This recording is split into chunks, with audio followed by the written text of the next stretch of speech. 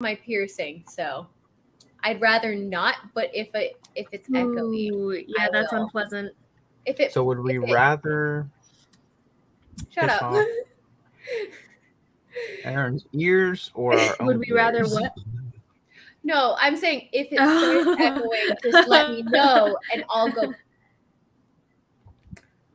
I don't know if I can put those on because I don't have an audio jack to my Mac. So Nice. hopefully it doesn't do that before 8:30. Jared was home at 8:30, and then I could steal his, but he took his to work. I took mine to work, and yeah. Also, it's fine. Oh, we're live? Okay, that's why. I was like, I am lagging out right now, so. Oh, I do Liz have. is lagging too. I have a gift for Liz. It's a network extender. So This is nice. You can plug right into the. Oh, really? Yeah. I will. Jared how long would that be? What do you mean? It's just a cord. Oh. Crap. It's Wi-Fi. No, I know. How long would the cord be? Because I'm like, where the internet router is, it's like no. Probably 30 This is a it's a wireless extender. I say wireless. It doesn't. It's wireless. Oh, you just have a router box. Oh, that's so cool. Yeah. It's basically like a mini router box that plugs directly into your computer. So it doesn't hook you up straight to your router. That's super cool. It's a separate little thingy that connects. You hook it up to your computer and it connects to the router. The only connections into my Surface that I have, the only ports that I have into my computer are a Type-C, USB, regular USB, and then I think it's an HTML, but I'm not for sure about that. It's either an HTML or a small, like, different name that I can't think of at the moment. I like Rachel, you look like Nathan. You look like Aya Stark. Thank you. That is the nicest thing you've ever said to me. Please, like actually uncannily. I agree wholeheartedly. That's very true. Thank you, Isabel. You got a dentures case for your dice? It's the greatest thing ever. I'm using this. I'm not getting rid of this. Oh, that's so true. I know. It really does look like it looks like a retainer case. Yeah. Rachel, I think I have the same exact carpet. I think I have the same exact carpet that you do. It doesn't look like a retainer case. It is a yours retainer is a little case. more purpley than Do we all have the same dice tray? Better. No, yours is snappy. I don't have one. Isabel. Oh, Rachel, mine might be the same. Liz gave me mine. Twins. I think we have the same one. I gave Aaron one and Nathan one, I believe. Because I had metal dice for first time. I remember that. I think. Anyway, North remembers. Oh yes. Okay, yeah. Let's start. Okay, let's go, people. So, in the last few sessions, you've all been dealing with the capital, Eralt of Tal. You've had a ransom put upon your heads through the Painters Guild. Were found by assassins, killed a toll, then you guys killed the assassins eventually. And you guys found yourselves acquaintances and allies within the city, including, but not limited to, Merrick Lacal, the Premier's son, Cook the Mage, Chesame the Holy Page, Durlon the Alchemist, Achelon the Ambassador, Hangwan Jun of Protectors of the Material Plane, Hakir the Golden Steel Mercenary, and Ali Kabad al-Jaber, part of the crime family, holding an auction for high-end contraband coming up soon. A place that was told to you by Give as an auction that they would plausibly have the Aeltress at. And let's see. Yeah. So Mnemo, you met and snaked your way into the young man's good graces, Ali Kabad. And you're meeting with him at the pleasure house this evening, pending selling him a Mageborn that you've promised. You also have been making preparations for the resurrection ritual. Inala having broken into a jewelry shop last session to get a large diamond for the ritual. And Karhale, you were meditating over the past few days to deal with the goddess of natural law and to make a deal with the goddess of natural law and offer an alternative to a soul for the ritual. In exchange for your life of service, she would give a toll soul or release a toll soul. You guys have discovered information, gotten tattoos, sending stones, and contraband books. Inala reading a book about about the gods, written not quite legally. And now we begin where we left off, with Karhale going to sleep in the Rio Side Ward Inn, a random inn there, while she left the underground sewer system place where an altar for Janora was set up. And as she finds rest, Mnemo, you were actually going to this evening meet up with Alikabad. So, Mnemo, do you go alone? Oh, wait. You missed the part where he bought the man a prostitute. That was my favorite part. Well, he didn't yet, but he promised to. You offered. He promised to one, buy the favorite of Alikabad's that evening when you guys went to the pleasure house. Also, he told you to bring the finest bottle you could find and the wares. That would be a little Inala, right? I mean, if you want to go that route. I mean, we've got two magic users here, me or Inala. You're not exactly the child type. You didn't say a child. You just said a mageborn. And true. Generally, though. And when you said that, I assumed me. Inala's magic is not inborn. Hers is learned. So Inala works out of, off of memory. So she can still do the magic, but it's not technically sorcerer magic. Born with magic. Not that this guy would probably have a difference. I was about to say, I don't think this gentleman would know. He strikes me as the administrative rich boy. Quite. So presently you are at Tawdry Inn with Kanari and Inala after you guys have searched the city for different things. Inala's been reading up in your guys' rented room. Are you guys sharing the same room as a side note, or did you guys get a few within the Tawdry? I can't recall. We only need one room. But I'm pretty sure we already paid the price. Most everyone sleeps on the floor. We only do one room now. It's like me and Inala, I think, are the only ones that actually sleep in the bed. We're scarred. You scarred us. Mm-hmm. We only do one room now. Ouch. My apologies. I'm only a half sorry. But Mnemo, so what do you tell your compatriots? Who are you bringing? What's happening? I swear, if you don't bring me... I've already told everyone, right? Like, what's happening? No. You haven't told me. We'll say that you relay all the information. Karhale's not there presently because this is still your final day of meditating to Janora. So by the time he finishes his evening here, you are going to sleep in the Rio Side Ward. So Karhale will not be informed until tomorrow. I will tell Kanari. We'll say that you have relayed this information to Kanari and Inala. I will relay to Kanari and Inala. Are you wanting to? Okay. Do you need to bring someone with you? Is that what is this? Well, no. Yeah, I guess. Inala, do you ever do makeup? Do I look like the type of person who would do makeup? I know. I was just I was wondering if you ever try to be pretty or I don't know. Oh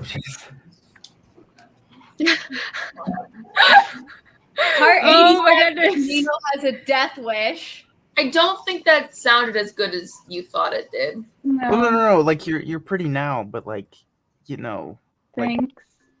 like rich pretty, I guess, because You're like pretty natural pretty is now. different. Like, do you ever try to be rich pretty? What No, is why would I do that? What even is rich? Pretty. Rich people pretty up different than like poor people pretty up.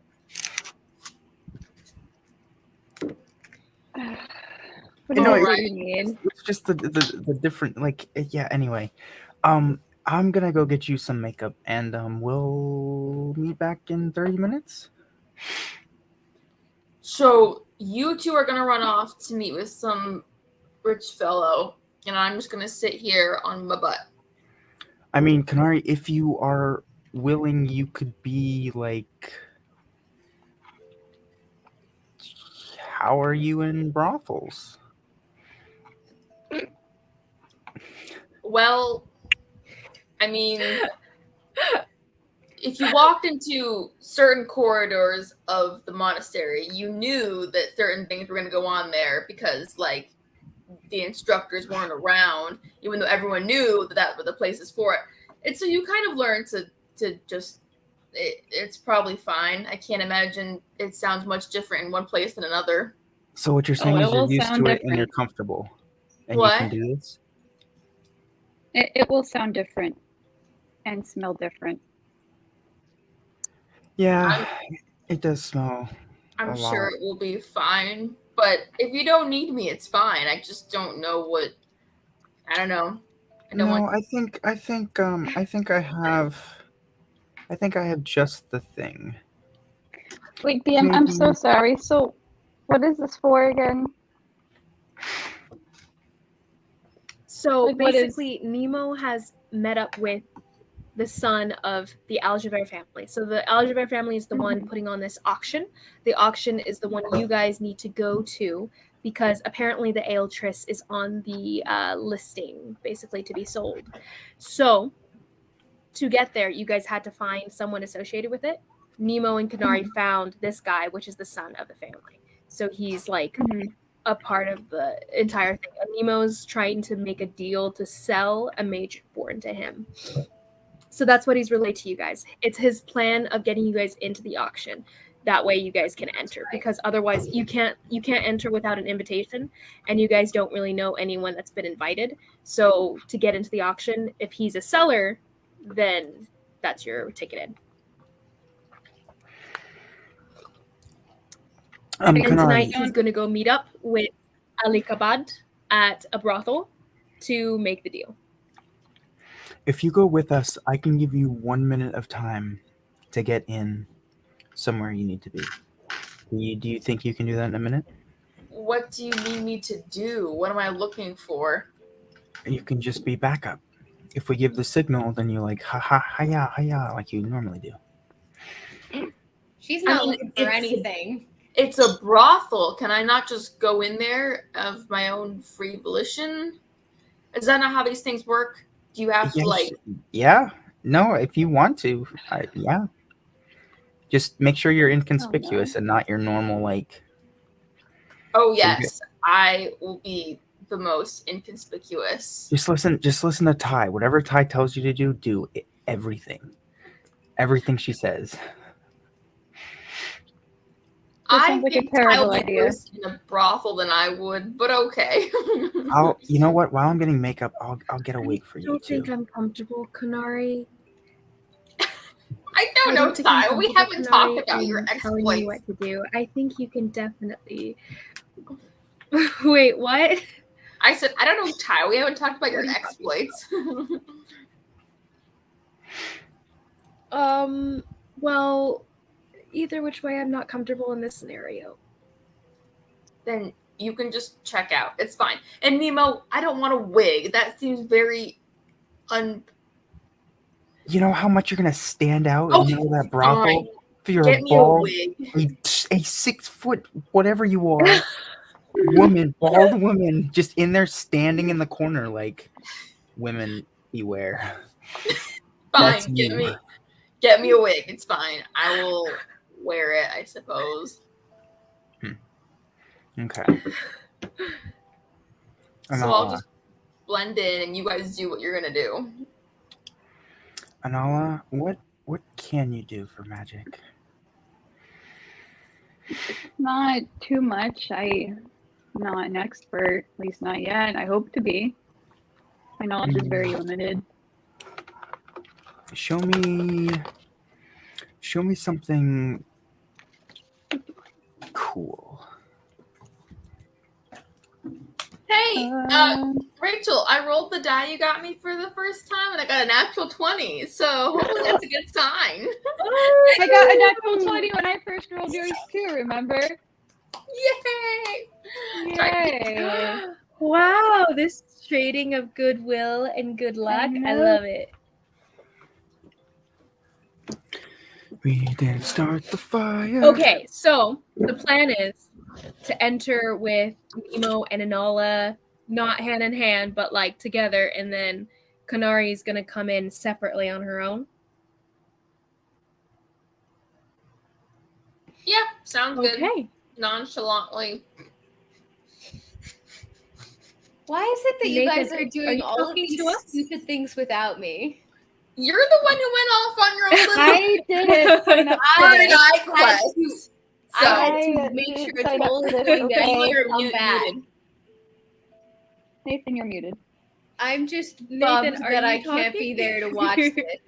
Carly, if you were with us, you would try and stop us. So Die. we do this. We do tend to do the Carly stupid stuff across when you're not there. the city. You guys do all the fun stuff without me. It's not our fault you decided to like worship. This is very Meditate, unique, though. That's meditate they for, are like, doing crazy stuff. You guys rob a jewelry store. You plan heists. You do. Hey, all I this got you a fun stuff nice without like me. necklace. Maybe Okay. maybe What you're the heist? problem, Carly. Maybe that's what it is. Are you saying I'm the problem? Oh my, Yes. okay, that's enough. Hi. That's enough. Whoa. Okay, I'm gonna leave and get some makeup. I'll be back. I don't. Children don't wear makeup. okay. Why do you need? No, I'm getting makeup to make you look more childish. Oh. Ooh. That's Ooh. not how that Okay, works. so I don't think that's how that works. That But is exactly how it not. works. yeah. That I is, don't- yes, I don't. you absolutely can do makeup. Yes. More like a disguise kit, maybe. Not okay. like Whether yeah. or not you can, a disguise kit maybe. Yeah, you'll need a disguise kit for that purpose, I think. But beyond that, Mnemo, I don't think would know how to do that because I personally would not know how to do that without trading to make I someone wouldn't look know how to younger do with it. makeup. No. So what's your plan here, champ? Give it to So wait, Nala Nemo's not and doing watch it? her work. Okay. So, okay, so Mnemo leaves. Well, he let's goes out see. to Let's go see. Let's see find, if Nemo would let's see Oh, my if he would word. actually get a disguise kit or just trust Anala to work her magic. Anala knows nothing about makeup or fancy things. Don't tell Nemesis. Okay, he would definitely just get makeup.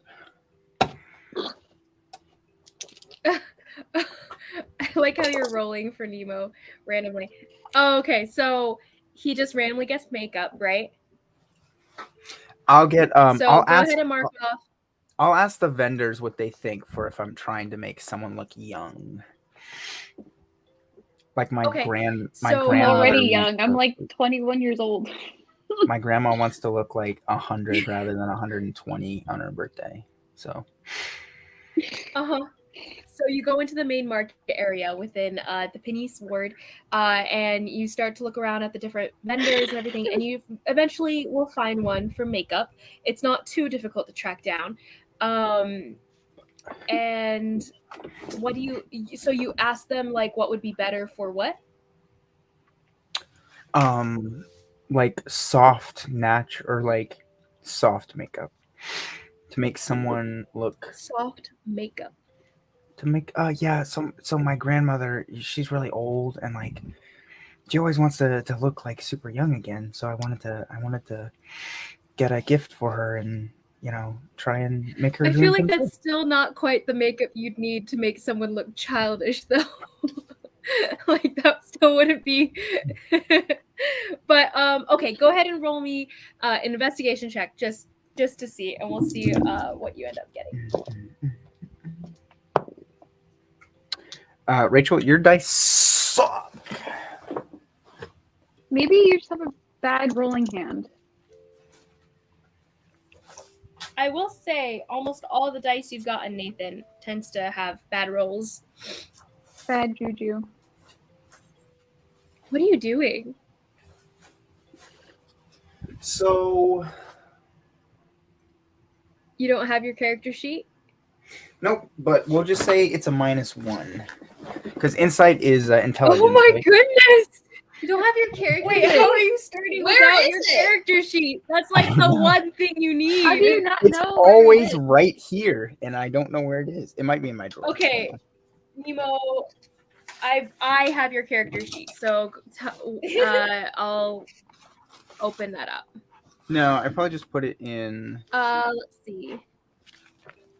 Um, Nemo. Oh, you never sent me your character sheet. I don't have it on here. Oh, well, who's So never fault mind, I is don't have it. I have everyone else's on here. Well, that's definitely yours. I'll just say an 8 Oh, you know because what? that's a. It's If still that's attached to it. intelligent- This is your old sheet, though. So If that's an intelligence, then I have a -1. Your intelligence.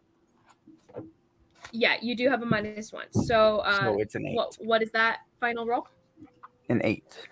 Okay, so an 8, you end up with even after you explain yourself as thoroughly as you can and try to get across exactly what you're wanting and everything, as you're looking through the stuff that the vendor has, and you even go to another stall at a certain point, all you can find is a basic set of makeup. Not even like a disguise kit necessarily, just a basic set of makeup, which you bring back, which is just, it has like a simple stick of rogue, a stick of coal, and what seems to be some sort of like, I think it's some is sort it of like rouge? bronzer Rouge, of this Rouge. age. Okay.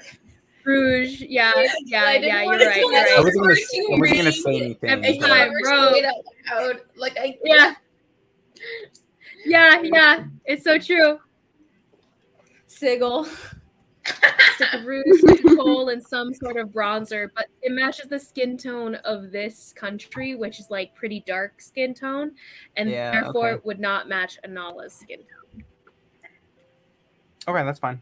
Anala is rather pale in comparison, being from more of a mountain country, Do I find a wig? colder areas and all that. You, I would say you do find some wigs. Oh, by the way, mark off, I would say 5 copper pieces. 5 copper pieces for the makeup. And then the wigs are all ranging from 5 gold to 100 and some gold at one vendor's stall that you find. You can't find any other vendor stall, not with a low roll. But you can choose amongst them. Do you want an expensive, real-looking wig or a cheap ass wig? No, just a cheap one. She doesn't need to be like. She's not gonna be in front of people. Are we she's allowed just- to curse now? Because that's a game changer for Carl. I don't know anymore, man. I don't know. who It watches just these came videos? out. No one watches. Fucking no one. no one does. No one.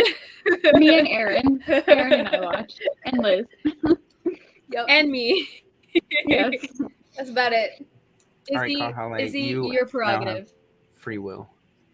Let's go. All right. Thank you. Okay. That's all. So And we can just, Nathan, would you lock down the YouTube at some point so that people, like, it's just private for us or something? I don't know. Does that make it so that Aaron and Rachel can't watch it? I guess that You does, need- right? So for private videos, you need the link. So if you just link the Oh, thing in the group chat every time, then it's fine. for every single video though? it's so much effort. Yeah, because privated videos are only available either on the channel or. Why do we need to make the channel private? So no one can look it up. They can't search it and find it. Well, no. They just can't see the videos that they're explicit material. Well, no one watches them. Why does it matter. It's for when we become popular. Izzy, are you okay and with that? super famous. That should be fine. Oh yeah. We'll see if For I the world end up service. doing Yeah. it, but it's fine. I don't care if everybody else does. I don't care. I just can't Okay. yet. Right. So Yeah, no worries. But I I don't don't all care. the time myself. That just certain things just have a good phrasing to Certain it. things you need So 'em. like, I have a Yeah. story for Exactly. later, but So I'll anyway. wait till we're off live. Okay, circling back to this though. So Nemo, you end up paying, I would say, about 25 gold for a passable wig. By passable, I mean that loosely. You can still, like, on a closer inspection, being looking at it for more than 12 seconds, it definitely looks like a wig with like a bit of patchy hair job done in certain spots on the scalp. But you have a wig. What color, by the way, do you get? You're really tan, right, Canary? I'm pretty tan, yeah. I mean, she spent her whole life, like, Yeah. here, so. Mm-hmm. You Red get blue to blue What? to match yours. Bright red hair Bright red. to match Anala. Sisters. Just brown. I mean, just a standard brown. Fair enough. Okay. So inconspicuous standard brown wig. Is it like long hair or like short hair? Short hair. She still needs to be able to move and hiya. Is it a bob? Nice. Okay, so you pick this up. Go ahead and mark off 25 gold if you haven't already, and then add brown 25? wig to your I thought you said 5.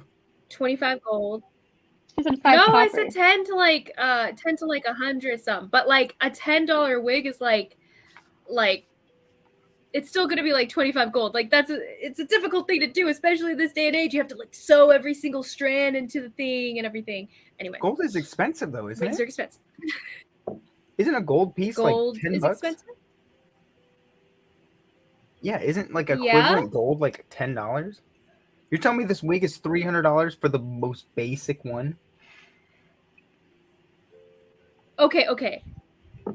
Fine. It's fine. There I don't were act- some $10 wigs. actually You want to care. go I for the just- 10 gold wigs? I mean, not $10. What?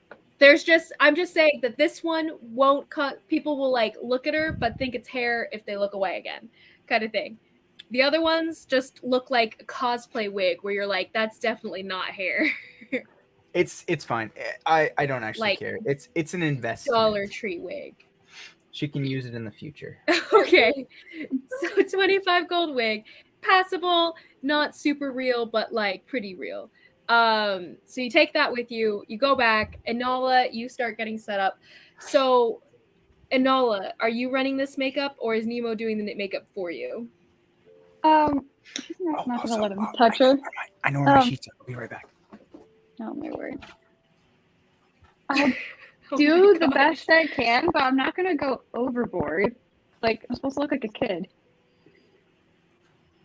You know. Yeah. So trying to do what you can with what you have. Go ahead and roll me a dexterity check with disadvantage. Wait, what is she doing? What's she doing? Can I help? Don't touch me. I would say you cannot offer help in this venture. Ah! Not in makeup, being Wait. you've never really used Hold it before. on. No, I know, but I can. As she is so as she's struggling and you're trying to help as best you can. I hate We'll you say for you're making helping me for do flavor, this. but it's no like mechanical effect to her at all. Oh, good job. you You for have making me do the this. character sheet that you should have already had 30 minutes ago. The worst. Freaking 5. Freaking 5. She Not definitely just a looks 5, a freaking 5. A mess, Maybe. a hot mess. You know what? Okay, after Anala spends about give or take an hour trying to figure out how to do this makeup, putting it on and everything, and kind of washing it off, doing it a second time. Finally, she comes out with something. Anala, you're very proud of this, actually. To you, it looks good. You've seen some people do their makeup around back at home and everything. And when you look into the reflective surface of within your room, which the reflective surface in there, by the way, is like not a mirror. It's just like like reflective metal kind of thing, a small thing that's like hard to even tell that it's your face reflected in the metal sheen. But Mnemo, when you look at her, she definitely looks childish, but not in the sense of like the makeup helping her look younger, but more in the sense of a child putting makeup on. Putting makeup on, okay.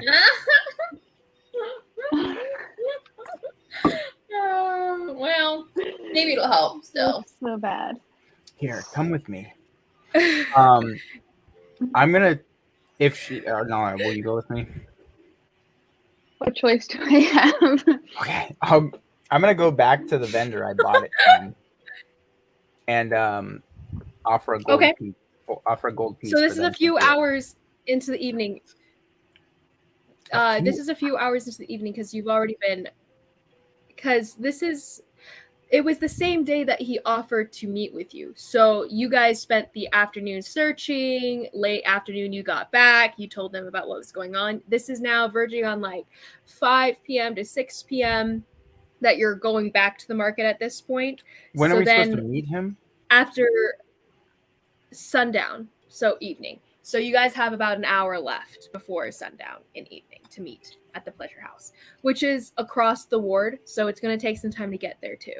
It's going to take at least 30 minutes. So you guys are verging on very little time at this point. So you take her back to the vendor. What do you do at the vendors? Kanari, do you want to go with us? And you can just go on ahead. Sure. Kanari will follow you. Well, ride. Okay. Kanari, you can go to the brothel and like have fun for a little bit, and then like we'll meet you there. You want me to go there first? What point do I have? He's a minor. If you show up at the same time as us, it's gonna be definitely like, only 16. You don't have to like do anything. Just like say hello. Can't I come in after you're there? Like, I mean, I don't want to be there. Yeah, you could go there after, but like if you go before, you could scope out the place, right? And like find the best hiding spot, or like I don't know. Sure, that's fine. And she's like, "How do I look?" And she's definitely got the wig on backwards. And she's like trying to part it. It's just no. It's just literally just a like flock of hair, just face of hair. When Anala puts it on straight, I'm gonna put the bangs so they're literally like this.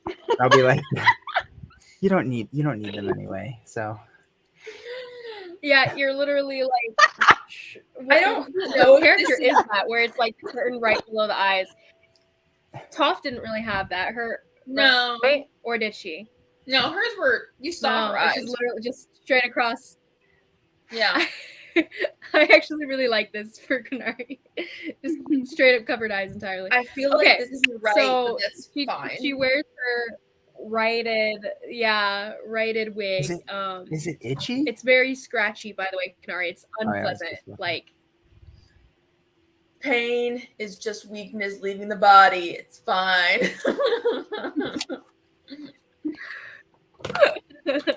I will. Okay, so. What are you doing, Nathan? Are you asking the vendor to do the makeup for Anala? Yeah.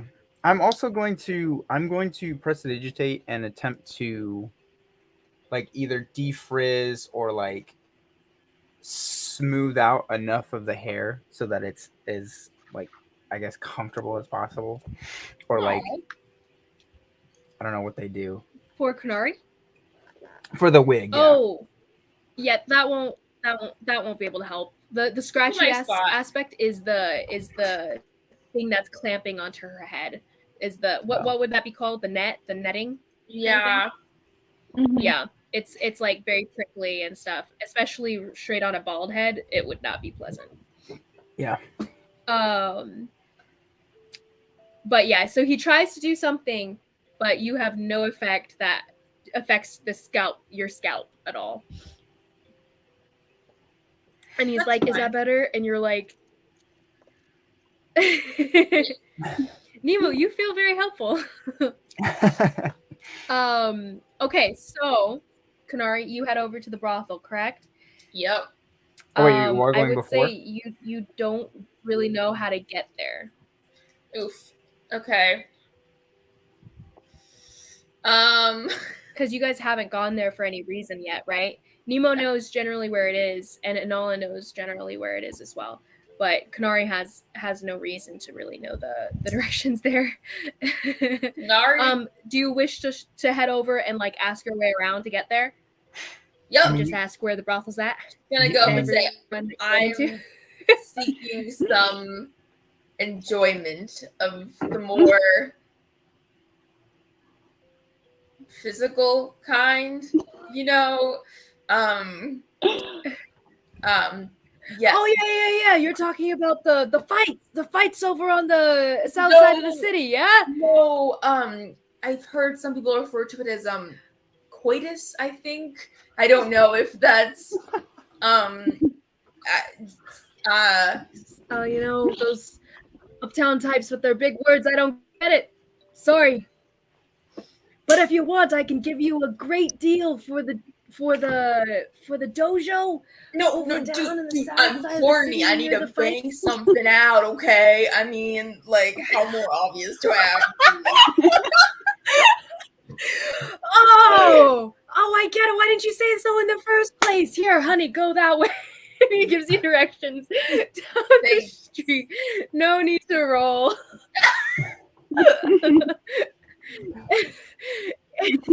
The directions aren't the easiest to follow, but you'll eventually get there. Longer than it might have taken you otherwise, but you'll eventually get to the brothel.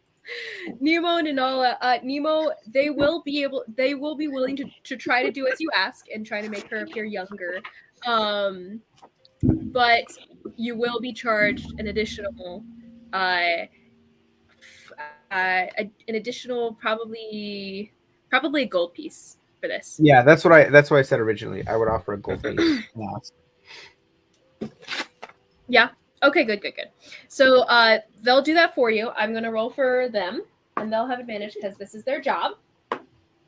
Ooh, that was a 19 plus 3, so that's pretty good. Mnemo, Inala's looking really young, and the makeup is actually settling into her face in such a natural way that you can barely even tell that there's makeup there at all. They also used more expensive seeming cakes and whatnot of different makeup dusts in your eyes, and it seemed very skilled, especially in comparison to what you got and tried to do with Inala earlier in the day. So now they did it pretty quickly as well with the high roll. They did it pretty succinct time. So you guys are on time, making your way over to the pleasure house, which is still within the same ward. So you guys don't have to pay silver in crossing wards. Exactly. Why did she need to? So look as you guys young? make it to the edge of the city. You didn't say anything about her being young. I don't really want to know. Why did we spend so much time on making her look young? You didn't say anything about it being a young mageborn. You just said a mageborn. I didn't, but I feel like it would be more enticing for someone to be bought and sold as a young mageborn rather than a full, like an adult. Human trafficking.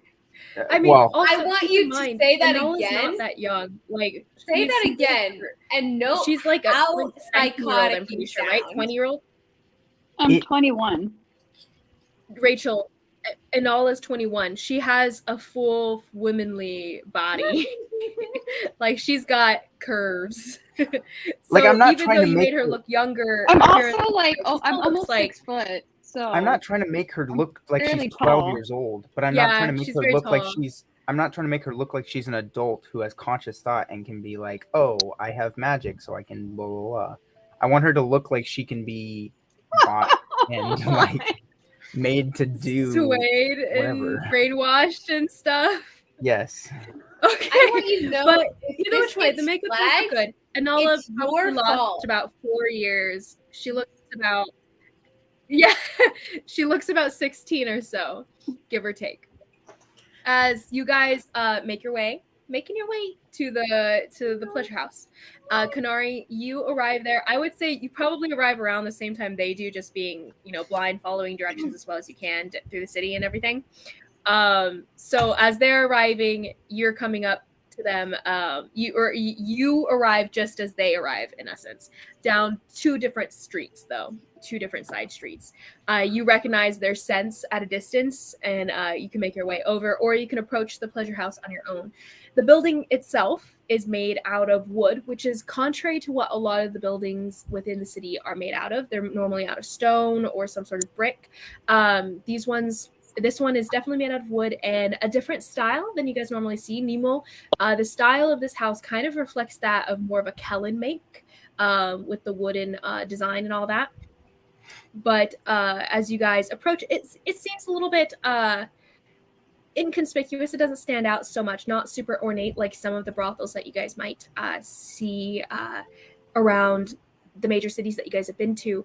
But this one, once you guys get a little bit closer, all the windows, the shutters are open, and you guys see lots of meshy, fluttering curtains and stuff kind of falling out of it. All of them very colorful, out of multiple different windows. It's 2 stories high, many windows up top, and you guys see different what seems to be different escorts kind of sitting in the windowsills and leaning out and kind of like watching people as they pass by on the street, kind of beckoning people over or calling out to different people as they pass. Some of them throwing like flowers down and everything at people that they are trying to sway to enter the pleasure house. So as you guys approach, do you guys go up through the front door? Who goes first, and how do you guys approach, I guess? So I realized we didn't actually discuss what you're going to be doing. Yeah, you should have thought of that earlier. What can you do? What can... What magic do you know? Not much, just like little things. I don't know. Like what? I hate this. Like what can you do? What can I do? That is a good question. Hold on. I don't even remember. It's been so long.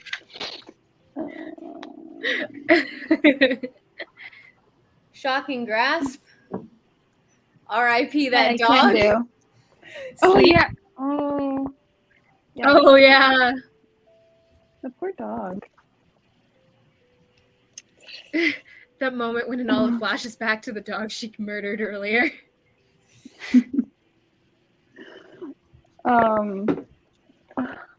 Goodness.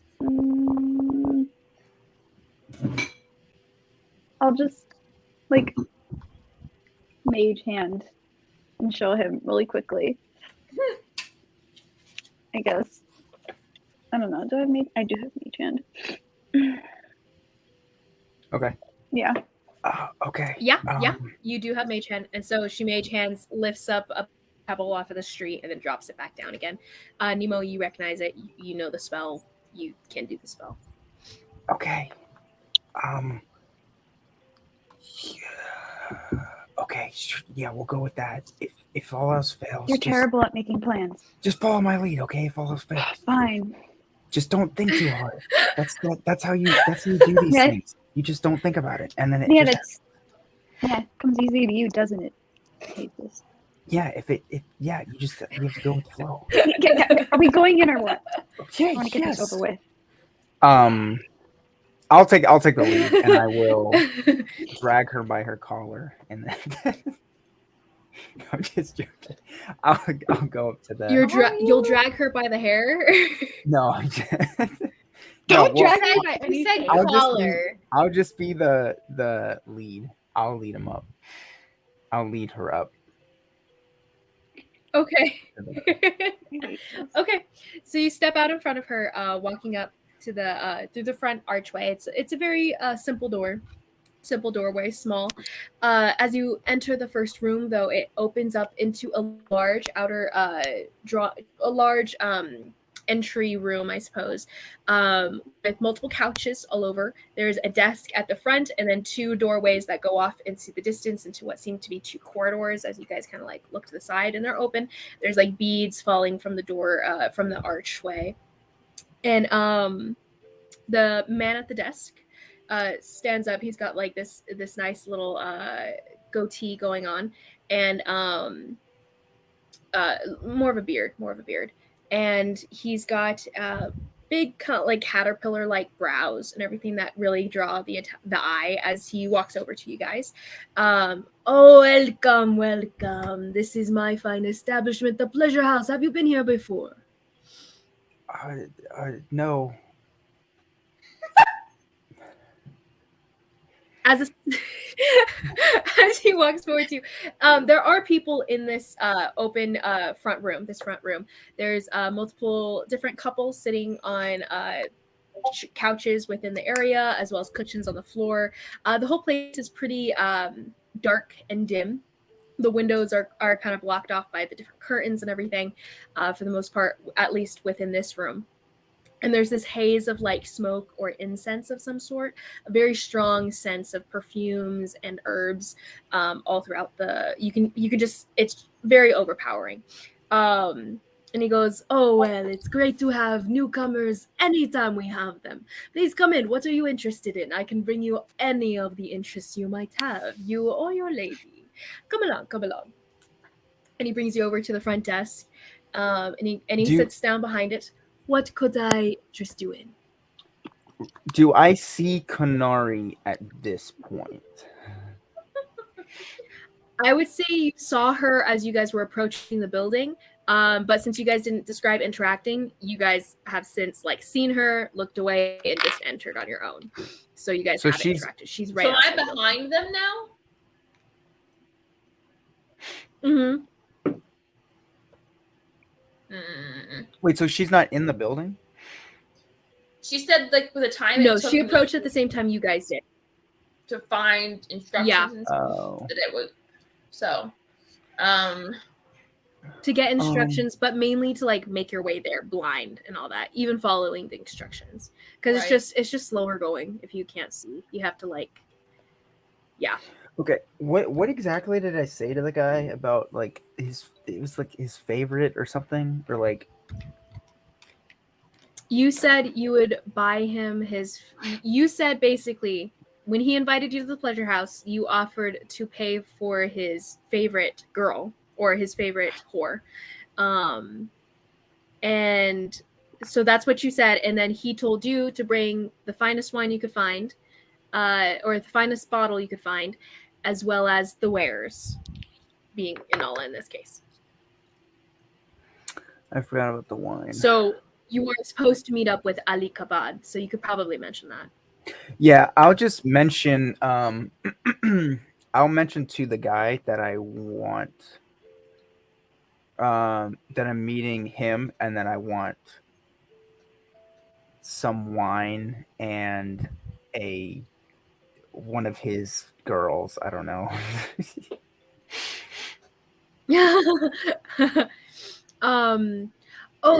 So Ali Kabad, I see you're a friend of this very wealthy patron then? And he kind of looks you up and down. Did you wear your finer clothing to this? Yeah, I wore my all white everything. Mm-hmm. Enola, by the way, would she have worn, we can retcon and say that she changed as well if you wanted to be in nicer clothing, or are you in your regular like leathers garb and stuff? Probably should have worn something nicer now. You do have a nicer outfit. You have I think it's a dark green dress that you have. I think all of us have like one nice outfit. It's like a two-piece. Yeah, everyone has a nice outfit. outfit. Yeah. Yeah, I think it was a two-piece. You're right. With like the cutout for yeah, you fit into the establishment very well. She's and the man goes, Jasmine or a belly dancer. oh yeah. That was like so the man goes, so it worked, I guess. Ali Kabad did say he was expecting a friend, so of course. So you say you wanted a drink. What level of expense were you planning to spend today? And he's got a very blindingly white smile.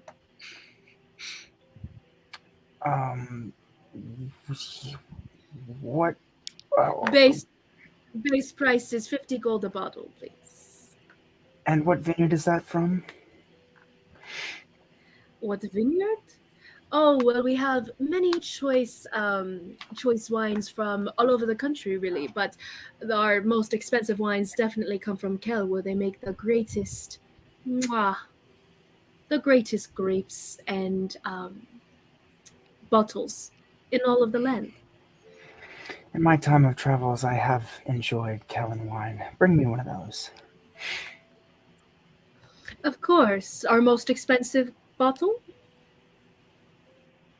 I don't plan on staying that long. Just one of the fine Kellen ones. It doesn't have to be that expensive.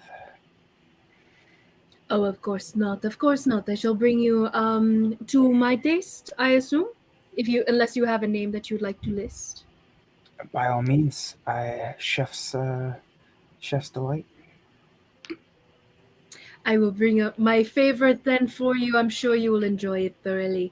Now along the lines of the company that you'd like to pay for, what type? What is your type? Who are you looking for? Oh, Oh boy. We can fulfill any of your interests, any of your dreams, any of your fantasies. That is what we offer here at the Pleasure House. oh, um, do you, Perhaps you cannot choose now. Would you like a purview of the different offerings that we might have? I just, do you have anyone with like, I don't know. The answer is yes. Go ahead and tell me. Short. I like short hair, I guess. I like probably like ear Oh, we have level. many short-haired, beautiful Brown. women, men. Brown hair, women. Yeah, I like tall women.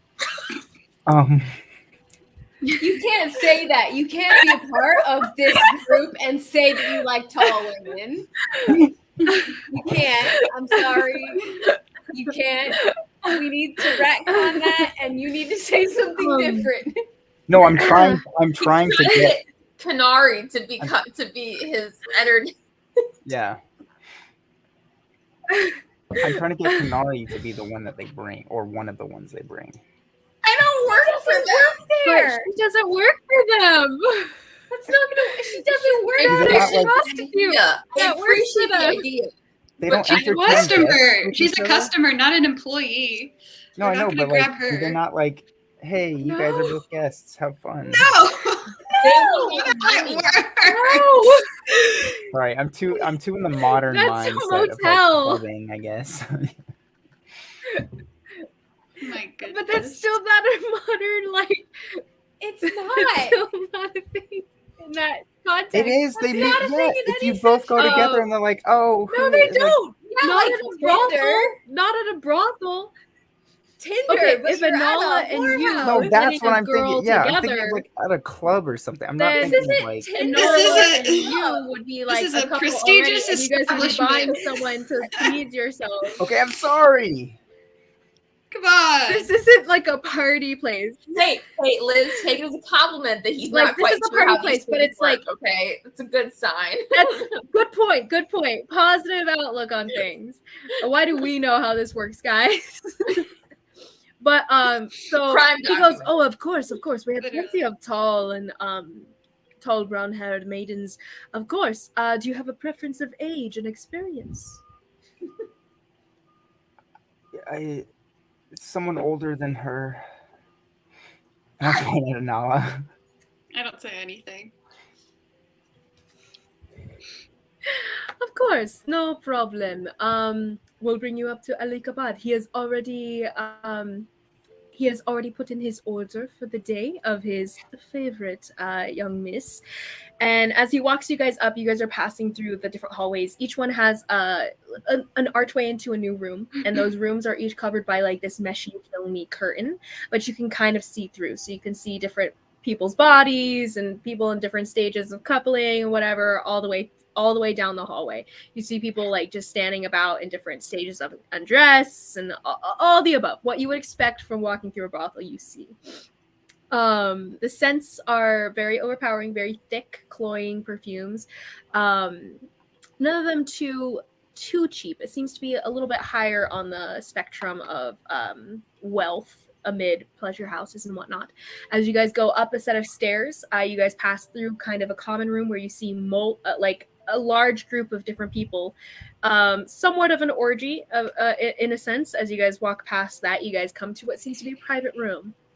Within the private room, it opens and you see a familiar face, Alikabat, and a young woman next to him, about Anala's age, her original age, and with the dark black hair, dark skin, seems to be at his serving him a drink and bringing him food off of a tray that was brought in.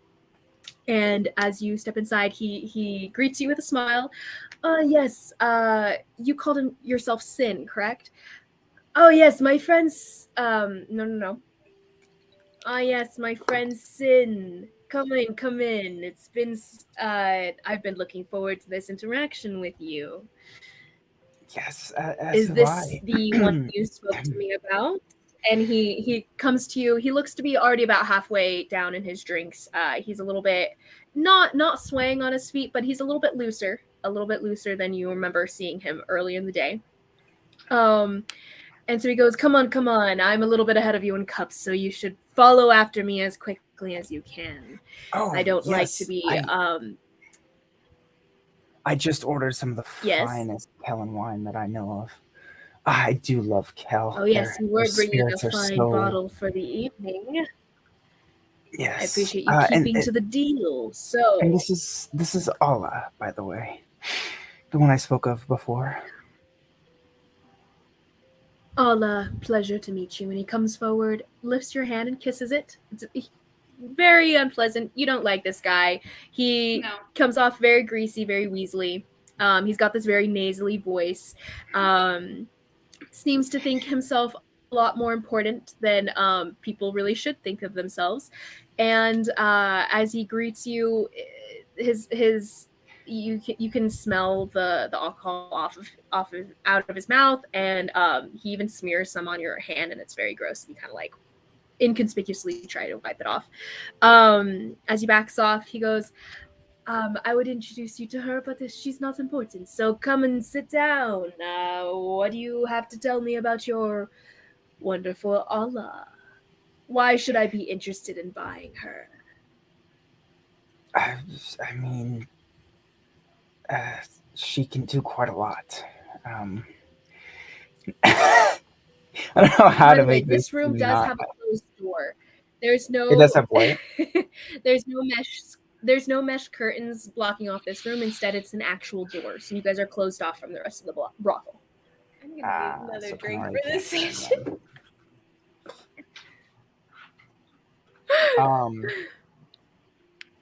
Okay.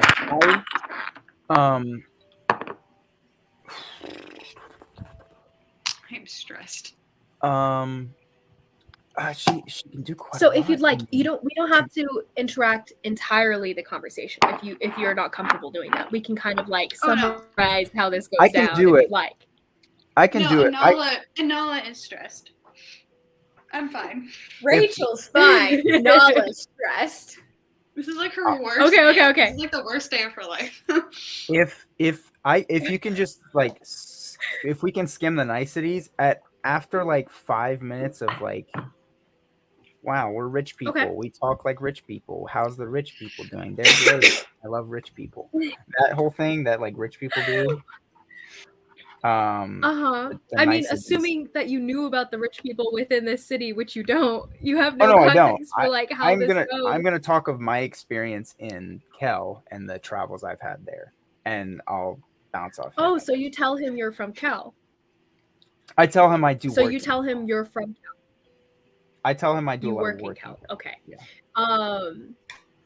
He actually tells you, without digging in or whatever, he does tell you he also works in Cal. His family does a lot of business within Cal, the criminal underworld of Cal, as well as here. That's how they make a lot of their money, in selling contraband that's illegal in the...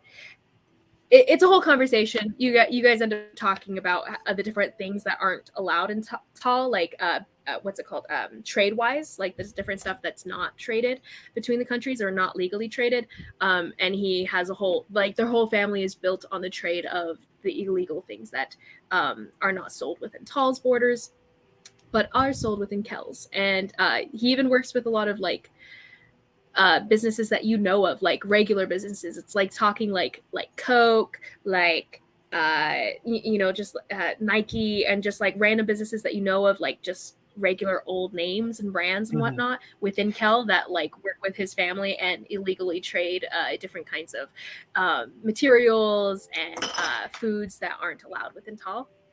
Different kinds of alcohols and whatnot.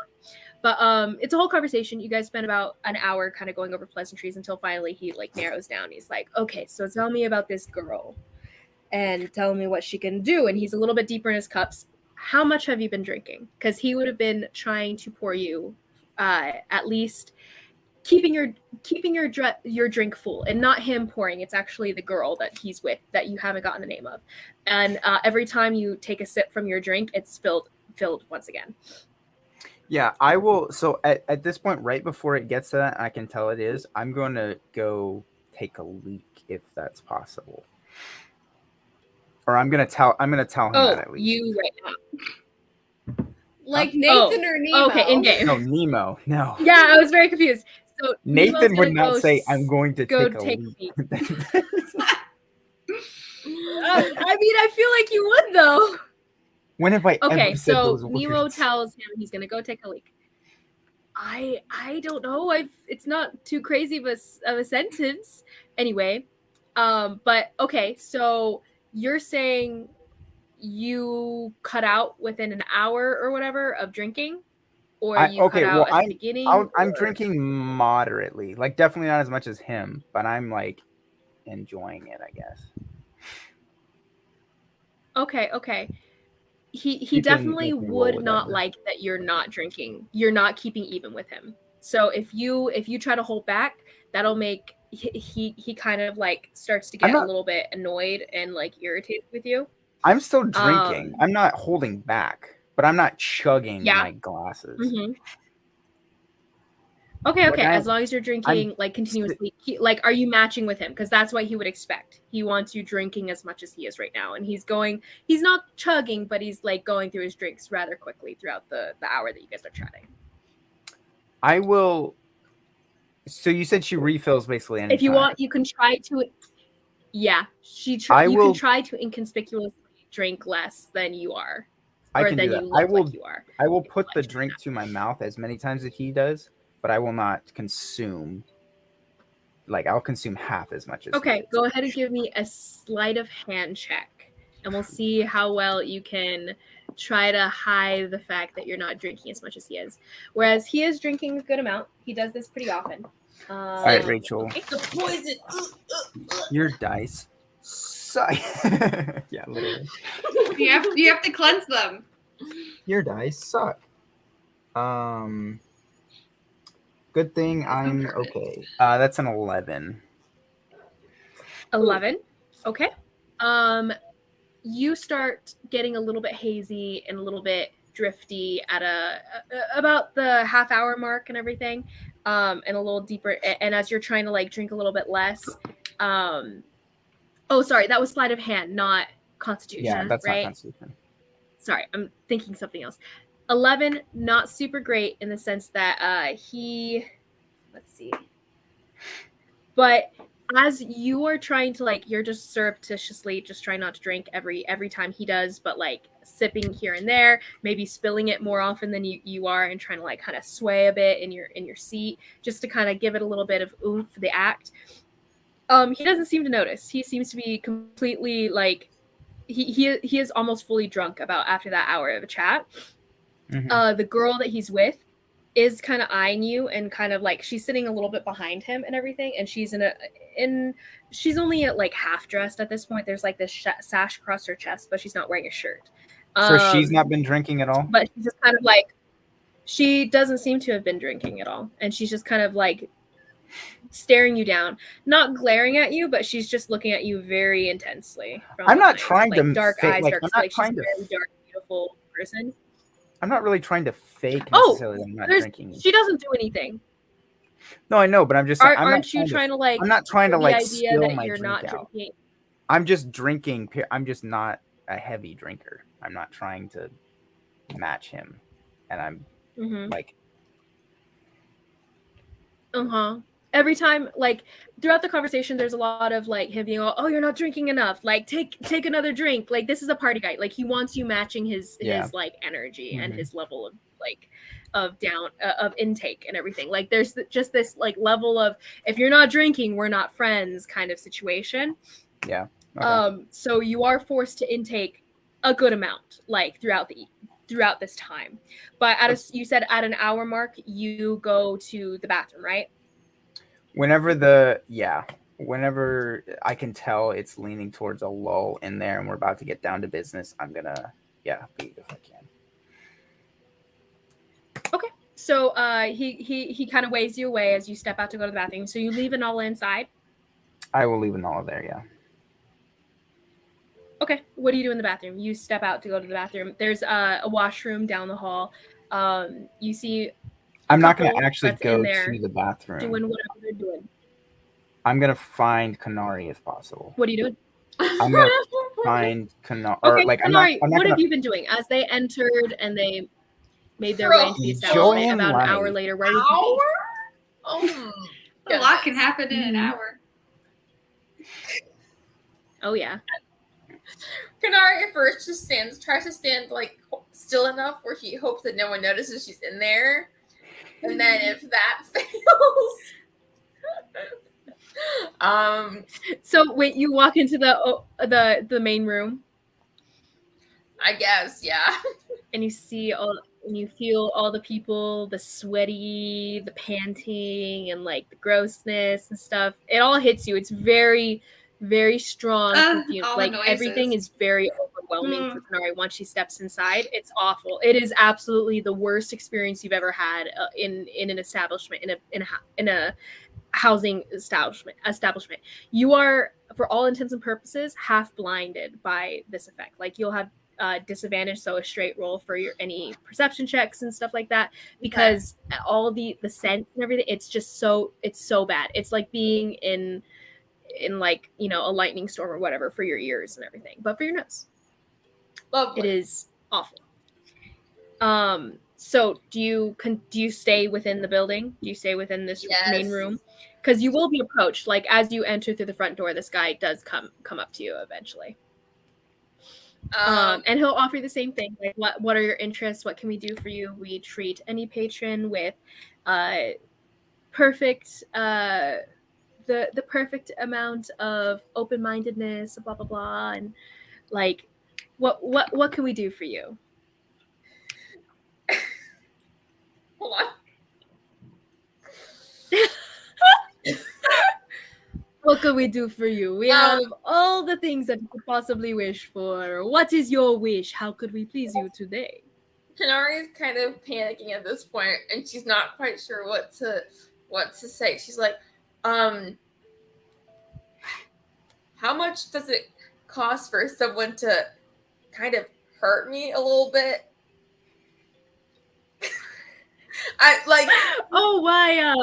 Why, yes, we have many patrons who wish for something similar. I gotta be meditating while they're doing it, and like it just helps. Yeah, I don't know. My friends wouldn't do it for me. She said it was too weird, so I figured, you know, if someone might be willing to pay them. So there's no wish for intimacy, but well, honestly, whatever you do in the room with your with the person entertaining you, whatever you do with them is up to you, my dear. It is your choice, purely and wholly. However, you do still pay for their time. So if you wish to ask for someone's time in such a manner, then you will still be paying in full. Do you have any preference with whom you would wish to be your entertainer for the evening? Someone strong. A big burly man, perhaps? A sleek young lady? We even have, and he leans in and he goes like, we even have acolytes or perhaps shaitan to entertain you for the evening.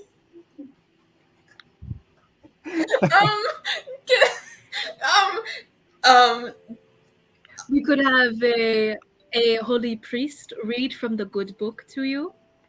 No, I'm not. Up to you. Any fantasy could be yours, my dear. Just how about a strong woman for now? Strong. We have strong. Oh, a strong woman. I have just the thing for you, my dear. And he leads you deeper inside. Instead of going upstairs, though, he does take you straight the first floor, deeper through the corridors. You guys pass maybe 12 rooms, and you guys enter what seems to be a smaller, a very large open room, and you can feel a lot of bodies, a mass of people just all over the place in different states of intimacy and whatnot. He takes you over to a side alcove. It's separate from the main area, but it's not closed off entirely. You can still hear everything, you still smell everything, and it's very claustrophobic. It's like closing in on you all around. Very uncomfortable for Kanari. And he leads you into the room and he goes, "Oh, wait right here, my dear." And he leaves and comes back with what seems to be a very tall, almost not as tall as you, but very tall woman. And she has a very deep voice, seems a little bit older. And she is kind of like, "You want me to hurt you?" Yeah, I mean, I'm gonna be meditating, so this is just helps my concentration and whatnot. So Get down on your knees. Okay, this is enough. Yeah, that's awkward. I'm done. Yeah, so camera panning back to Nemo. Nemo, as you're walking down around, go ahead and give me a perception check as you try to find Kanari in as quickly as you can, as you are presently taking a leak. Inala, as Nemo is looking around for Kanari, Inala, you're left in a room with Alikabad and his prostitute. And you have to make at least this episode 5 minutes, not all of them.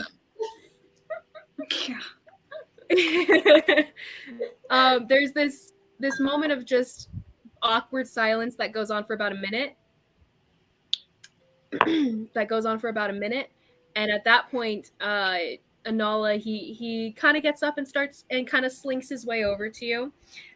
He's kind of swaying on his feet a little bit. And he goes, "So tell me, what can you do? A mage-born living in Tal? What exactly are you that you say that you are mage-born?" Say it again. Sorry, you cut out for me. The last part. Oh, he said basically, what can you do? Like, why are you called mage-born? What makes you mage-born? Smarter than most people. I'm talking in terms of magic, obviously. I keep on forgetting to do this voice. Talking in terms of magic. So show me your magic. I want to see magic. She'll just mage hand again, and she'll take whatever he's drinking and spill it on his head. Nice. Enough for you? It's burning my eyes. And he goes over, and the girl behind him, the woman, comes up and starts to dab his eyes with a larger towel material, and dabs it away. And he goes, thank you. Well, that was rude. You have not been trained, have you?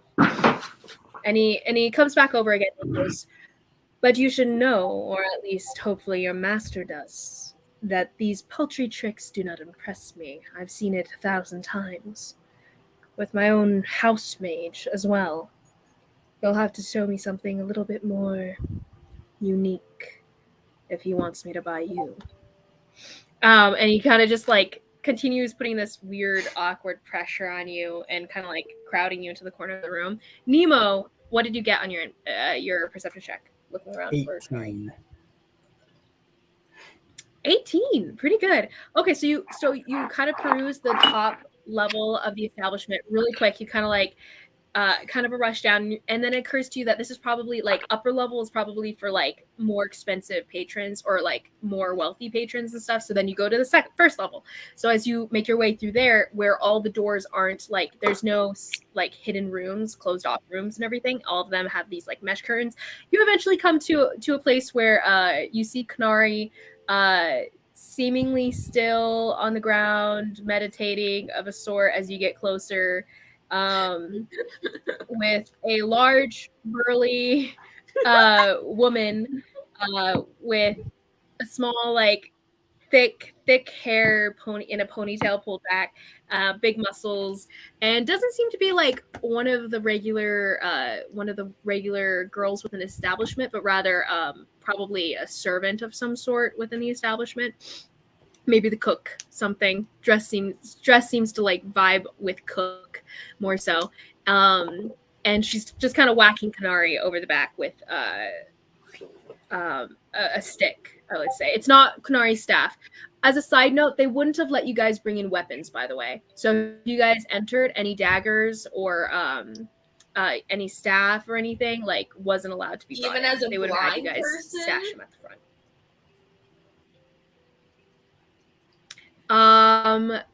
They would have given the excuse that they could lead you by the hand the whole time. You're fine.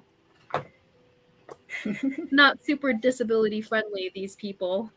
Whatever. And that's what it is, I guess. I bet they don't even have a wheelchair ramp. Gosh.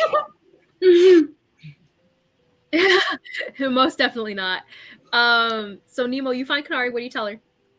It took you only a few minutes to see her, but you are verging on about 3 to 4 minutes at this point. I'm not gonna say anything audibly, but can she like sense me at the door? No. She doesn't even acknowledge your existence when you come up to the mesh. I want to go in the mesh and be like weird.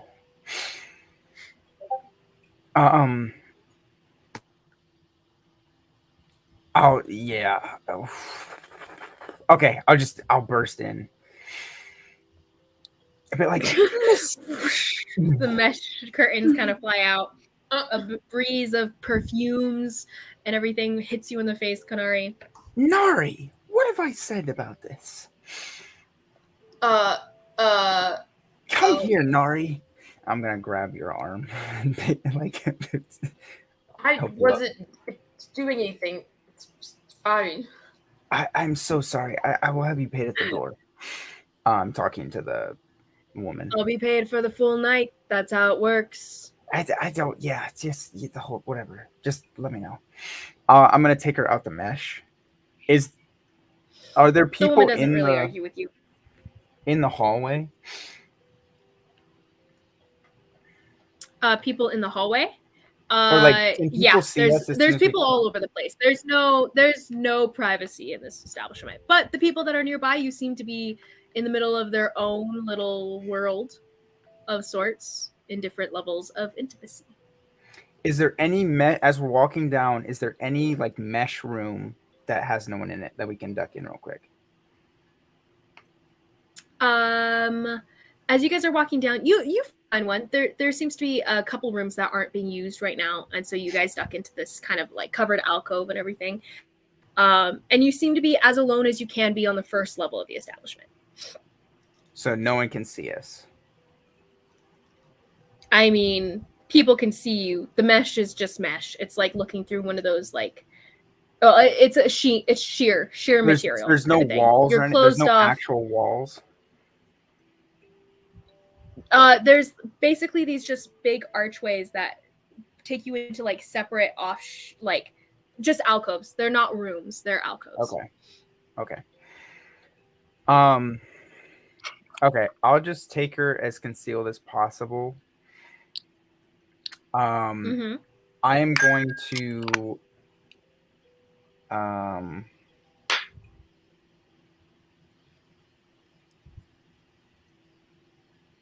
I'm going to cast Greater Invisibility on her. Ooh, wow. Okay.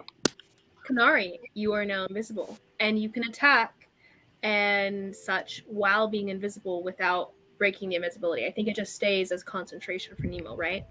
Yes. Okay, you have 1 minute. You are upper tier of invisible.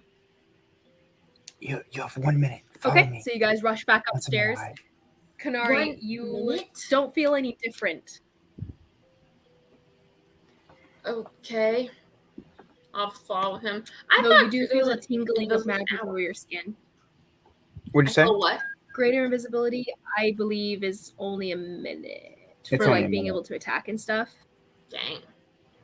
But that's greater invisibility. Regular invisibility can be for normal invisibility is an hour. I see. But anything you do out of invisibility brings you out. Great invisibility, you can interact with objects, you can cast spells, fight, Right. whatever, and you stay invisible. I see. Okay. But I also don't have normal invisibility, so it's. Do you guys rush back upstairs? Mm-hmm. Oh, you don't?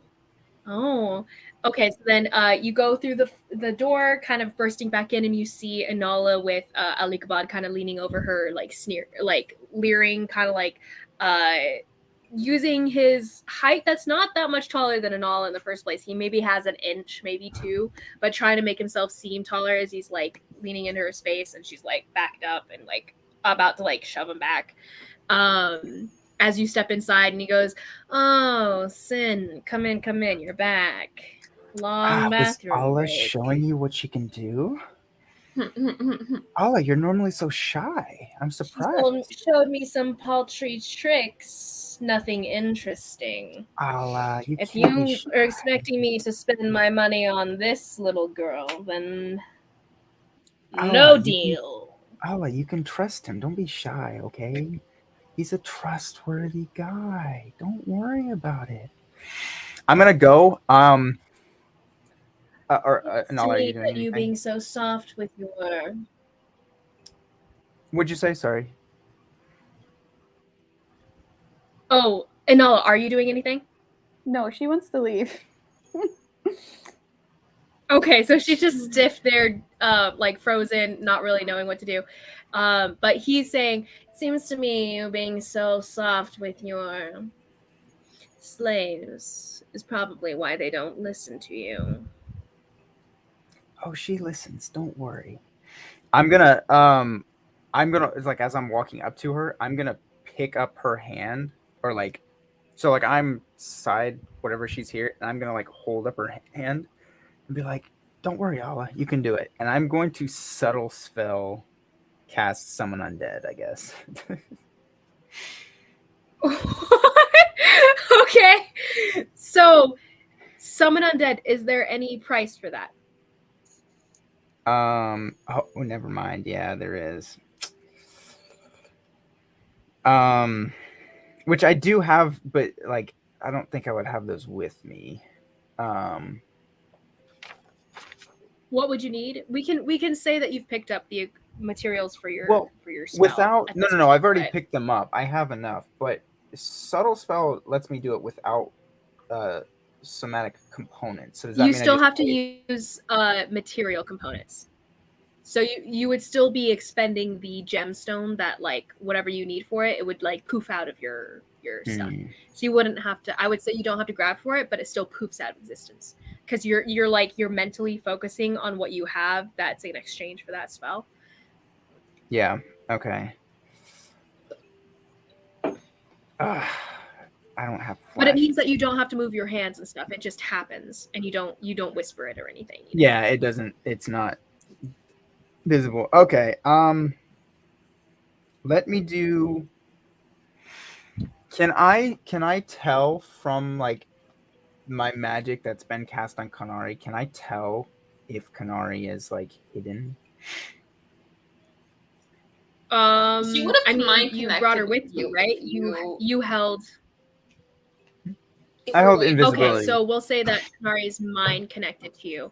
I thought you were holding her hand. I thought you were dragging her upstairs, actually. Yeah, I'm in the room with you, right? Is that what you said? She's just following me. Yeah. Yeah.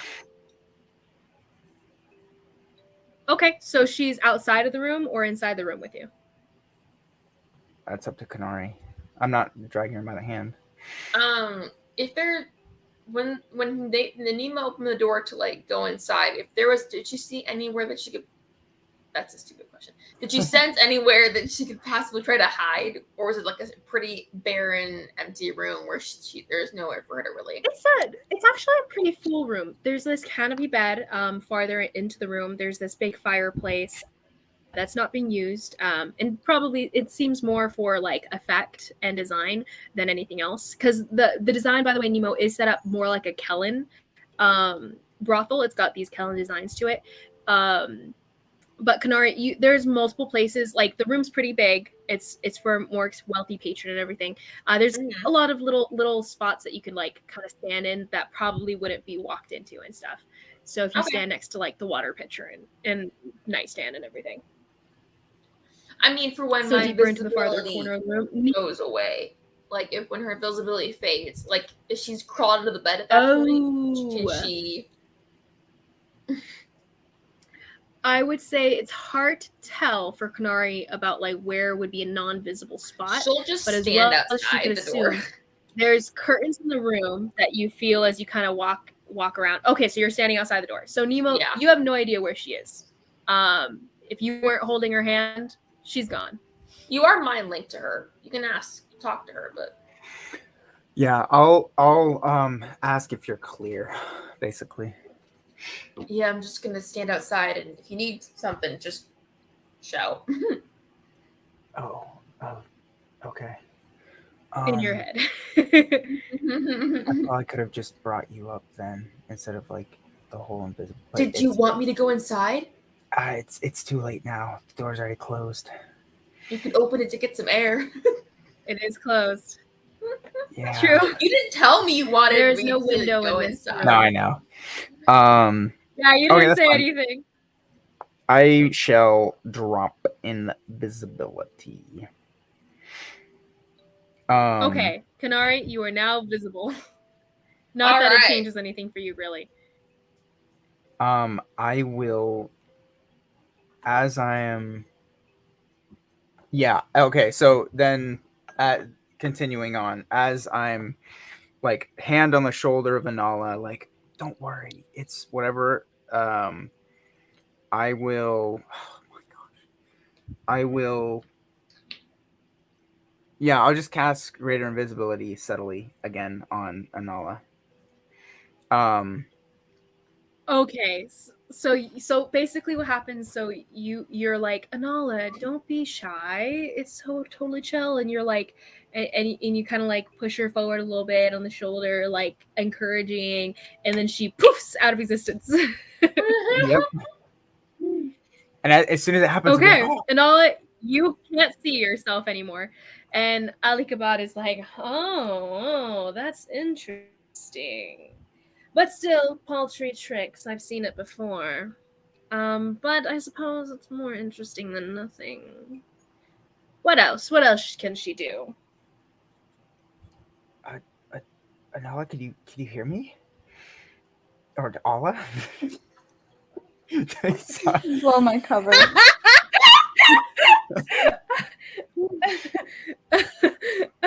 I feel like that does track though for Nemo.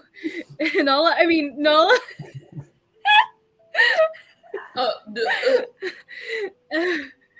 Retcon, he didn't stutter at Nemo, or he definitely stuttered it. It's fine. It's fine if I did.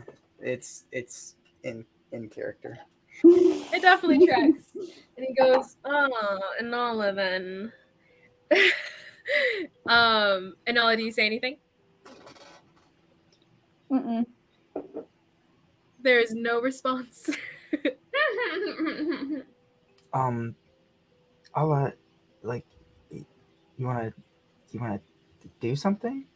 And she's not mind linked to me. Oh, Sorry, I am not that powerful. I really don't know what to do. I literally have nothing. You could ask Kanari to mind link to Anala. You've done this before. I can have two people at this point mind link. No, I know, but I have to tell her to do that, and then she has to do that, and that's like meta. So, She doesn't know you're there. No, we have a tap thing. No, we no, have no, a tap system. You are connected to Kanari already. You could just whisper to Kanari in your head, connect to Anala, and then you'll be able to talk to Anala as well. Yeah. Okay. Would you do that? Okay, so Anala, you can hear Nemo's voice in your mind, and Kanari's voice as well. And Testing. Kanari's 1, just 2, 3. So Anala, in your mind, I'm gonna tell you, you can do literally anything. Just do it now, while you're invisible. I'm gonna basically, because the novelty of it is, anyone can cast. That's so vague. Well, okay, the novelty of it for me, and I assume from the other guy because he's major, is that invisible people. Yeah, people can go invisible. Woo! People who are invisible stay invisible and stay out of sight. Normal people who are invisible can't interact with people or slap someone or, do another spell while they're, Yeah. No, totally. Just do anything. So, Anala, do you cast a spell while you're invisible? Throw a knife or something. Sure, I'll throw a knife close to his head or something. You should not have brought me. I literally have nothing. I have nothing impressive to do. No worries. Anala literally nothing. Rolled a hit as you're trying to get it right next to his head, and he's kind of leaning against his chair that's against this against the side wall. And so much is happening. He's sitting in a couch lounging right next to his prostitute. Yeah. Yeah, and this dagger pierces going right. I have the a wood next to him. Go ahead and roll. If you get a really low roll, I'd say you hit him. Well, thankfully I have what a did you get? 20. Natural 20. Oh, nice. Okay, do you choose to nick the man? Like, you get it so close to his skin, yeah, but it I'll doesn't nick him. your choice, like dealer's choice. I'll nick him, and I'll just say. Where do you nick him? Is this like neck, like threatening your life, or ear, like this is gonna be visible for a long time, or like what do you do? Ear. Okay, so knife goes out, and you hear a very loud, very high-pitched squeal come out of this man. He's like and he's like shaking as he reaches up and grabs the dagger and tries to pull it out, but it's a little bit too deeply in there. And he drops it on the ground, still kind of shaking as he like brings his hand up to his ear. And I'll pick up the silent the dagger, and then I'll start cleaning it off. Soak up the little blood that's dripping out of his ear. I'll pick up the dagger and itself I'll lifts just take into the a air, piece of his clothing, and I'll just like wipes it off. Clean. You're still invisible. Oh, and he's like, get away from me! Get the shaitan away from me! Across the room, please. And the woman is just there, like soothing him, trying to soothe him with like wiping the rag down, mopping up the blood. I'll pick up his glass and I'll pour to the top again of whatever the wine that's there. Pour from the pitcher, and you pass it over. I'll hand it to him and say, "How was that?"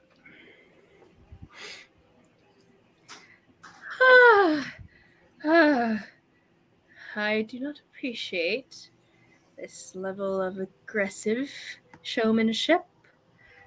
Though I suppose... actually, would he know that? I still do not see the importance of being invisible. Anyone can go invisible.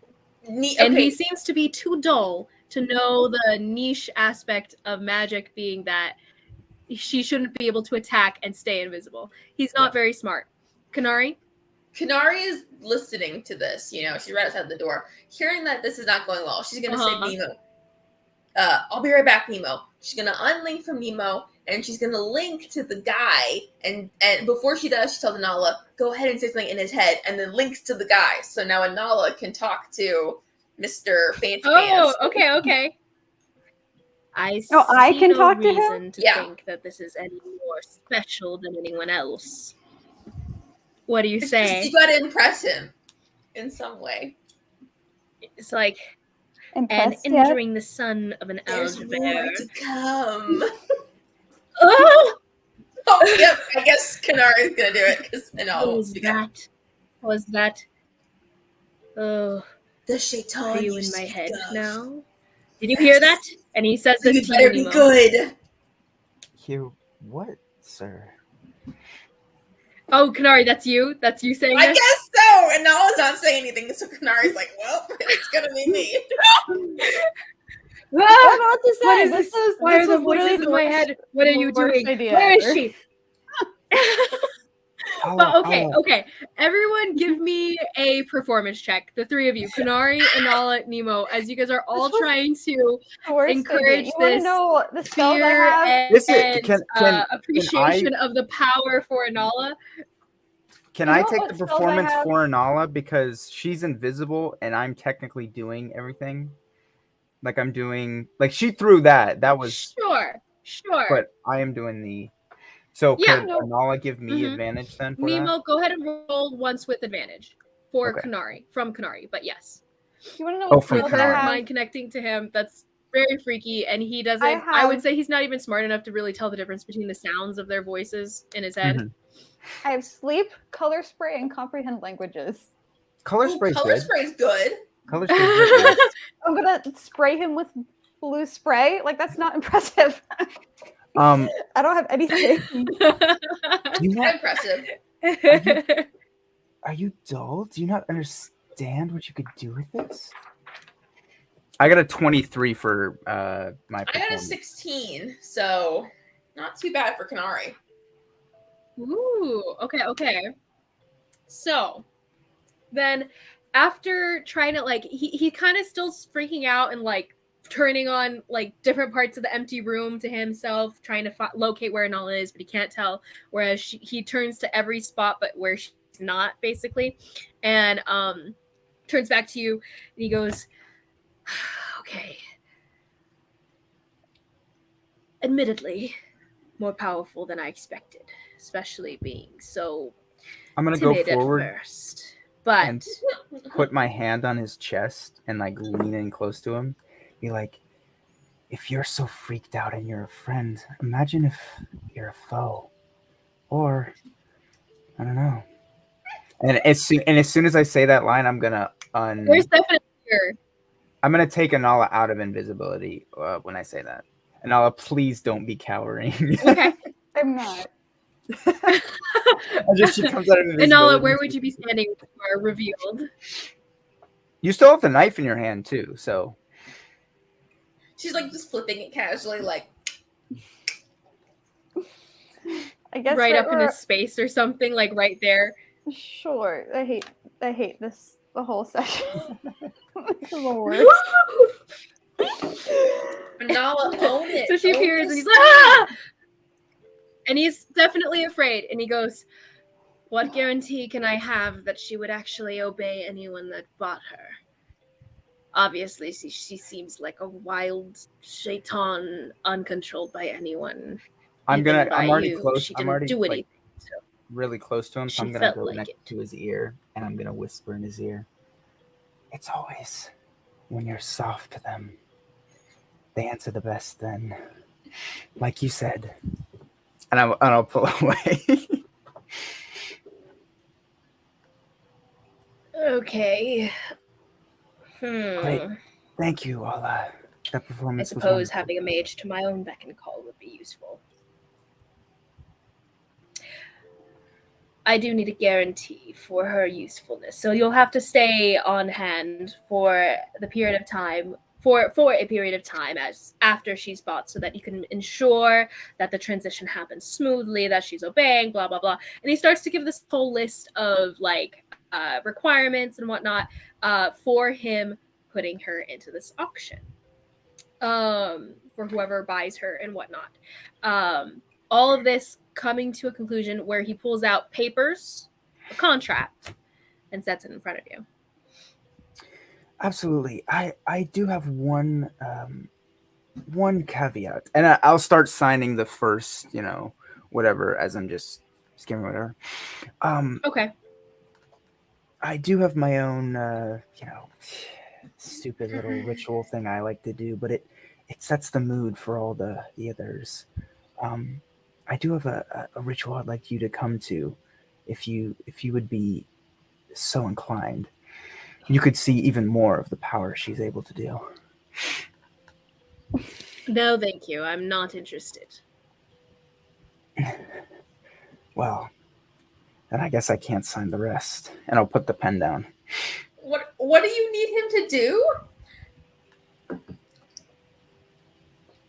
What are you trying to do? Roll me a persuasion check. See if he's actually interested enough. At this point, he seems more afraid of her than anything. That's even what I if he's not super desperate for her. Yeah. Yeah. Not for some reason I just like glitched. 19. 19. He still leans back and he's like folds his arms, kind of closing off his body language bit, and he goes, "Well, then I suppose I don't get your wonderfully wild mage born today." In your head, you're hearing, "Just sell her, and then tell him that you want to buy some other illegal stuff, so he invites you to the auction that you need to be at." No, well, I'm already going to the auction. He already said that's part of the thing with her. I'm bringing her to the auction. He would need him for part of the buying transition and stuff what like that. What are you trying to get him to do? Are you trying to sacrifice him in exchange for a toll? You are, aren't you? Oh, you are. Why would he go with you to a random ritual? I was like, I thought you were doing like suggestion or something on him, or like something like that. Nathan is trying to parallel everything that Aaron's doing, but in the negative aspect, and so it becomes two of the exact same thing going on at the same time, so they're both useless. It's fine. To be fair, he doesn't know that she's doing that, so it's kind of a good idea in the sense of like finding a bad dude and like trying, but he doesn't know what you're doing exactly. No, it's true. Because I don't think you explained that that's what you were selling your future, right? You didn't say it. Yeah, no. I think it's hilarious too. It's like Sam Riegel. That's what Sam Riegel does too. Wait, what does he do? And, because he'll like parallel people and like to mess with them. Well, like some people will do, like for example, one character was trying to date another character in one of the campaigns, and so Sam Riegel played his character trying to date those characters, just paralleling the entire thing that the person did. Yeah, it was very funny. But anyway, so Mnemo, you got a 19. He doesn't seem inclined to go to this ritual. What do you say? It's fine. You don't need to. Well. I'm just saying. Well, then do we have a deal? Sign on the dotted line. I would need you to come. And he still looks askance at Anala, kind of keeping an eye on where she's at. I mean, you don't even have to keep her. Just think of the money. I'm confused. What are you asking me? It's fine. I'll sign the rest. So you sign, scribble frustratingly, and you're like, ugh.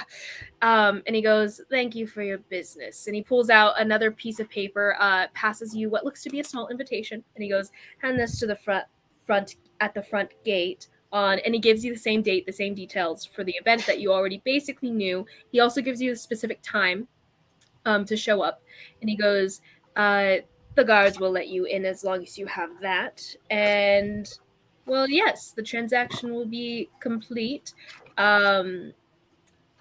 As we're at the house, would you prefer us to house your wares, or would you like to bring her in yourself? I can bring her in myself. I can take her now or later.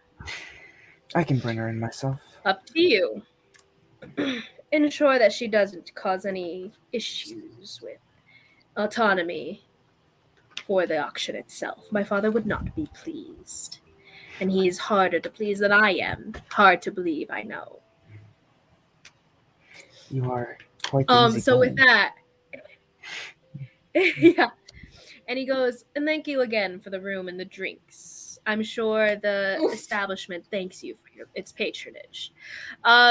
They have you pay at the front desk at all times, so don't worry about it. They'll catch you on the way out. Have a wonderful day. I'll spend the rest of the evening with my lovely lady. And he turns to her and she kisses him as you kind of step out awkwardly, exiting the room.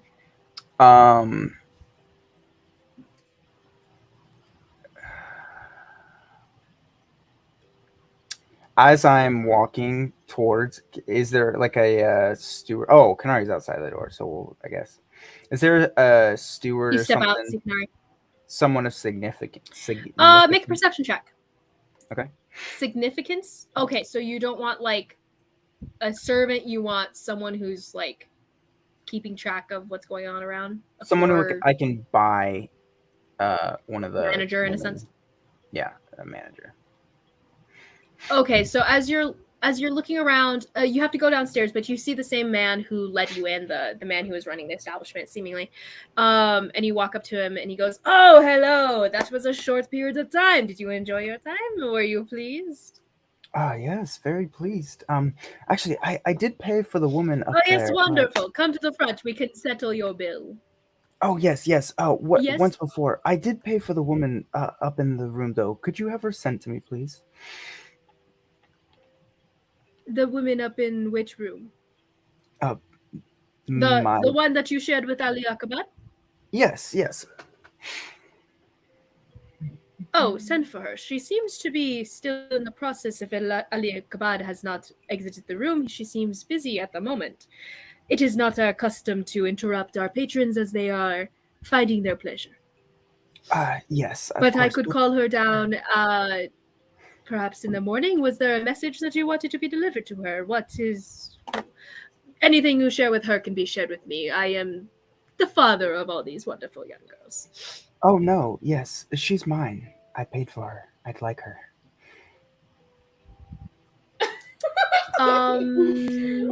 Well, I'm sorry, but you see, I would wish you to understand. Ali Kabad is a very wealthy patron, and he's here. He always comes for this specific girl, and he's rather selfish, and he doesn't like to share.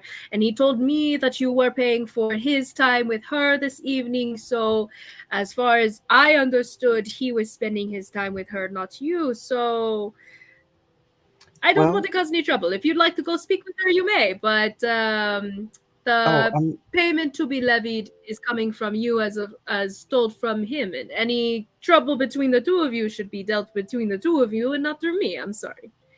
Oh, okay. I there's no trouble at all. I would just, if I can't have what I paid for, then I guess you could transfer the bill to him then.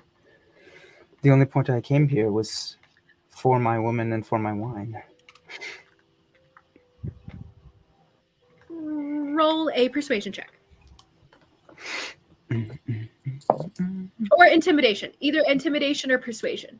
Using the intimidation of wealth or the weight of pretending to be wealthy. My intimidation... Oh, it is actually very good for some reason. A 19 again. But that's 19. Persuasion, not intimidation. And then goes, he does look worried. He does... That's persuasion. Okay, persuasion, not intimidation. Then in this case, the man goes, well, the thing is, I'm sorry, my hands are tied. I cannot cause trouble with one patron for another patron.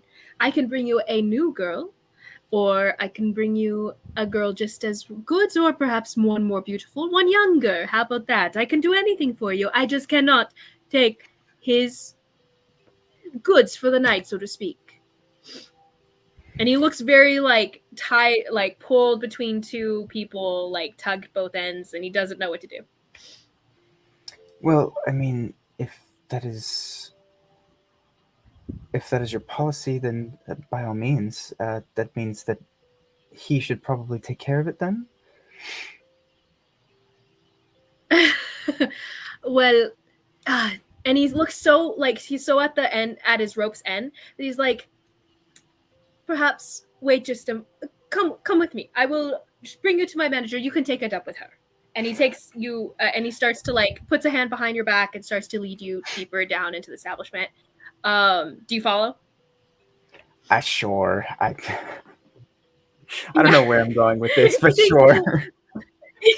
Yeah. He takes you a little farther in, takes you down to far past the open room with all the alcoves that you were in, where Kanari was.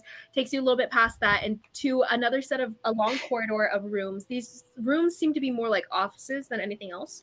Brings you to the first one, largest it seems, and he opens the door, knocks on it first, and he goes, Lady Defan, are you available at the moment? And there's a affirmative that you can't really hear through the door, and he opens it, and then he goes, Lady Defan, we have a customer with a bit of a grievance. If perhaps you could take it out of my hands.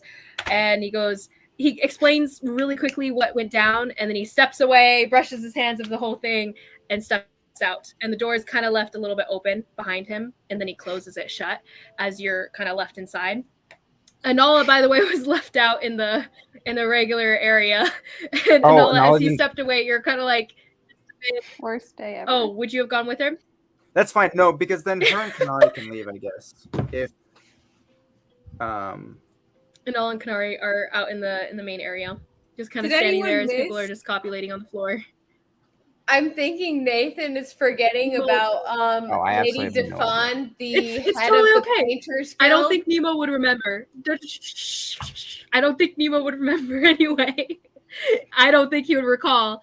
So Mnemo, as you're standing, as you enter this office, it's a nice big office. It's not super ornate or anything. You see a very beautiful older woman, not super old. She's probably late 30s or so.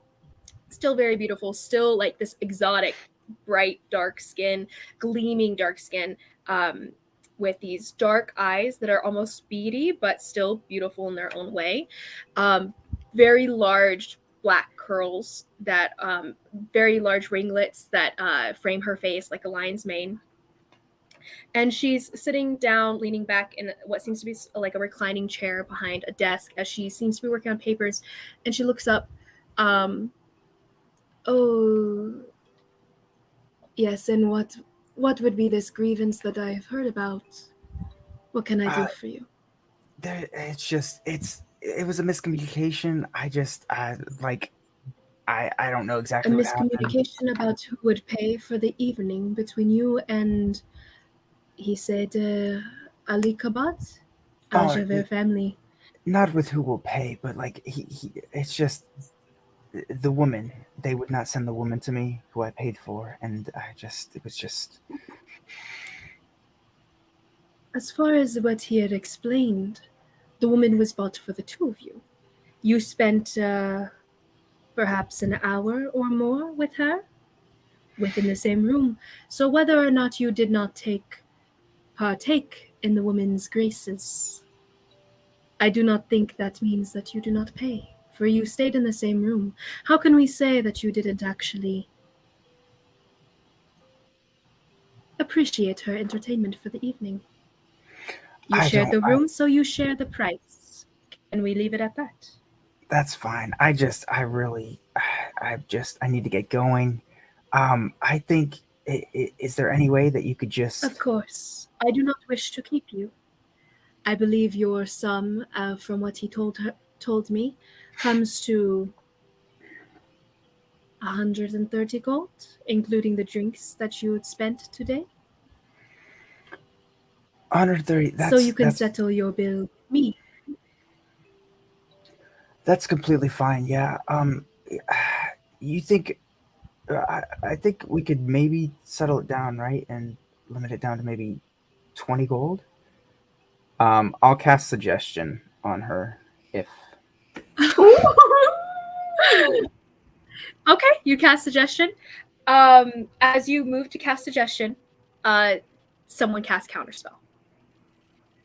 And your spell fizzles out of existence. You don't see where someone else might be, but looking around in the office itself, there are many curtains. Are they able to do it if you not do mesh curtains, thick curtains that you can't see through. And you're not even sure if there's rooms on the other side of these curtains that kind of that that back one of the walls. Are they able to do that if it's subtle? That's a good point. Spell? They would have to. It's not a subtle spell. Wait, what are we talking about? Oh, subtle. No. Oh, you subtle spell suggestion. That's a good point. Let's see. So they wouldn't be able to counterspell. That's a good point. Okay. Okay, that changes things. Hey, subtle spell is pretty good because that means that like you wouldn't really see it to be able to react to it. So, okay. So what do you suggest? You say, how about 20 gold instead? It's just for the miscommunication. It's just, you know, I left the rest of the wine with him, and he. What'd you say? We're on a big delay, so sorry. I'm trying to. And so suggestion.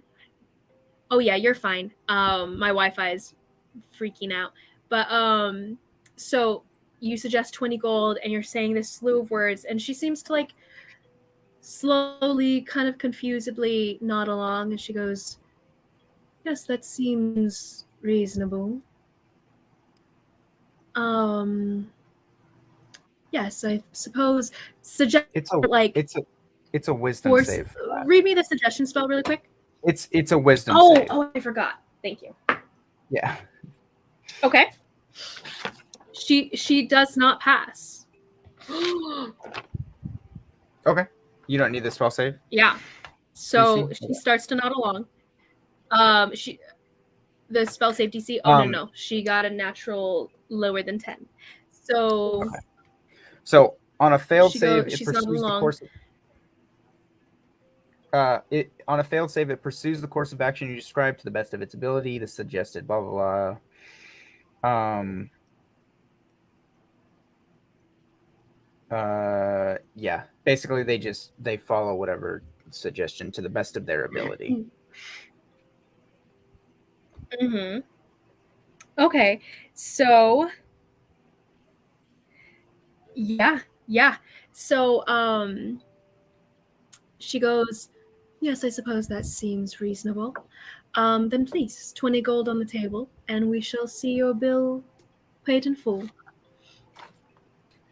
I do. So I have so you put the 20 gold on the table? Retconning all of I have no knowledge of any magic user or anyone else in the room. Nope. Okay. All right. No idea. Though you do start to hear movement behind the main curtain that's kind of next to her on the far wall. This large tapestry curtain. You do see some rustling, and someone does pull it aside and step through, and you actually recognize this guy. You see Stonks, and he just kind of like steps out, and he's got a dagger in one hand, folded arms. Wait, and he goes, no, wait, he has he's magic? working for Lady Devon, whatever her name is. Okay, sorry, that's not no. You see Stonks, yeah. He goes, "How are you doing, Nemo? Hey, it's been a while." Sorry, what was your name again? Okay, can you give me a quick? Stonks? Can you give me a quick 15 seconds? I don't remember how we ended. Josh is. No, I know who it is, but like, I don't know what if we ended on good terms. The way that ended. Very bad terms. Very bad terms of him trying to get you guys killed through the caravan. And you guys found out he was trying to get you guys killed by claiming that you guys were Shaitan and stuff like that. And then there was even suspicion about someone assassinating one of the people on the caravan, within the caravan, which Karhale did ascribe to Stonks. But you only ever knew him by that name, and you guys didn't really know very much about him by the time he left. Karhale did hear more about him, about a past life as a kid, like on the streets and stuff. Yes, I did hear that. Yeah. Mm-hmm. And he goes, "I'm pretty sure you know me by Stonks, but it's been a while, so no hard feelings that you don't remember." Yeah, sorry. But I will say, Lady Solstice, and he turns to her and kind of comes up behind her, kind of like crowding up to her shoulder. Goes, it doesn't seem like a very fair trade. 130. What was it? What did she say? 135 gold. 130 gold for instead going for 20. That seems a little odd. How are you feeling, Lady Solstice? Are you feeling off? And it looks back at you, very suspicious, very suspicious. Though he didn't see anything happen, that's still very odd. No, You're I like, know. hey, how about 20? And okay. Yeah. Okay, Stonks. And the Lady Solstice, she goes, Stonks, she doesn't say Stonks. She just says, I believe 130 gold instead of 130 gold being 20. It seems like a reasonable exchange. So as long as you leave the 20 gold on my counter, you are free to go. You don't have to do anything. I am perfectly sound of mind at this moment. And she says this very calmly, very commanding in her whole charisma about it. And there's this moment of like, okay, good, you're like good to go. And he goes, I think I'd be comfortable. I think I'd be comfortable, Lady Solstice, with him paying in full for now. Perhaps if you feel differently later, you can give him the money back when he comes back, of course, as a patron fully sated by our wonderful establishment. Is he But I think you should pay the full me? price, Nemo. Well, he doesn't have any magic. He's just trying to intimidate you. And he's got his a dagger flipping in one hand, and he's got his hand fingering at his other dagger as his arms are kind of folded across. And he's just kind of looking at you, flipping the dagger. So what are we saying, Nemo? You're going to pay your bill? You're going to force me to make you pay it in a different way. Stonks. Okay, I'm pretty sure the last time you tried to like intimidate us and like tried to kill us or something, bro, you tried one time. Now you got to get some chick to like build up your ego. You got to hide behind curtains to make yourself look strong. Like, come on, dude. Oof. I'll flip the 20 on her and be like, meet me in an open alleyway next time. You don't have to hide behind a curtain to fight me. And I'll start walking towards the door. You flip what? I'll flip the 20 coin onto You do what? I'm gonna like just toss the 20 coins onto her desk and then, or like not toss. Okay, but, like, so just the 20 coin. then yeah. I'll You just toss start it to the walking table. away. No worries. It clinks, clink, clink, clinks. As you walk away and open the door, a dagger lands right next to where your hand, like right over your shoulder, hitting the door with a toom. And he goes, I don't think so, Nemo. You owe us 110 gold. You better pay up, or the Painters Guild will take their weight, your weight in gold. What does Weight his in dagger blood. look like? It sounded better in my head.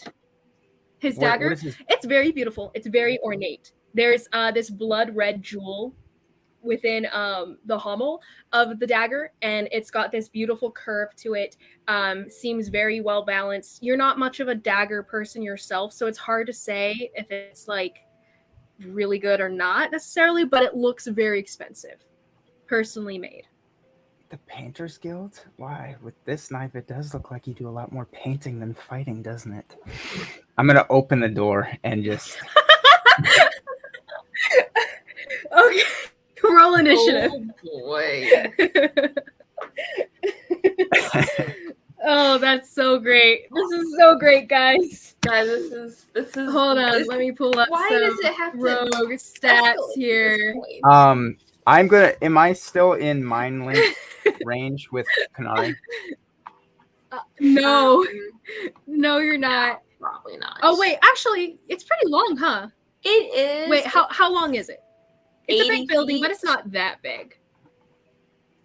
80 feet. That's what you. You know what? I would say 80 feet. How big is 80 feet? I can't really picture it in my head.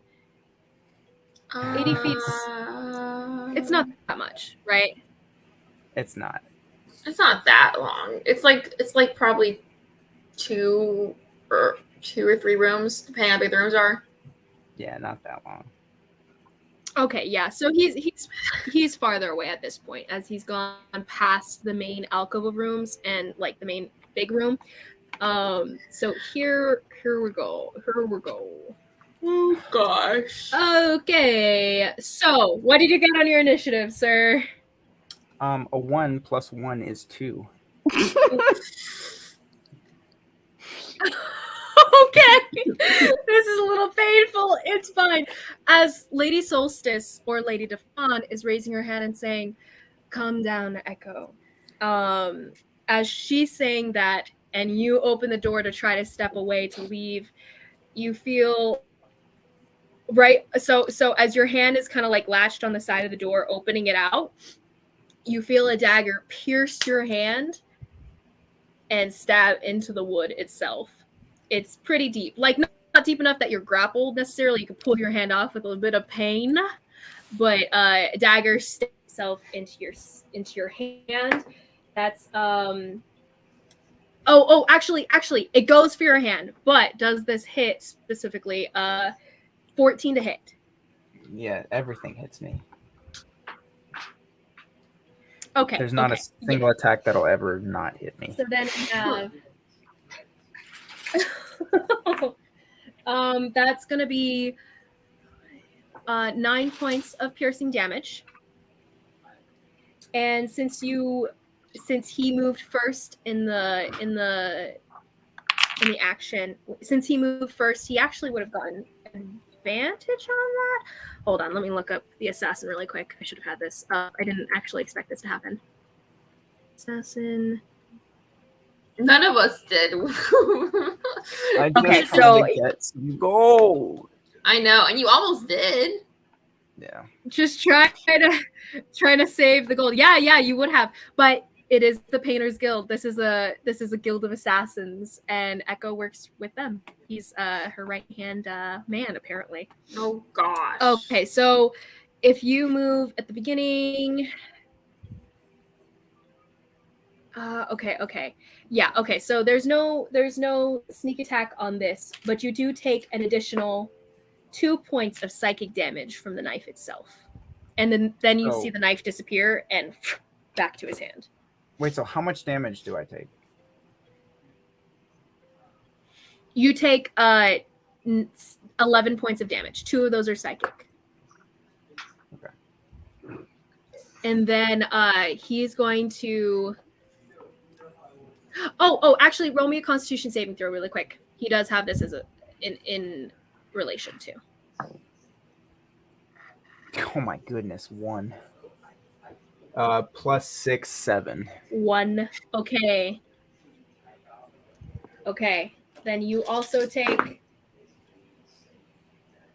That's going to be 13 points of poison damage as the stab in your hand, you start to feel it burning, and the poison on the dagger's blade and everything starts to sink into your skin. And he goes, "Mnemo, as old friends, I'd rather not kill you. So if you don't mind, why don't you just parry my boss?" Oh, wait, what? Wait, that's literally only like 20 points. Yeah. Oh my gosh. I told you I'm weaker. Once we roll losing health, so remember, guys, because of his weird life drain thing. Yeah, well, he I have is. less health. Nemo, I have less you gotta health fix now that. You gotta look into it. Well, it's not that. I rolled for stats and got low. So you're also losing health because of your. Mm-hmm. You were aware that we were re-rolling ones, right? You were aware that we re-rolled ones. I think so. That was the critical role homebrew that we mentioned when we were doing that. Okay, hopefully you did. But either which way, Mnemo, you black out.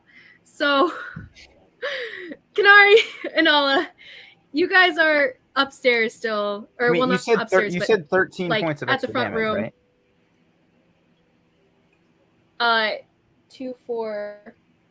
That was 9. Yeah, 13 points of extra damage. Okay, yeah, then I'm down. Oof. Okay. Yeah. So he blacks out. Kanari and Nala, what are you guys doing? You guys, it's only been a few minutes, honestly. There's no real reason to be super nervous as he descends to the back, but do you guys leave, or like what would you guys No, she would wait for him. Like, she's not gonna leave him behind, but she's kind of like, come on, Nemo, like, let's get out of here. I mean, I don't want to be here. How long would you guys wait? Probably no longer than All of this like, basically happened. 10 minutes. Okay, so at about 10 minutes. So actually before that, within about 7 minutes, the thing that happened with Nemo and Echo has transpired within about 3 or 4, to be honest. Like, they walked to the back a minute, and then the conversation took about 3 or 4 kind of thing. So about at the 8-minute mark, 8 to 9 minute mark, Kanari, when you guys are kind of getting like, okay, this is taking a weird amount of time and everything, you see a familiar guy. You see Stonks walking out with Nemo's hand over his shoulder, and he's passed out. His hands wrapped in a little bit of like this satin material wrapped handkerchief around his hand and like tied. And Nala, no, you wouldn't. Not really. Like, you didn't really interact with him too much. Yili No, you do. He is. Well, no, you don't. does. You knew Adahi. But yeah, Yili knew.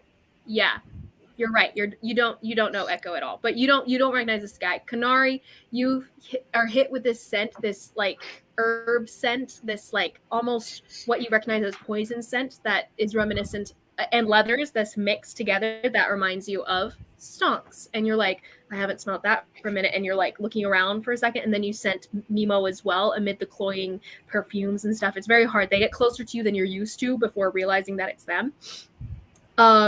But you see, oh, hey there, Kanari, and a random friend. What did you do? I think I have something that you guys left behind.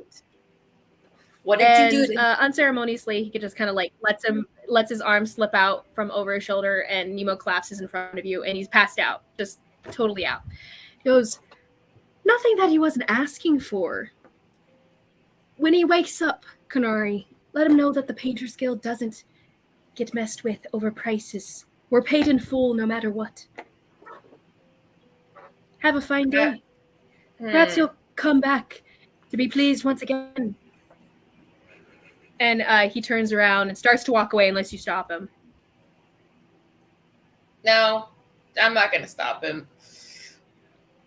But she is going to turn to Anal and say, okay, well, now I have even more motive for wanting to burn this place to the ground. So, I mean... You're telling me. Anal, you have no idea who this guy is. I'm going to check Nemo over. But Nemo's at your feet. He's very much passed out. He doesn't seem to have any injuries beyond his hand that seems to have been stabbed through, as you find that eventually by the scent of blood kind of thing, and you find that injury, and you're like, okay, it's not anything serious. All right. I'll give him a hit point back so that way he's conscious.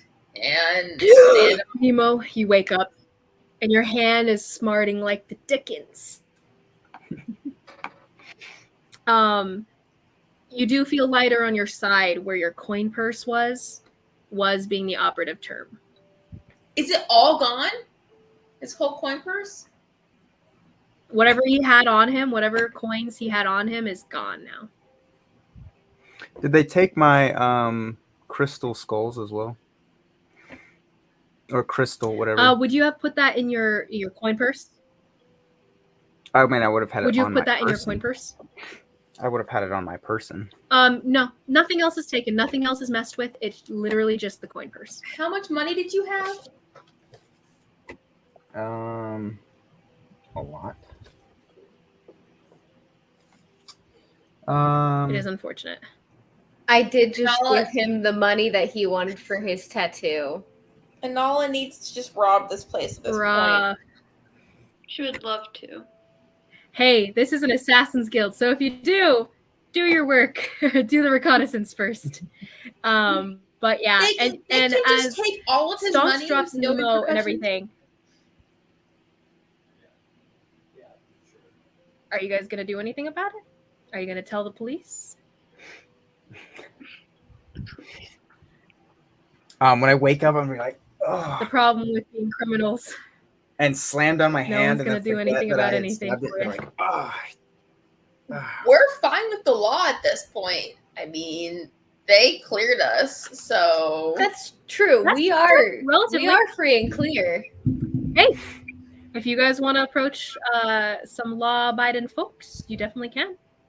I might. I'm mad.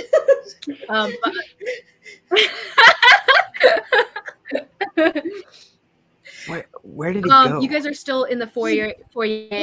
How did you come across Stonks? Where did he go? Stonks. Who has a name like Stonks? Can we get out of here, please? He took all your money, didn't he? All of it. As she says that, I'm gonna reach down and be like, I'm gonna jump up and say, where did he go?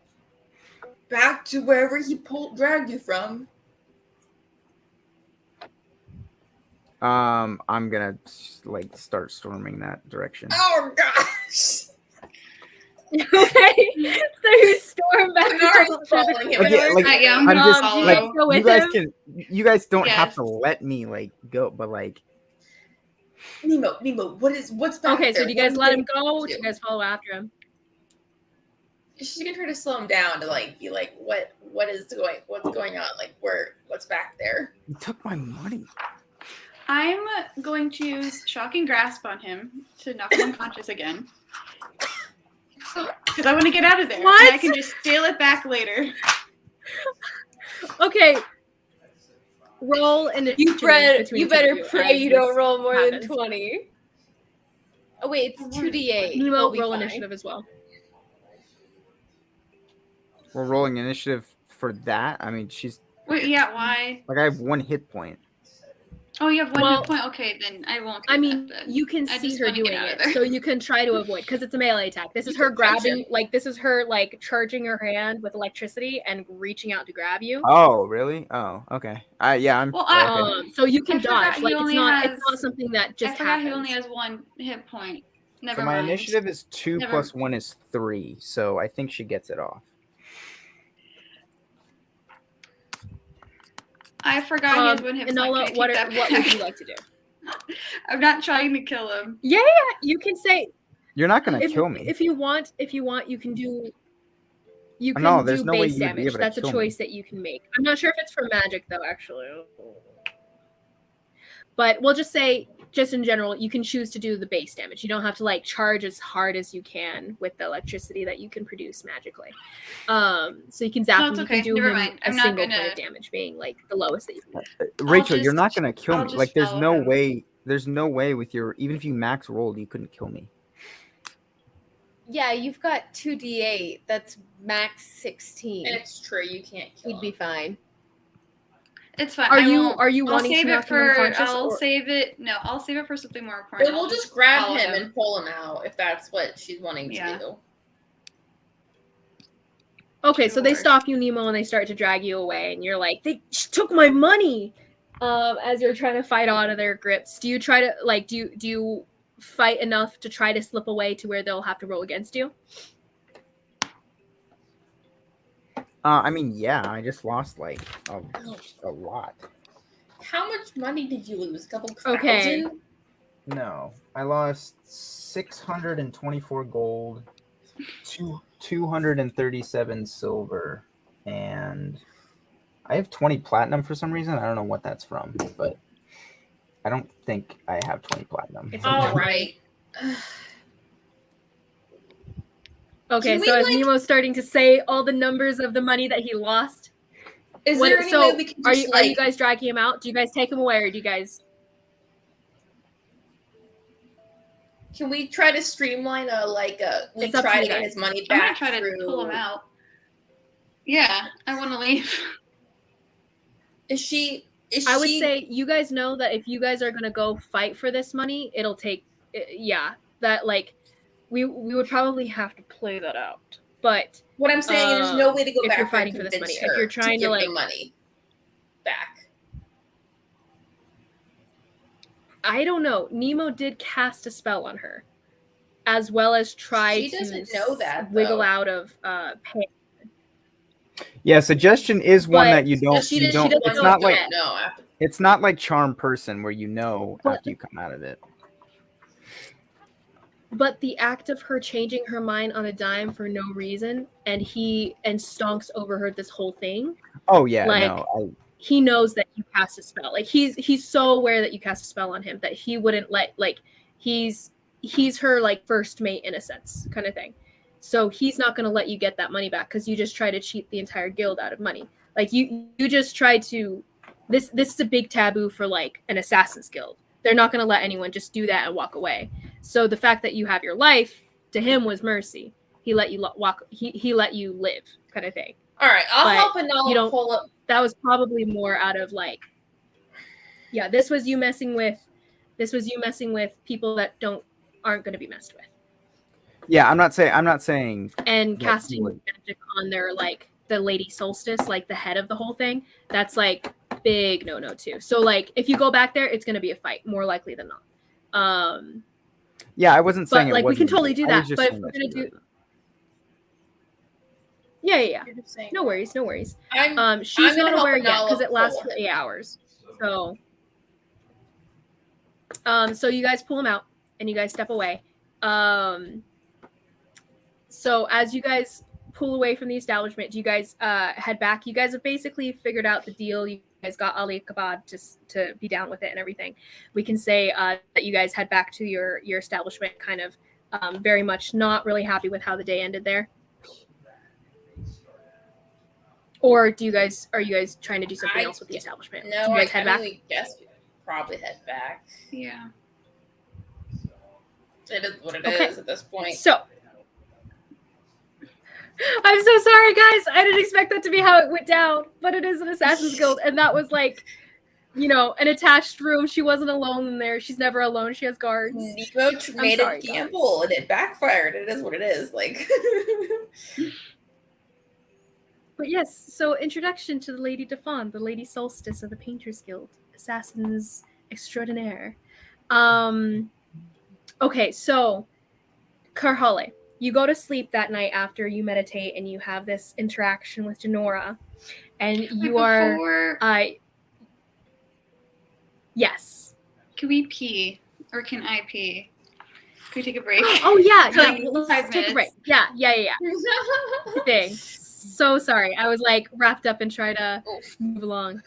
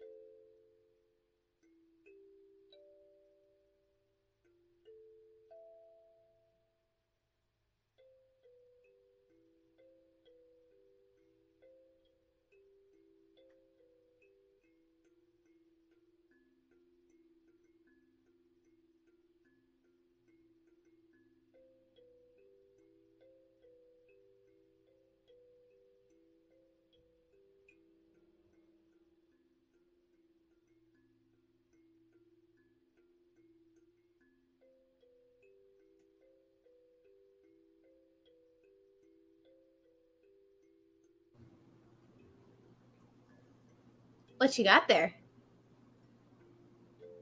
Oh, you scared me. It looks like paper plates. It's like a little. Oh, it looks like a stack of paper plates. You know, for emergencies. Just in case. You never know when a party's going to break out. Just in case he's party with me and I. I'm not going to lie. I'm a little tipsy because I took a shot. Oh, you are? And I'm almost done with my second drink. And it occurred to me I did not eat that much. And I probably should not have drank as much as I did. Oh, to be you. Oh, dang. Yup. I'm fine. I'm fine. But when I stood up, I'm like, ooh, probably should not have had that much. By the way, Carole, for the next What Happens Next, don't hate me. But it felt like it made sense. But it definitely made sense to me. Just because it We'll made see how sense this goes. doesn't mean you had to do it. Dang it. Wait, No, what it does. Happened? For what just happened, or what is about to happen next? For what's going to happen? What's about You to happen are next? the goddess of houses. I look you can do forward to whatever you want. Goddess of houses. I appreciate that. Oh no. Uh-huh. Which house is your favorite, no. Liz? Liz, what are you going to do? Which house would I be from? Or which is your favorite? We'll see. Oh, Liz just told me not to hate her for what's about to happen. Of course it's Starks, but there's no I don't know if it will. Will. I don't know, but I love it. Also, I'm sure you will hate it. Wait, you're sure I'm gonna hate it? Okay.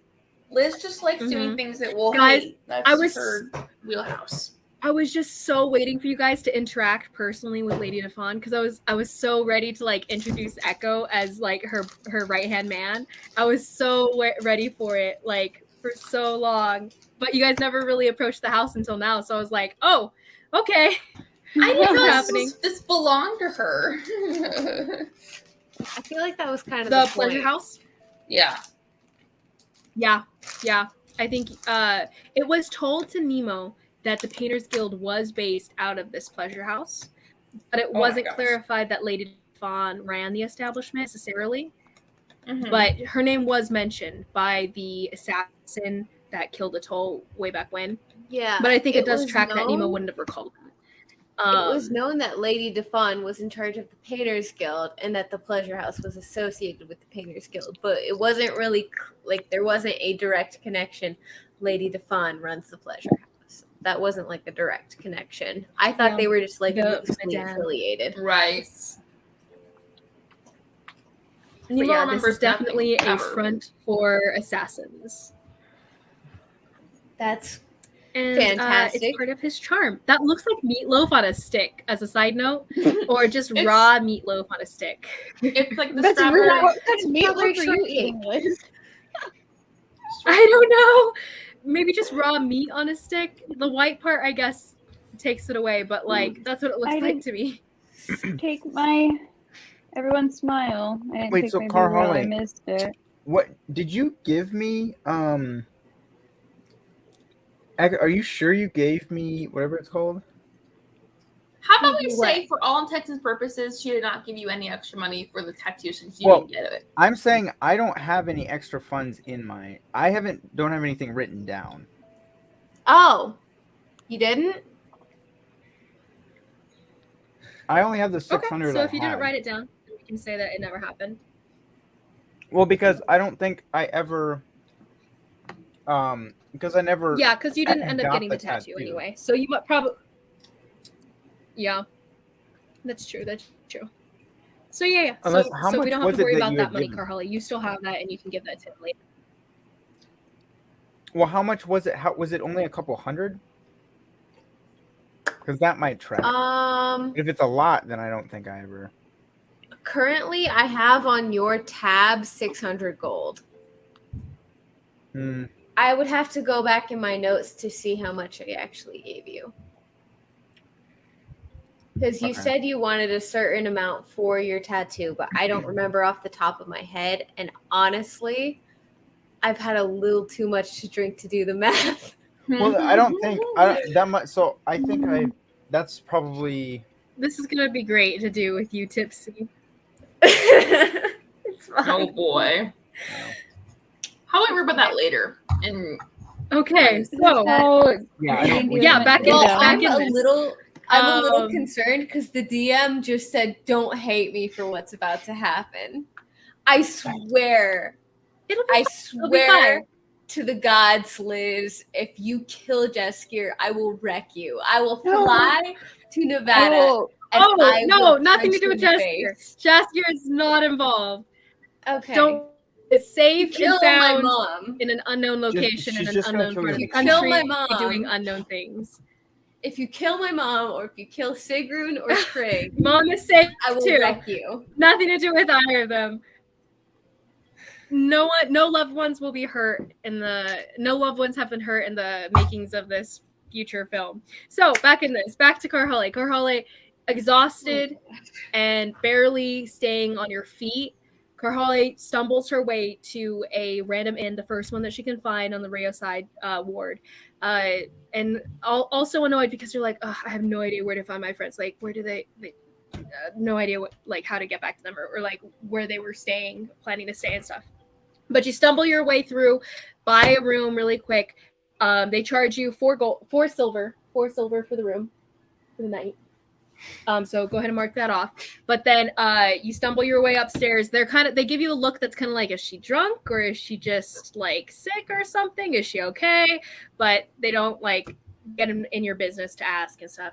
And you stumble your way up the stairs, open a door, the one that you find that finally opens to the lock as you try maybe 4 first, and then you swing your way open and just flop down on the floor because you don't care about the bed. But you lock the door before you do. So as you go to sleep, finally, sleeping off the long days of just kneeling and reaching out with your essence, and your brain hurts, your mind hurts, your soul almost hurts, just aching from that exercise that you put it through. You fall asleep. And there was, when you talked with the guardian, the guardian of Genora's, she told you that there would be a vision of sorts, a challenge, something to do to prove your worth to Genora, to seal the deal. And if you proved your worth, you would be accepted to the fold and the deal would be struck. So, as you go to sleep, do I have to fight you wake up again? In the middle of the night. It's in the dark. And you see someone standing over you. A glowing figure, familiar. You recognize a smaller version, but still the same celestial that had spoken to you the first time. In their full angelic form, wings outstretched, glowing gently. And she puts a hand down to you. Come. Dear gods, you couldn't let me sleep.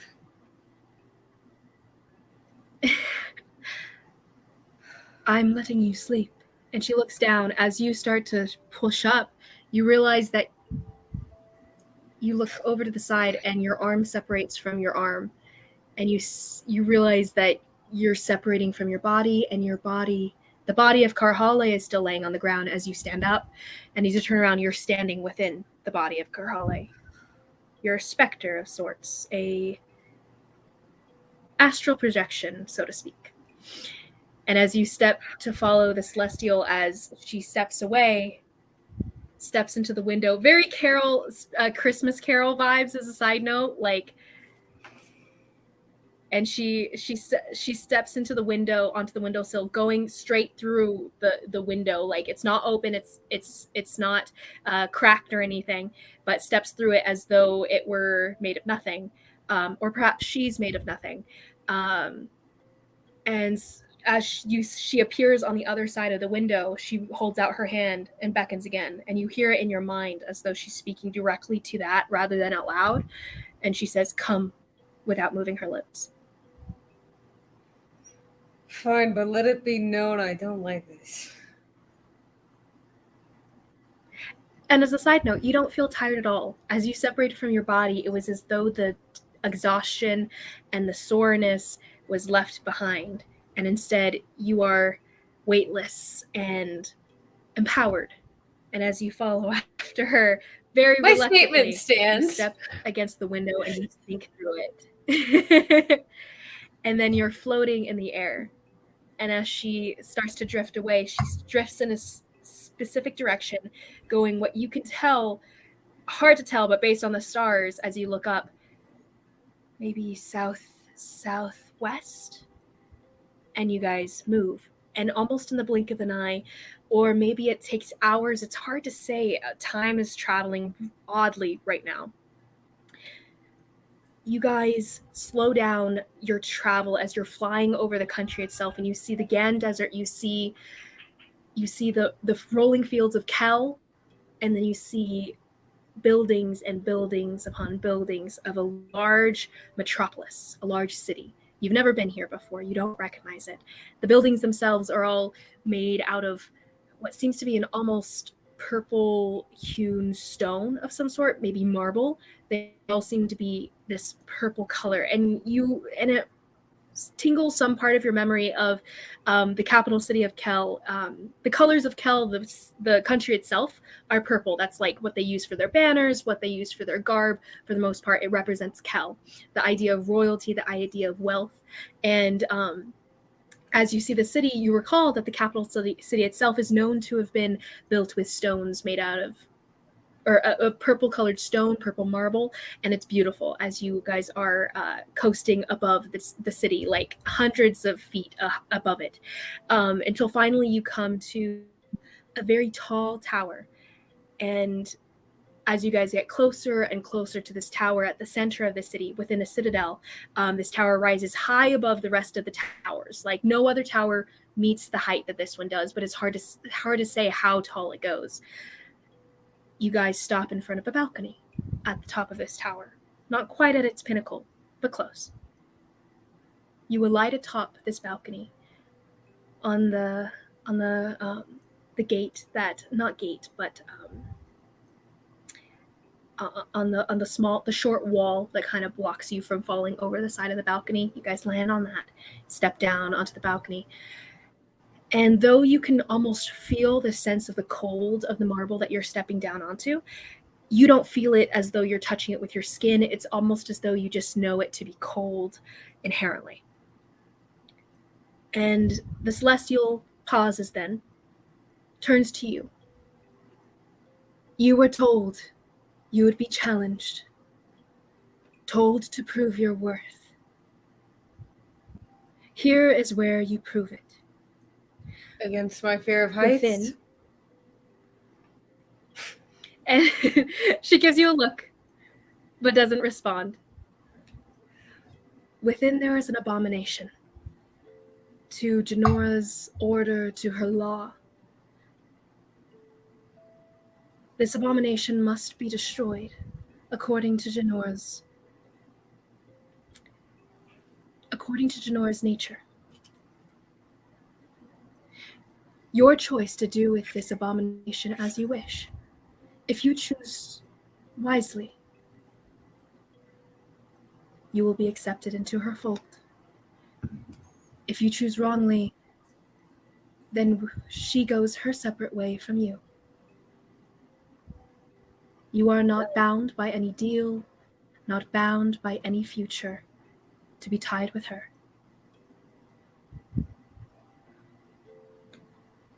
And she turns to these curtains. You can see these very sheer mesh curtains. It's a cool breeze that's blowing. It's not the cold season yet. It's still within the, and this high up, it's very cool. You can tell that the wind is cold, even though you can't feel it on your skin. You just know it is. What do you do? Do I get the chance to speak with her at all? Or is this like a, play the game, get to speak with her at the end kind of thing? The latter. I've not dealt with the gods before now, but I really wish I could tell you I was surprised. So, I do this, and what? You choose the fate of this abomination. But it must be erased, no matter what. Their fate is in your hands. Janora has trusted you with this as a test. I don't suppose you'll tell me what this abomination is. No. Why explain when you can see for yourself? You know, I tend to live by that. But you're kind of making me nervous.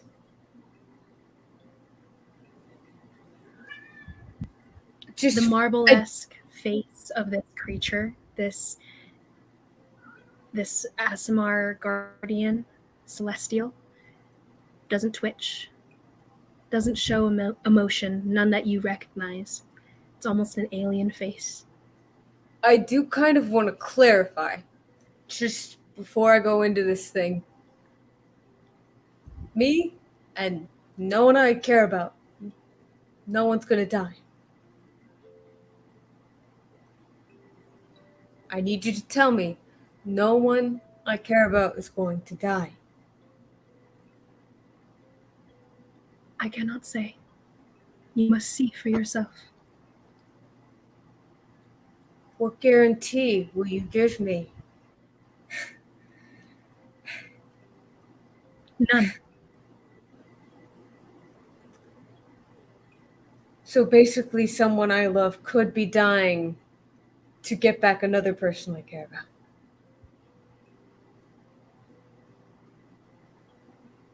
Because I kind of feel like that's I kind of feel like that's the kind of shit a god like this might pull, is that I might have to kill someone I love in order to get someone else I love back. I have faith in her, but I don't trust you. I am not the one to have given you this boon. For you have been given the choice. The choice of controlling another's fate. An abomination's fate. And what you do with that choice is yours. It's up to you. But before you jump to conclusions, why don't you look at the choice yourself? I mean, I get to look at the choice before I jump in? I mean, honestly, I didn't think you'd let me do that. You know, based on the rest of this deal. Whatever fate you choose will be the fate that stands. I will not make a different choice than the one you make. If you choose to leave without interacting, that is your choice. And it will stand. Janora will allow it to stand, cemented into the threads of this world, the tapestry that makes up all creation. Okay. It is your choice. What's the worst that can happen? Show me the abomination. And she just Let me holds out guess, her hand, is it me? sweeping it towards the open balcony. Atop this tower made of purple marble. Do you enter? There's these purple mesh curtains that are kind of covering the opening, the archway, which you can go through. I start walking in backwards, looking at her. I've got 5 gold that says it's either me or my uncle. So let's just see how this works out. I've got nothing else to lose. As you step backwards. Roll me a history check really quick. Because this might be something you might have picked up as. Holy crap! Hold on. I think my history is -1, but that's still a good roll. So 18. That is a good roll. Okay, so especially for me. As you're stepping backwards and you're pointing at her, it's evident that you're within the capital city of Kel. You've never been here before. But you've heard tales back in the smaller towns that you have been to, back near the Talai Mountains. You've heard tales about this purple city and its high tower at the center of it. You're within the palace. This high tower is the Perulian Tower, and it goes higher above the clouds, according to most people that have seen it. This is where the royal family is. And as you step through the mesh, you turn around, and on first glance, it looks like, it's hard to say. You've never really seen a room like this. You don't really have the context for this, but there's paints all over the wall. Beautiful paintings. It's animals. There's a rainbow on one side, starry night on another, contrasting itself right next to a beautiful sunny sky. There's a sun that has this little design in it that makes it look like it's smiling, which strikes you as a bit childish for a painting. You look around the room itself, and it seems pretty clean. It seems to be well kept, but assumedly the royal family has servants for that. There's a couple desks. There's a cushioned table near what seems to be a very large canopy bed. But as you kind of grow a little closer, stepping further into this room, it looks more like a canopied crib. And within this crib, you see a child. There's no one else in the room. And I guess this must be a nursery. Not that you've seen any in your years, but a room made for a child, especially for such a rich family that would have the money to spare for that.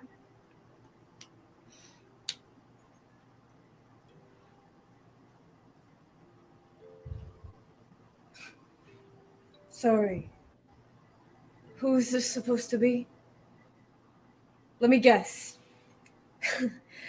This is supposedly the next Rex Regis, or whatever they call him. Or Rex I know. Regis, Raiden. His name. Is this Raiden? Supposedly from the past or something like that? She comes in through the mesh curtains from the balcony, comes up next to you, sidles up close to you, and you guys are not quite close to the crib, but you're close enough that you can see into it. And it seems to be a little baby with dark brown and golden curls. Seems to be asleep, peaceful. She says, Raiden was born within Elithkar, up north.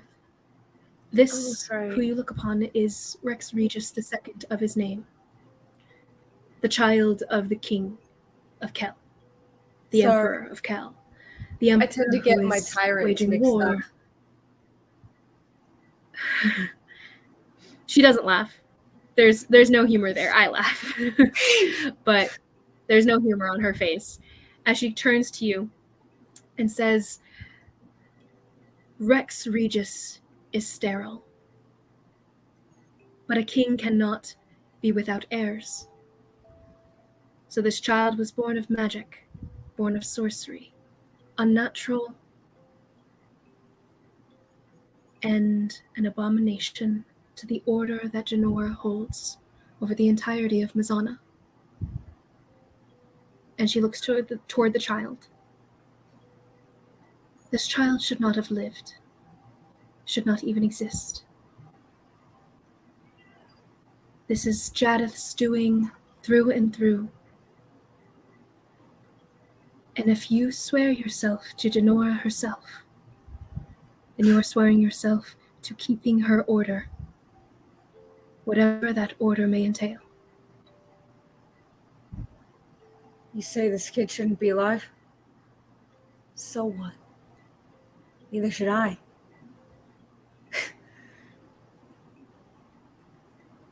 So are you going to say that order isn't about keeping balance? There is no order without disorder.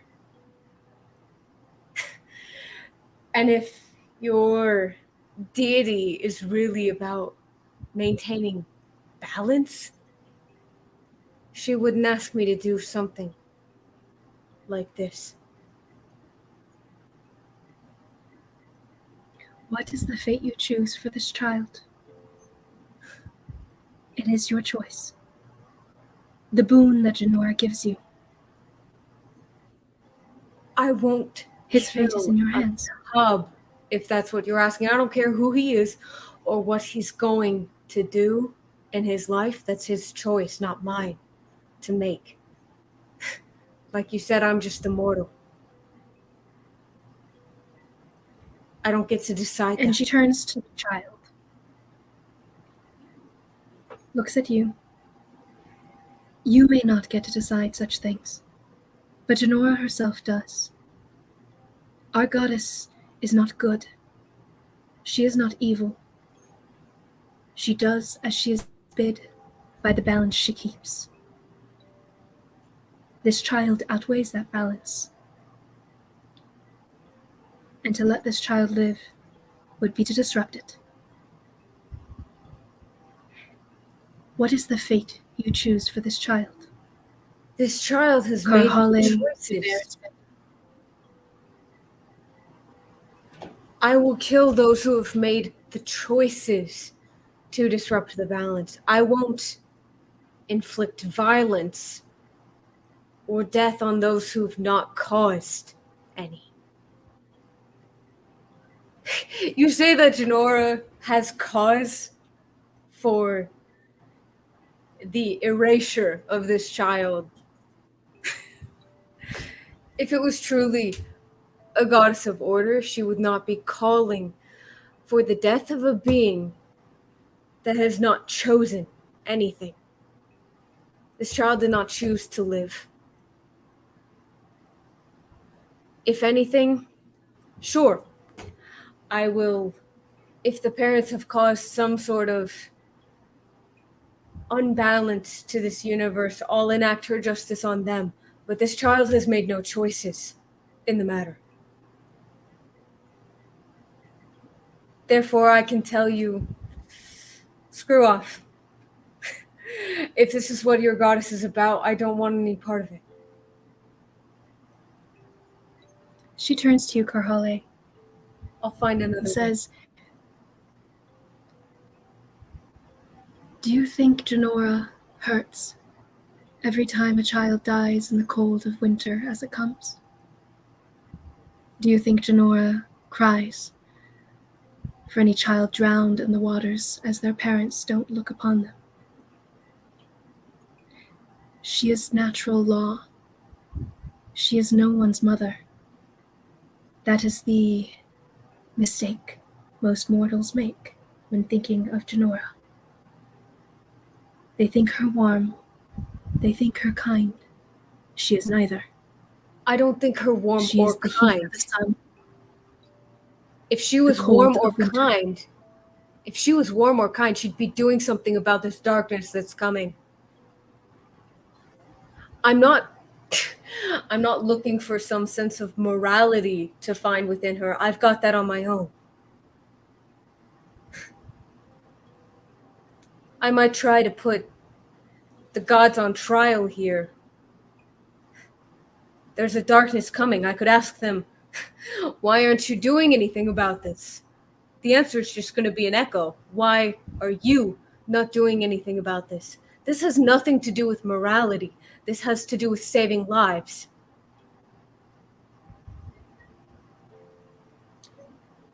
You speak of a coming darkness.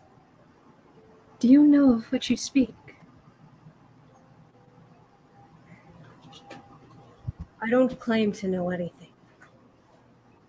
Not really. I know this is bigger than me, so I need to reach to forces that are bigger than me. That's all this is. Don't look into it too much.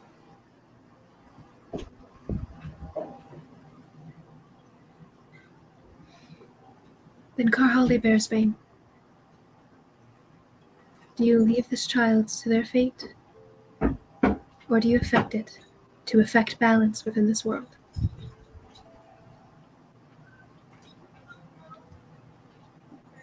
I will not kill a child in the name of balance. There is no balance in unwarranted violence. And if your goddess tells you otherwise, she is not the goddess of order.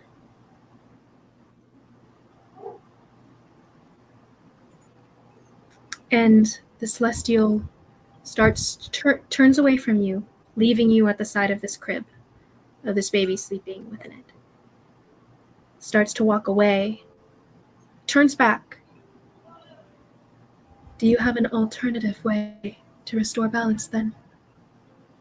A way to ensure that this abomination can affect no disruption of the balance of this world?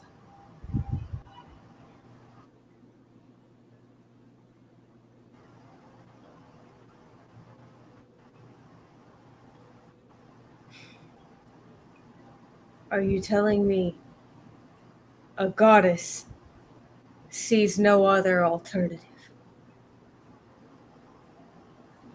She gave you the choice. It is up to your imagination. She is but here to measure you, to weigh you, and to decide whether you are worth welcoming into her fold. What is your choice, Karhale?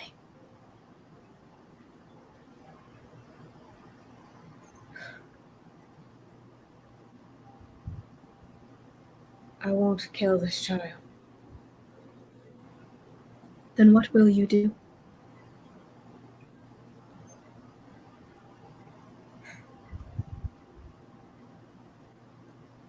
This isn't real. What do you intend for me to do? To do as you will. This is as real as you make it, as we have made it. Sorry, you're breaking up really bad. Is that just me? Ooh, I don't know. I can hear her. Ooh, is that just me? It's really crackly.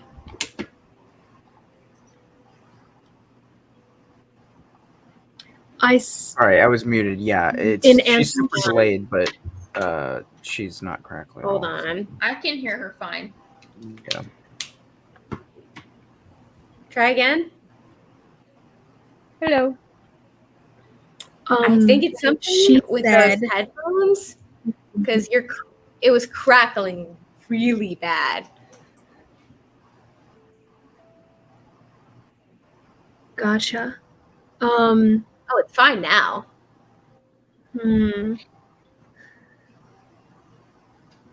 Okay, so she said, it's as real as we have made it. But she still leaves it up to you. What do you choose to do?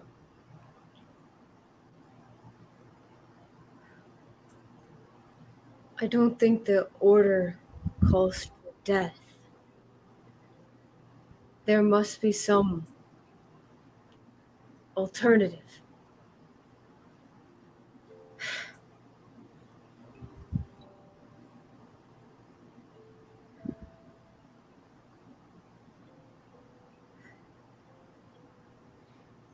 I can't. Karhale, roll an insight check. Holy crap.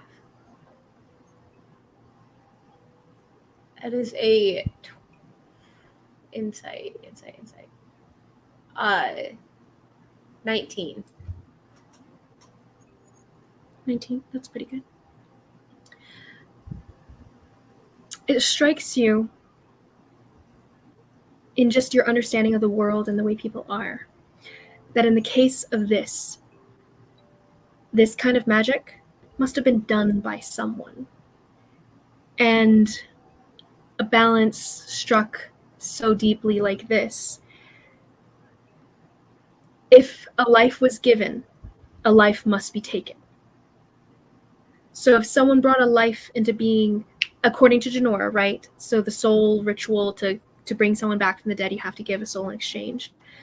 In the same way, if a life was brought into being without giving one, without it being a natural life being brought about, a life has to be given back. Someone has to die. That could be this child. That could be someone else. But according to Janora, that is the way of the world. Tell me. And so, in who relation, if someone did this, then perhaps it's their life that's on the line. Was someone taken in order for this child to live? There was no one. This child was brought into existence by magic. No payment made, as it should have been. By who?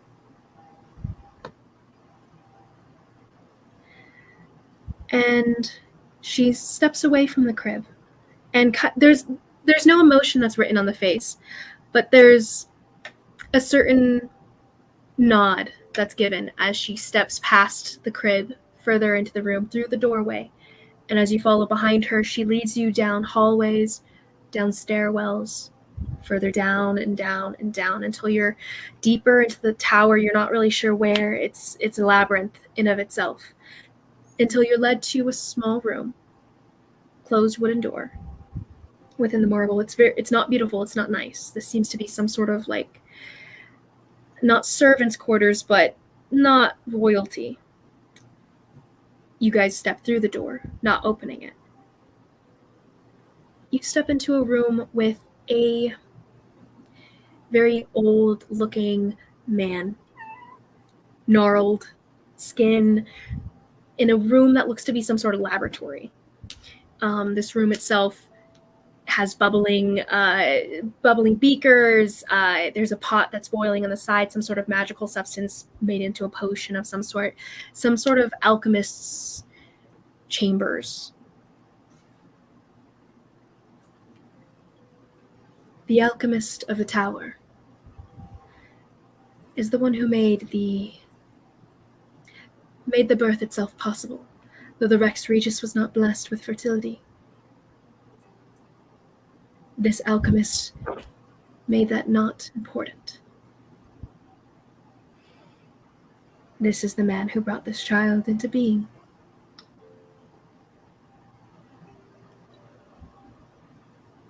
I feel like that's not the truth.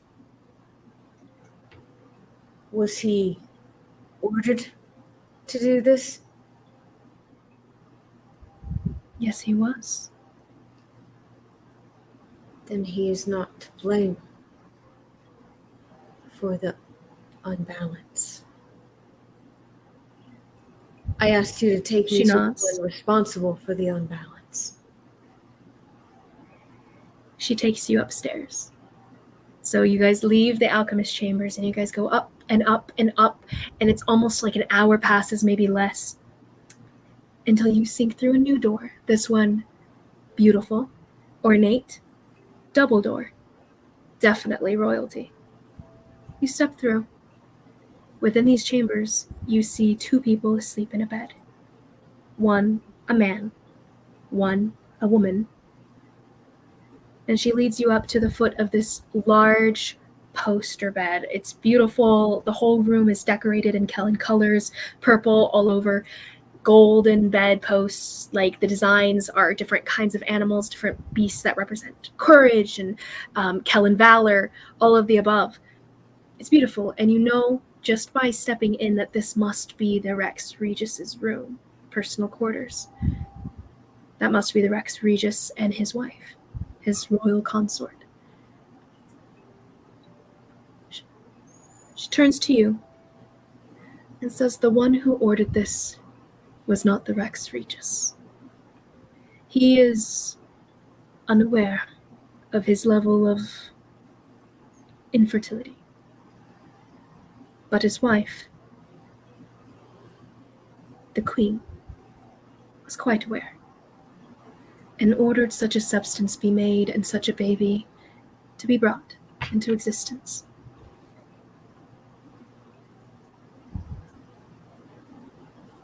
The threads end here, Carhale Bearsbane. What is your choice? Has this woman taken any innocent life?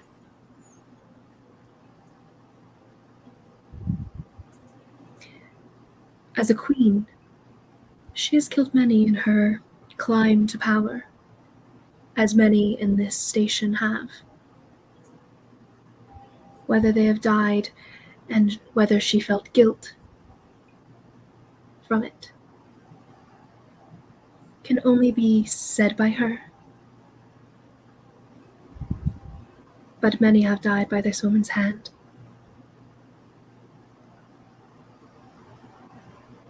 You're telling me innocent lives have died by this woman's hand and will continue to do so?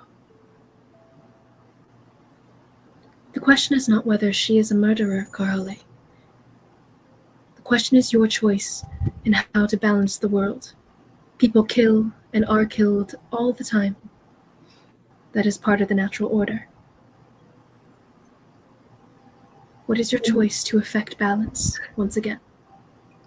If people are killed and are killed all the time, who are you to say whether or not this is balance? A life for a life. A life cannot exist without it being a part of the natural order. Janora's choice. It's up to her.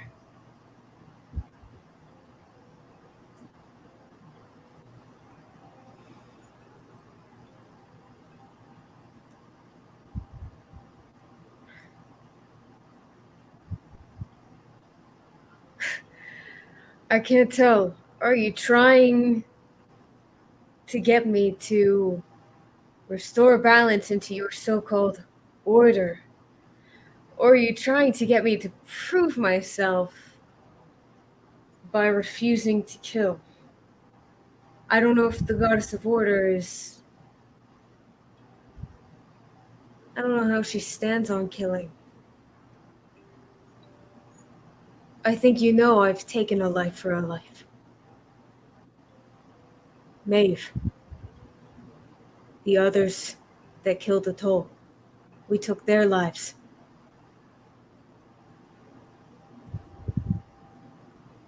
Where's the balance in that? The balance in that is in the balance of free will, given to you by Asian.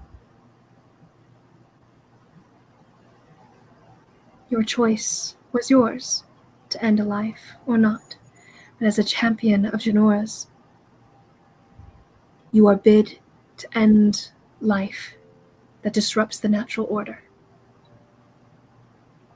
So whether you believe Janora would or not, make your decision, Karali, and stand by it.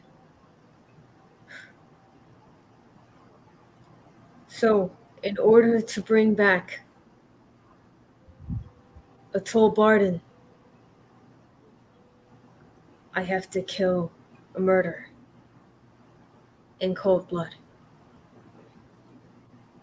In order for Janora to accept you being her champion of order and law, a future given to her to use as she sees fit, she would like to test your judgment.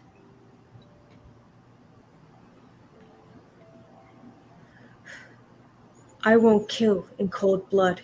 There's no balance in that.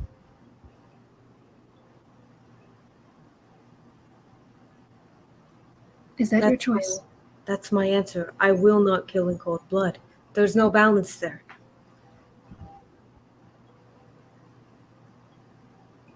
And she nods and steps away. And you guys turn around. And without another word, she walks you back, flies you home. Return to your body, settling within. And as you lay down to match your spirit back into Karali's body, she tells you,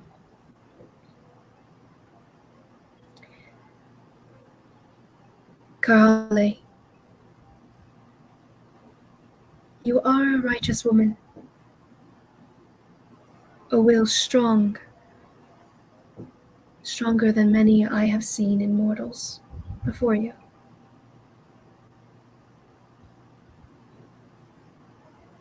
Perhaps you would do better to serve Taylor, who encourages such. And then you are back in your own body, and you open your eyes to a new morning. No longer exhausted, you're back to normal. And Karhale, your alignment shifts again back to neutral good. For you made a good-hearted decision. But you can tell that there is no deal with Janora. For she's not a goddess of good. She's a goddess of law and order. And for the balance to be struck again, sometimes life is to be taken, even by Janora.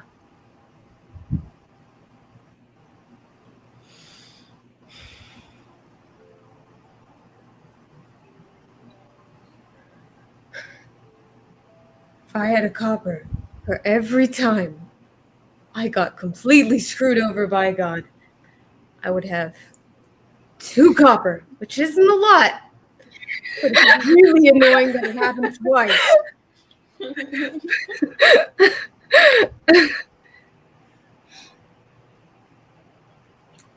So, as Karhale, you wake up, you eventually find your way back to the rest of them, the rest of your friends.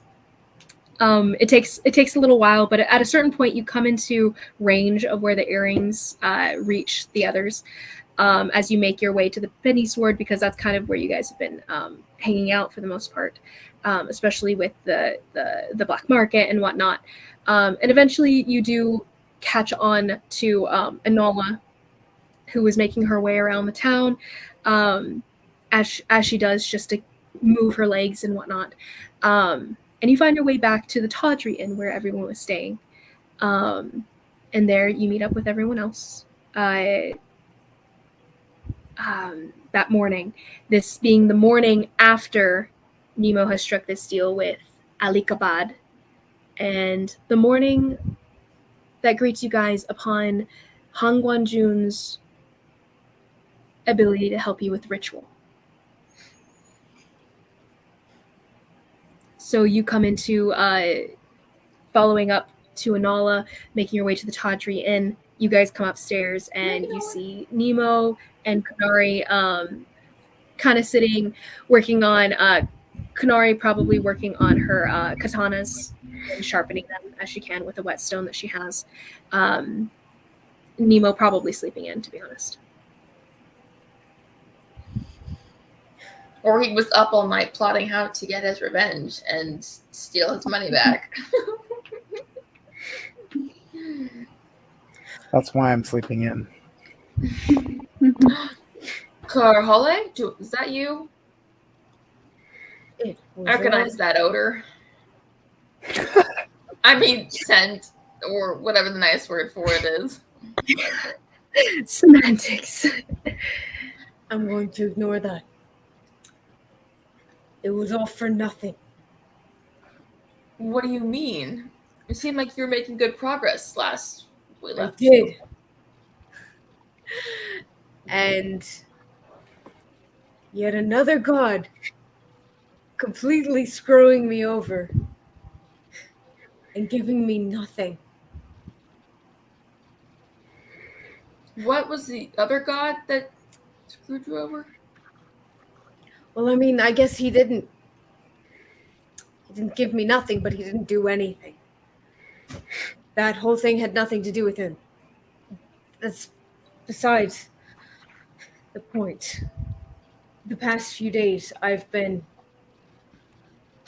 bartering with Janora, trying to get her to accept my life in service in exchange for letting Atoll come back.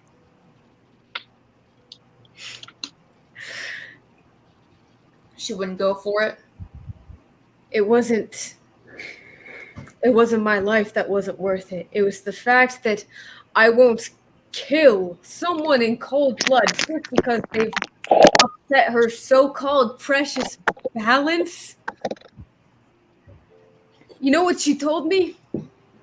She told me I would be better suited off with the likes of Taylor, who's done nothing but ignore. I'm fine. That's rough. That's rough, buddy. Fine.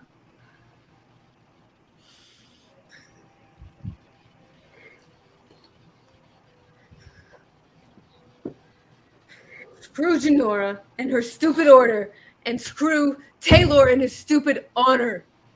And I'm gonna throw something, the nearest thing near me, at the wall.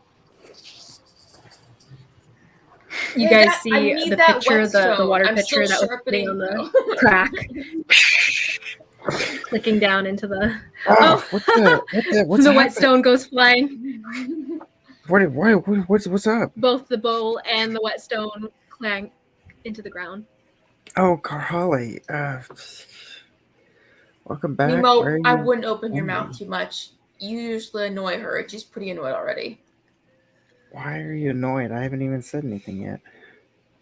I've got nothing.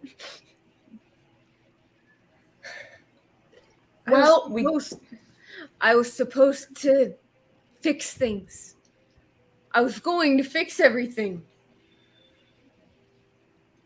She was supposed to be the goddess of order and law. And like the good things. They're not always good. Then what are the gods even good for? I mean, law and order, she has a point. Keeping the world from crumbling to pieces so we can make our own messes?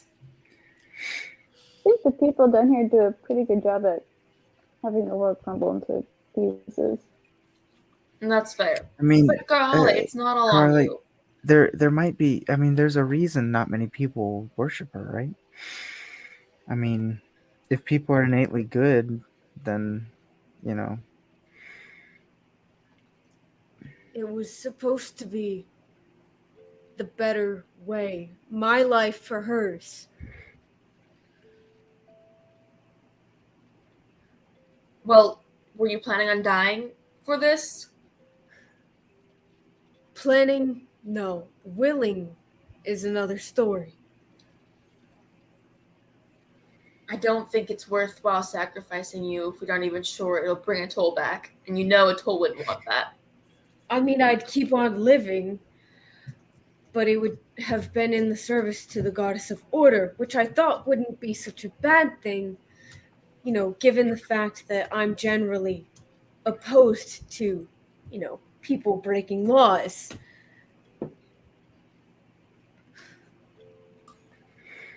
All right. Just fix things. It's not. You can't fix everything. You do realize this, right? That's just not an option, not a possibility. Then what are our options? Taking an innocent life in exchange for hers? Well, we could go capture Lady Devon and sacrifice her. Or maybe Stonks. We could do that too. Yeah. But it's supposed to be today. What? Sorry.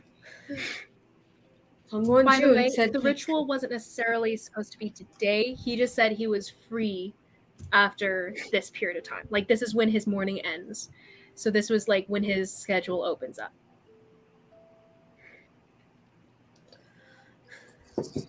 I don't know what else to do. This was my last resort. So if any of you have any better ideas...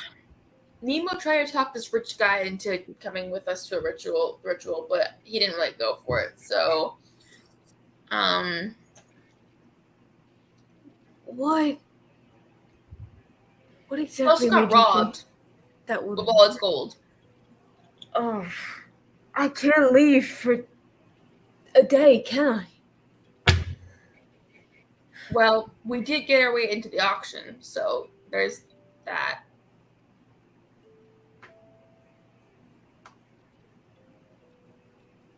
Oh, you're not going to explain that. Okay. Oh, sorry. I didn't realize that needed. Basically, he sold Anala to the rich guy, and then we're taking Anala to the auction to go through with the sale. Oh, so, this is just so great. And then that way we can be at the auction. It's gonna go so well. And You're you having a thought bad it day? didn't need explaining? I just thought you might be happy we got into the auction, so I was gonna let it sit there on a yay note. And it's fine because Carhala, you can just bid and buy her, and then it's all good. No harm, no foul. No one is buying me. I am not for sale. Nemazine, Kanari, listen to my tone. Do I sound happy to you? I mean, no, but you never sound happy, so I just thought it was like... He's got a point. Ever since we've gotten into Tall, you've been pretty Nemo, this is the part where she starts getting really annoyed at you. You could punch me if you want. That might relieve some stress. Can I punch you, Kanari? I need No to one release is punching anyone. Sure. It won't do anything, but Punching you're welcome to. Won't bring her back. Okay, how about we sit for a second and think of a different way? You being angry is also not going to bring her back. You breaking the pitcher of water is not going to bring her back. When did I become the calm one here? This is not... I don't... You became the calm one when we left Iran. You became the calm one when Atoll was stabbed and she died in my arms. Honestly, I almost want to bring her back more just so that way you calm down than anything else, because I am tired of being pushed into this role. I'm not gonna lie. But there can't be all of us being crazy at once, so it's fine. Hey, I'm perfectly sane. Oh, please. You're fainting and dying every other day, and then... Doesn't mean I'm not sane. Mm-hmm. Something's off with you. I don't know what, because you won't talk about it, but you're not all there. Mm-hmm. What time of day was it? Morning, right? It's morning. It's early afternoon. Yeah, like 11. Oh.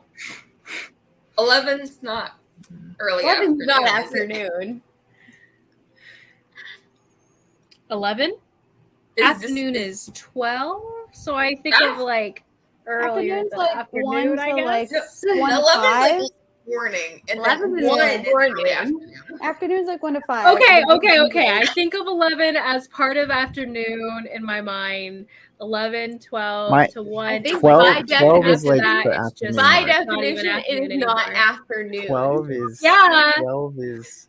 Okay. It's late morning, 11 a.m., give or take. Okay, so we can go kidnap somebody and take them with us, sacrifice them. There's plenty of bad people in this town. As much as I really want to bring Atoll back, is us really capturing some random person and killing them make us any better? Okay, what about one of the people who keeps trying to assassinate us? They're trying to kill us. I mean, we're going to kill them anyway. We could either just kill them as they're trying to assassinate us or keep them alive long enough to bring Atoll back. Would Atoll come back if we were sacrificing someone else for her?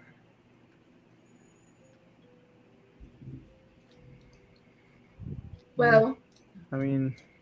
Oh, no, she wouldn't. She doesn't serve Janora, so probably not. You are just looking to get I punched told in you, the face. Nemo. Okay, Shut your mouth. Okay.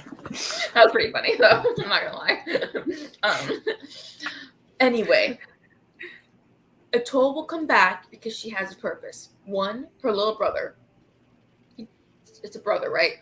2, she's got her whole Taylor she thinks is good thing, and she's got to prove that and be a good servant of his.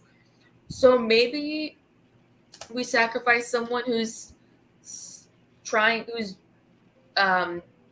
doing things in the name of Taylor that are bad things, you know? and that might fuel her desire to come back.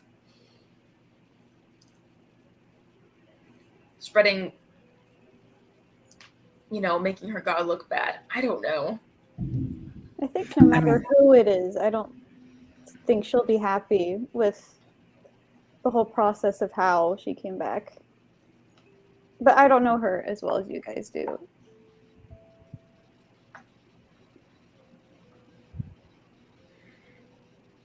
Yeah. I'm not sure. I still say we Everyone can who capture knew Lady Atoll very Devon. well. Go ahead and roll me a insight check for everyone who knew Atoll closely. I would say that.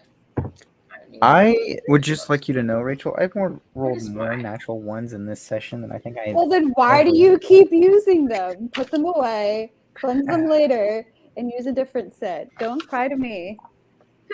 I'd say 5. Give me a second. Okay, 5. 16. 16. Carhole? 12. 12. Okay. Kanari, it strikes you.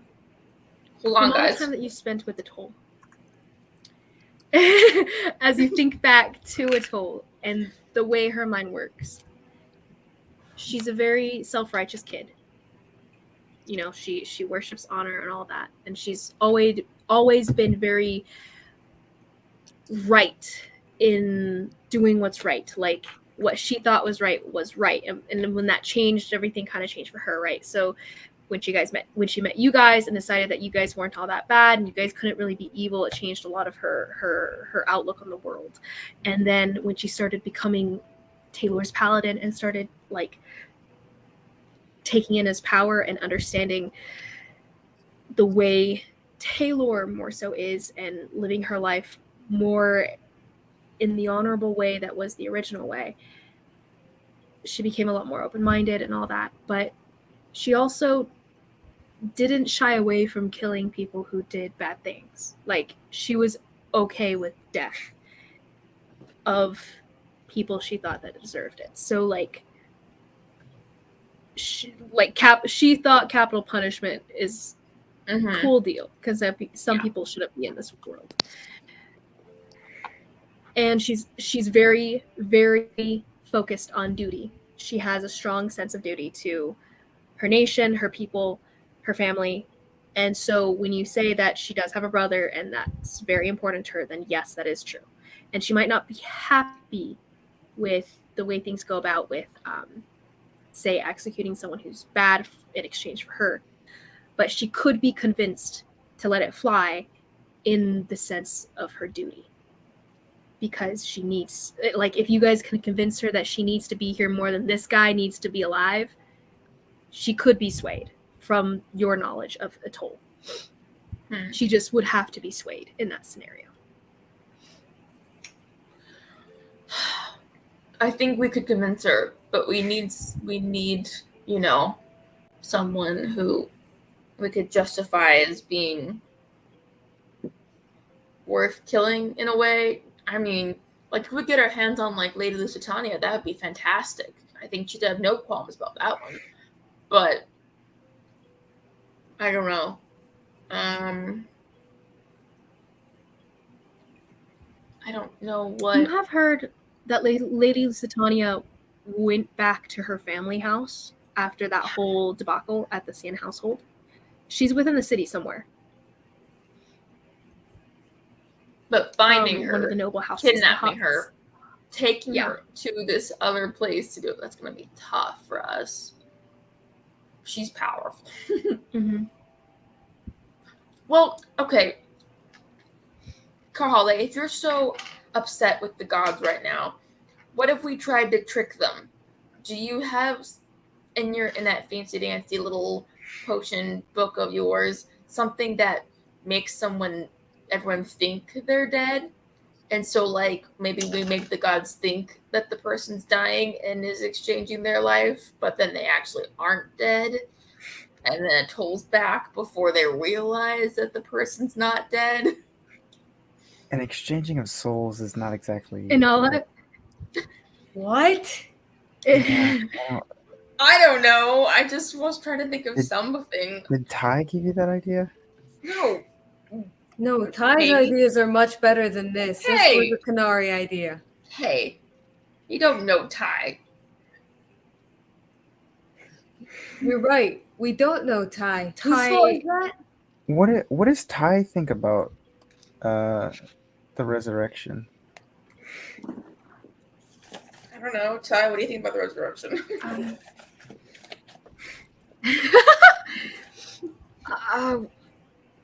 Well, I mean, Canary, I've lived a long time. I've lived many lives, more than I can count. It seems to mean a lot to all of you that a toll can live hers. Canary, if you want me to. Ty, I'm just stopping you right there. I That's not. No.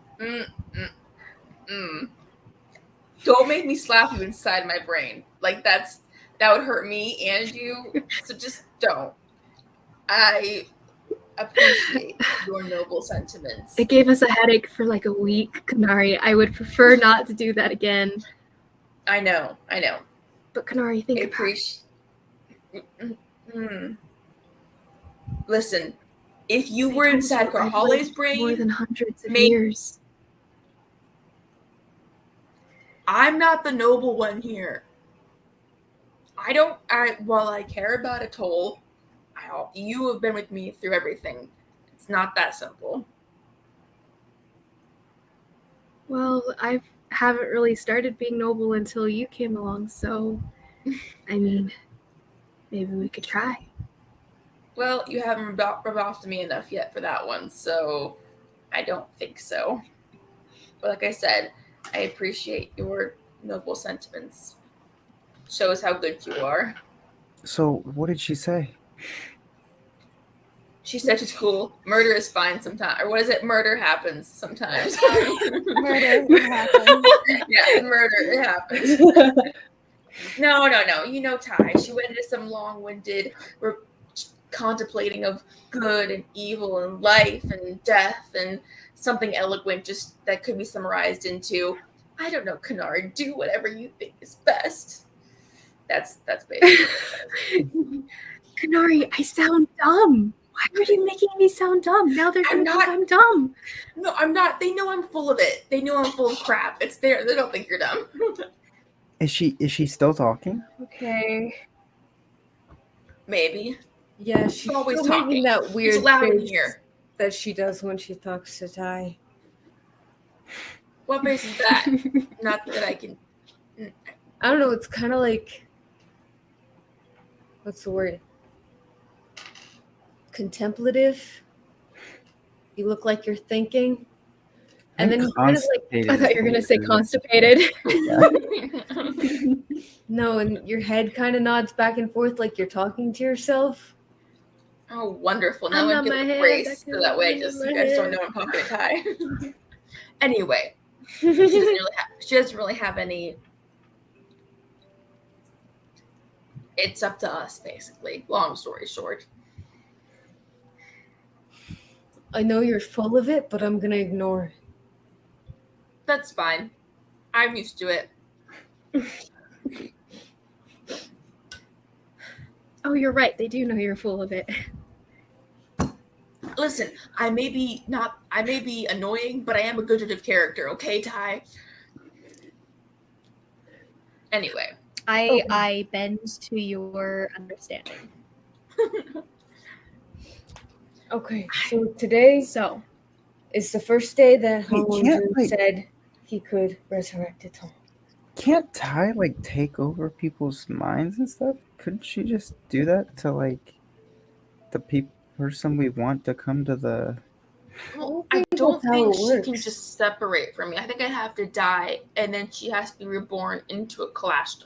I don't think that it would just be some random person. So what if we kill you? The way she's told you it works, Kanari, is that when you die, if you're in the city of Adar, her soul would be caught by this like central sphere, crystal, magical thing, and her soul would be divvied out to a newborn child after. Right.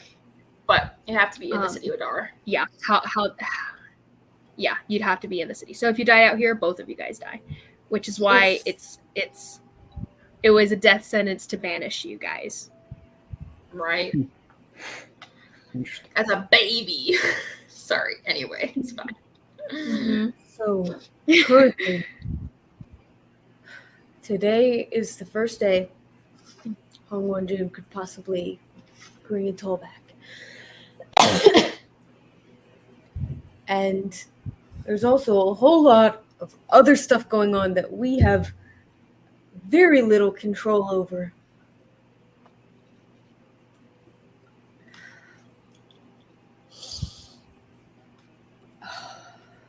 It's fine. We need to kill Yuji-wan or Lusitania and Nide. And we need to bring Patronus back because we kind of told his dad that we would, in case anyone's forgotten about that. And there's also, like a whole war going on with my mother's people and Tal. And there's there's also my tribe that's currently slowly being infected by some sort of psychic disease that's eating away at their souls. So I'm sorry, what? There's also maybe Mnemo has that. I don't think it's the same. Psychic what? So just so you know what's going on through my head, I know you guys only really see like the one step that's in front of you. But this is what's going on in my head. Other than Nicole and the Eltress and the people trying to kill us, I also have people that I care about. In case you guys forgot about that. I mean, are you blaming us for this or saying we don't? Blaming you for it. I'm just trying to remind you because I feel like you guys don't really see past the end of your nose. Not you, Kanari. I know you don't see it all. But besides the point. Listen, I mean, like metaphorically. I don't think it's that we don't see the step in front of us or see the people around us. I think it's we don't use them as an excuse. We all want to get a toll back. It's not just you. But we don't use it as some crutch that we carry around all day. We all want to get her back. Let's figure it out. Let's go do it. Let's stop moping around and let's go. You think I've spent the last few days moping around? I'm not saying you're moping around. I'm saying you're using her as a crutch.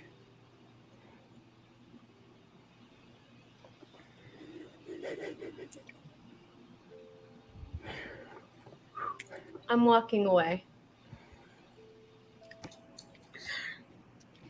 Great, guys, our parties. I honestly feel like that was such a I feel like that's been like the most like real that Mnemo's been like in a in like honestly. In a tough love kind of like hard way, but like just the most like wise he's been in that kind of like tough love way. Yeah. I'm walking away. Carly walks out. Carly, you step out into this decrepit hallway. This inn, the Tawdry Inn, is very rundown. It's not nice. It's the worst place that you guys have stayed in thus far. As you step out, do you walk down the corridor or do you just stay outside the door? I'm walking to a different ward. Oh gosh. I'm like, okay. You won't be able to find us again. I kind of just wanted to talk to someone,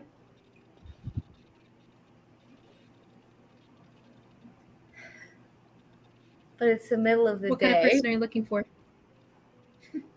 Mm-hmm.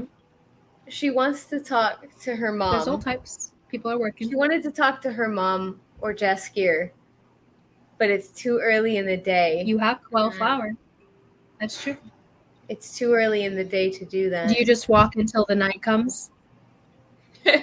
I wanted to see if I could track down Merrick. And if I couldn't, before nightfall. I knew you were gonna say Merrick. I knew it. Okay. Hey, Nemo. Guess who I am? That hurt my feelings. Turns and walks away. Doesn't see anyone for 6 or 7 days as I walk out of the city off into the sunset. Come back mad at another god. Because apparently I regularly talk to gods, but they get mad at me and I get mad at them. Kanari, are you making a joke? I don't know what to do at this point. I'm a little bit confused and out of it, and nothing is going so. And then she's gone again, so I don't know. Maybe I'm getting attachment issues from. It's fine. Anyway, we're just gonna. No, it was funny. It was funny. Thanks. And yes, that was a joke. That was all I meant. Nothing more serious. It was poorly timed, but A for effort. Well, if Carla is gonna go walking off, I think the one person that could help us right now. I'm not gonna. Say what? Say it. I was just gonna say Merrick, but I was like, you guys never met him. oh, I know this. I guess it's time for. I thought you were gonna say Stonks. You know who could help us? Stonks. That's what I thought you were gonna go with. It's time for the auction, I guess. Let's go find him. That one too.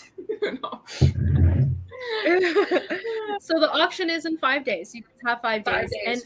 And along with for the ritual, yeah, there was no time limit on that. Like, it was more so that he was available from here on. Right. So if you guys don't want to like seek out a specific soul to go sacrifice now, you guys don't have to. You guys could like wait until you maybe capture someone that you feel deserves it or something like that. Okay. As things progress, you just have to keep paying for a Toll's dead body to keep the With gentle repose. Nemo's thing, do we need a soul for that? Because I'm not sure. He's not mentioned anything. For Nemo's thing, he hasn't mentioned anything, and he does not know, or he hasn't asked or tried to. And even with this whole thing with Karhale, he didn't bring it up. I'm also wondering if I've mentioned before that not I could to fly. me. We've gone over this. You've not mentioned this to me. We did go over this twice. You haven't told anyone, and I told you that if you want to tell people now, but you hadn't done it yet. Do you want to tell people now? I thought I did. No, we've gone over this twice. Hey Nala, guess who I am? I don't know what's going on at any given point. My head's in the clouds and I'm dying.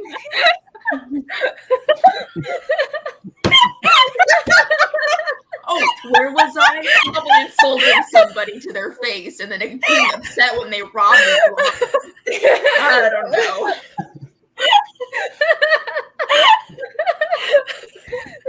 I love the line. My head's in the clouds and I'm dying.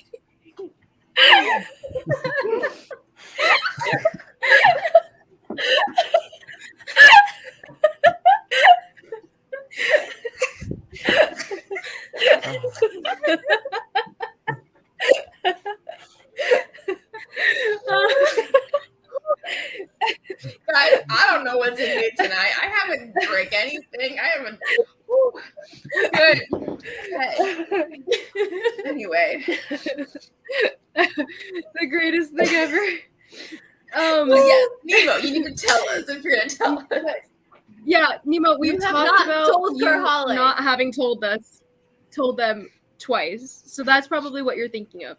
Talking about it. What but have it I never told happened. them then? Because I thought you said Nothing. You told them nothing. So basically you told Kanari, what you told Kanari was that you spoke with this other entity. So she knows about this other entity, and you asked her if she's heard about the core, but she hadn't. And then you didn't explain anything further. I'm also worried that if we do use Nemo's ability, that it's going to kill him, like, just outright. But that's just a personal worry of mine. It's fine. well. Well, there you go. Then it's a soul for a soul. Well, it's yeah, it's true resurrection. Which doesn't technically Meta, which is a but meta it's thing. meta, yeah. But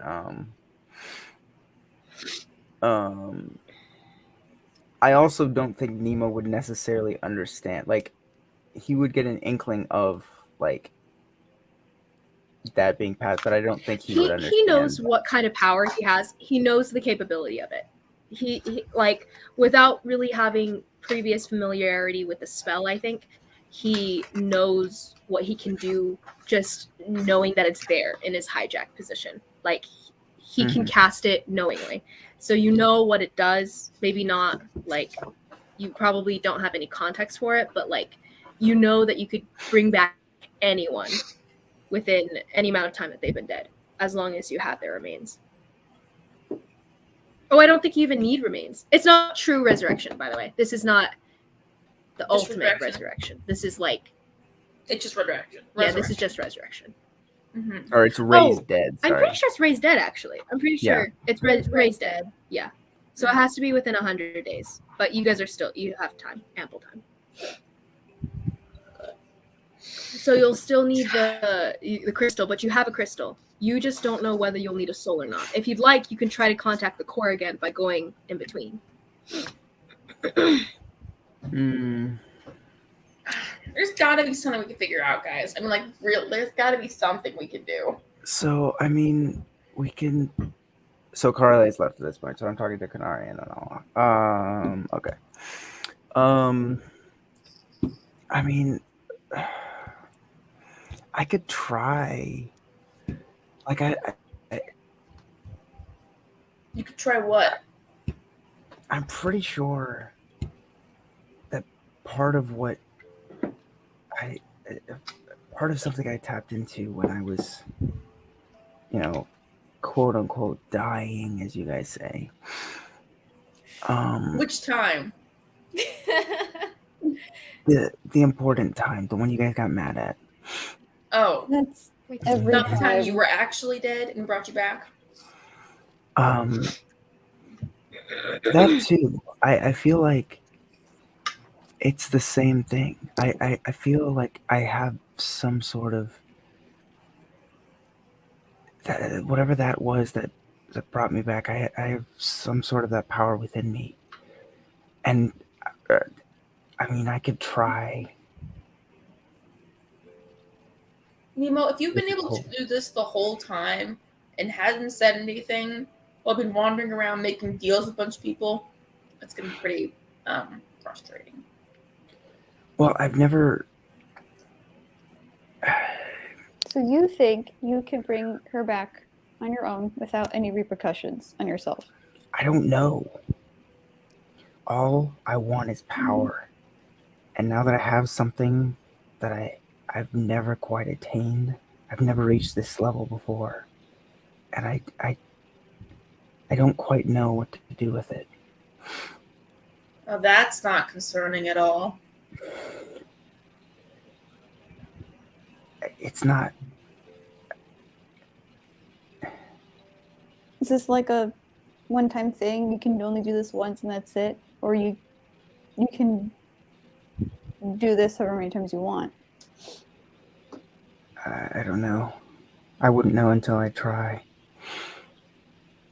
I can't really explain how magic feels to me. It's not... It comes and goes. Like, sometimes I have certain things I can tap into, and other times I can't. Sometimes I feel really in tune with certain abilities, and sometimes I'm not. I don't exactly know why or what the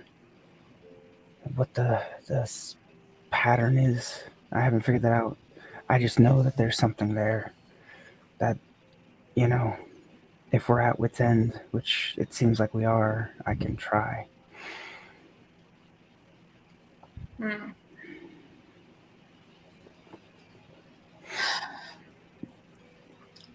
What's our next step here?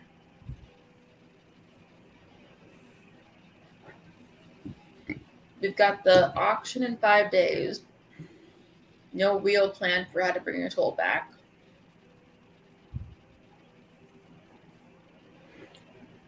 We still got this to worry about. And the time's probably ticking down. Well, isn't that what the auction is for?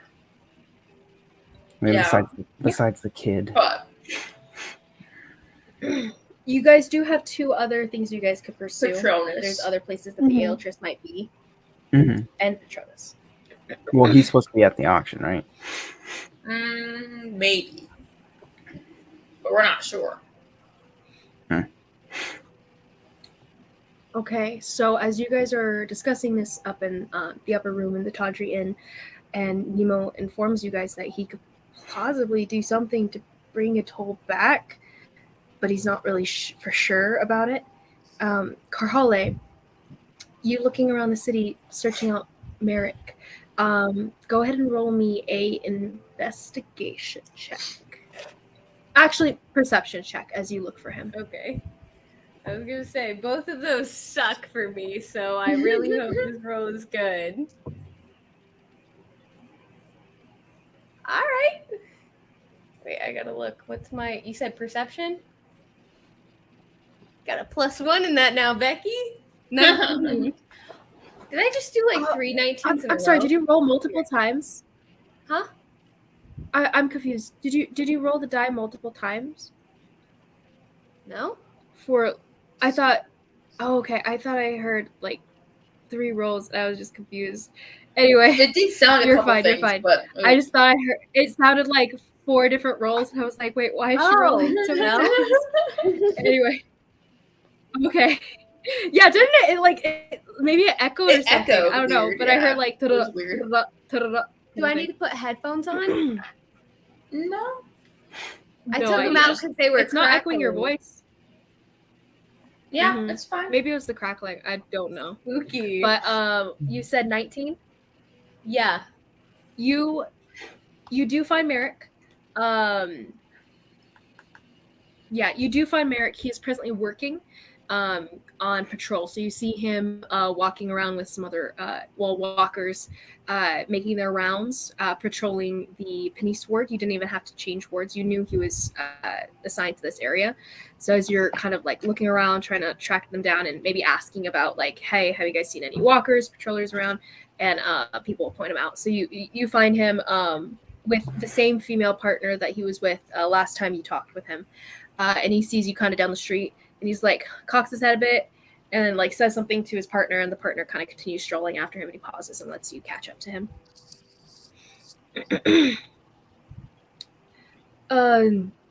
Enora, what are you doing here? Can I help you with something, or are you okay? I haven't heard anything from our common friend as of recently, but are you okay? Something? No.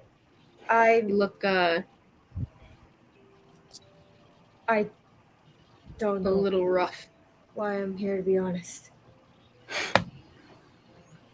I'm sorry. I shouldn't have bothered you. I don't know why I'm here. Do you want to step off the street? We can go in the alley or something, or Girl, I can't really this is how sit for a many drink. guys fall in I'm love kind of with you. on the You realize this? No, this one's fine. This one's in love with my other PC. It's fine. He kind of pulls you off the main cobbled street and into like in between 2 buildings here. No one else is in this little alley here, and he kind of folds his arms, leans against the wall. You good? Do you hear something about our common friend? No. And he's kind of getting worried himself now. No. He's actually, I have no idea if he's fine. That's just another one of my problems. I don't know that. I okay. can be honest with you. I don't know why I'm here. I just needed to talk to someone that I mean, I don't know. I just needed to talk to someone that reminds me of him, I guess. Sorry, that's weird. That's really weird. That was pretty yeah, weird. just a little bit. Just well, yeah. So, Things are not going great. And he like pats at his chest, at his vest for a second, and then he pulls out just a little metal flask, and he's like, "I've got nothing else." How is it that you're my favorite person right now? I barely know you. But thank you. No idea. Same. You're not my favorite person. Yet. I'm dying. I'm sorry, I just needed... Are you gonna take the flask, or am I gonna hold it out for forever? Yes, thank you. Thank you. Yeah, drink the whole thing. I don't need it. Fine. And you obviously do. Okay. I'm sorry. I really am. I really don't know what I'm doing here. Things are really not going well. I didn't really have anything to say to you. I just needed to get away from where I was. I can respect that. Sometimes I have to get out of my house. Sometimes I have to get out of the headquarters. Sometimes I have to... Anyway, I like to move. Sometimes I have to get out of the city, but I haven't quite gotten that far yet. Why don't you?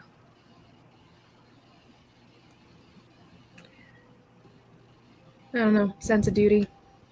Sense of responsibility. Take your pick. I don't know. But, you know what a sense of responsibility... You know what a sense of responsibility got me? It got my father dead, and it got just here to gods know where. It got my friend Atoll dead. It got me here somehow. I never thought I'd be here in Tall, let alone the capital.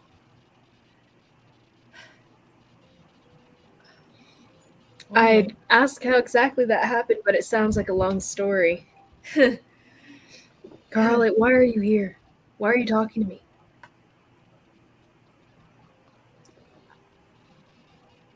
I don't know.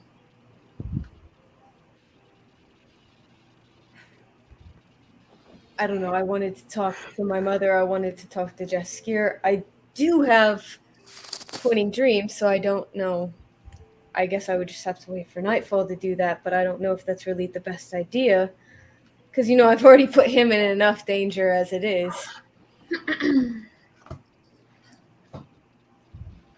I know what you mean when you want to talk to someone and you don't really want to mess with their lives too much. I get it. It's rough. I don't know. Do you think it's selfish to, I don't know, enjoy that little bit of light we get in the dark?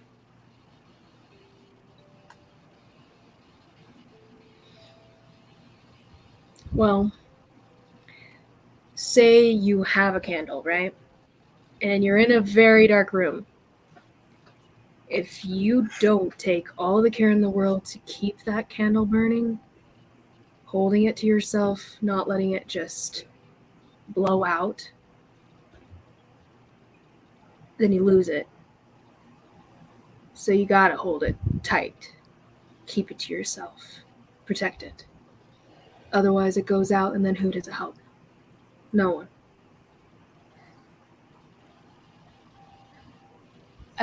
I agree with you, but I think I'm going to have to call you a hypocrite. What do you mean? Doesn't seem like that's what you're doing. Talking about wanting to get out of here so much.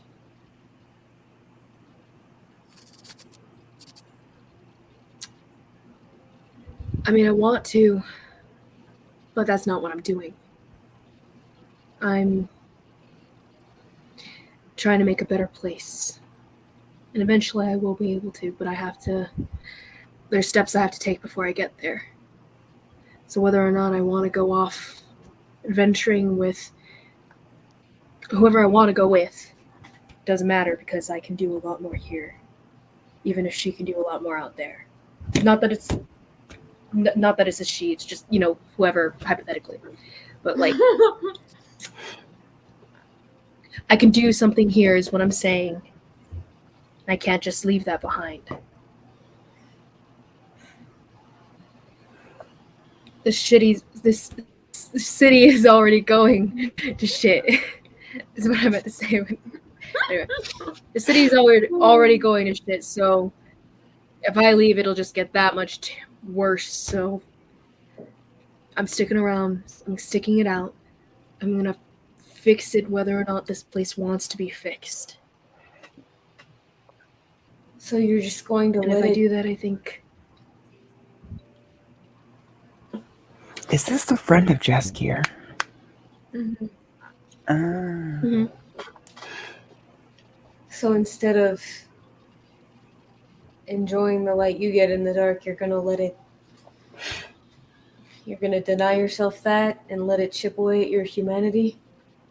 Or, whatever you have left of it. God's no the I think about it more as Carly, I can be my own light. She's not the only one who can light up my world, because I'm going to... it sounds so corny. But I'm going to be my own light. She's not the only one. She's burning strong on her own. It's not like I'm just living in the dark. Because as long as I can do good here, I'm lighting the world up just a little bit at a time.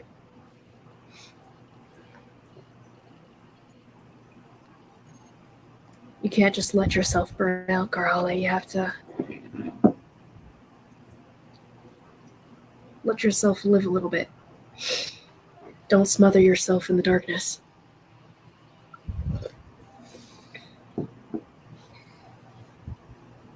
I have a hard time letting things go,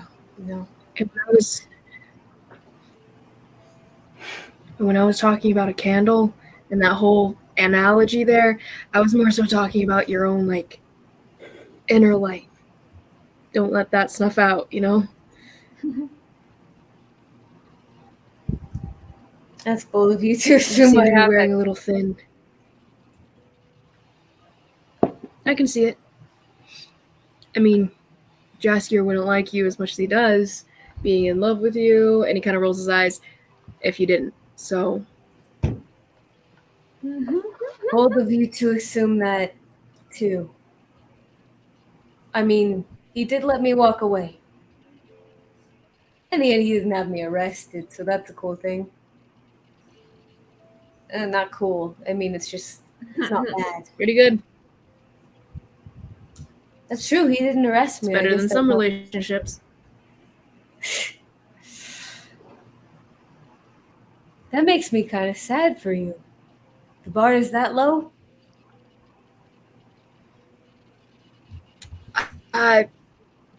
Not talking about me. I guess. I'm just saying, look on the bright side of things. It could have gone terribly wrong, but it didn't. So It seems like you look at the dark side of everything way too often. And that right there is what's snuffing it out. Don't just stare into the darkness and let the light go out. Ooh, he's spitting bars now. See, I know you're right, but it's pissing me off that you're right. You know, it pisses my dad off too, whenever I'm right, which is almost all the time, of course. I'm gonna empty his flask. Wow. It's 9 a.m. in the morning. No, it's like noon by now. Yeah, You're it's feeling a middle little afternoon. tingly, but it's not something super strong. He doesn't carry anything like that'll knock you off your feet or anything. But you do feel a little bit of a buzz.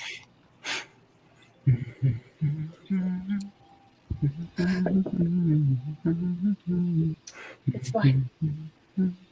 I'm fine. Actually, no. I'm not fine. And that's okay.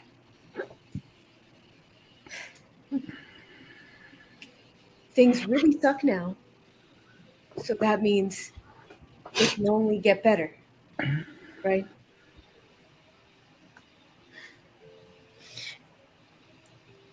I would say yes, but I don't want to give you false hope. So let's just say things can get worse or better, and how about you make sure it gets better instead of worse? Well, I'm not doing a very good job at that so far, if I'm being perfectly honest.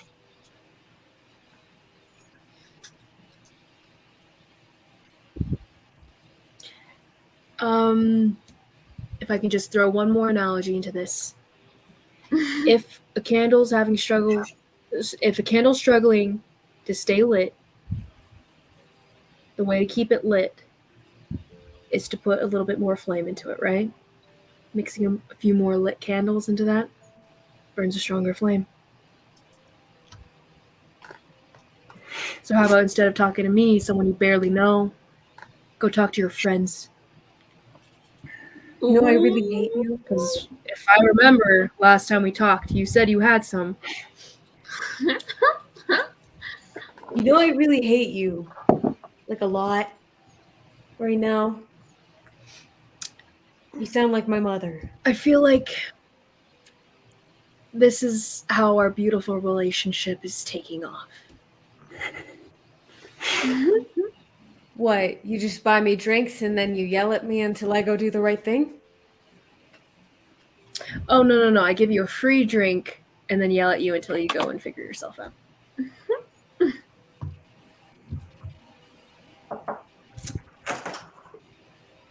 It's working. And I'm going to hand him his flask back. He kind of shakes it a little bit and looks at you, but he puts it back into his vest. I'll pay you back for that. I gotta get back to work. One day. You better. No, maybe I'll give you advice for a change. Next time. Maybe we'll talk about that. I'll take it.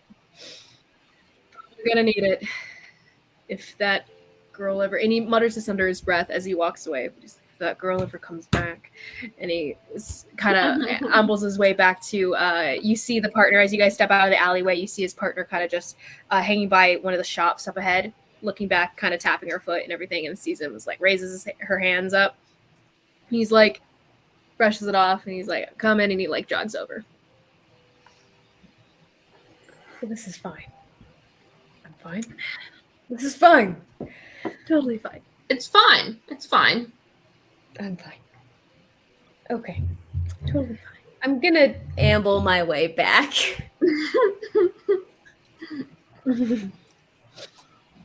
Okay. You make your way back to the Tawdry Inn. You show up about probably a couple hours after they'd kind of quieted down. Mnemo, Kanari, you guys kind of cleaning up your weapons, making sure everything's set up for whatever you guys plan to do next. And all the same thing, sharpening your daggers, recounting your arrows and all that. Karali comes back in quieter than she left, a little bit softer, less anger rolling off of her as before. How's it going?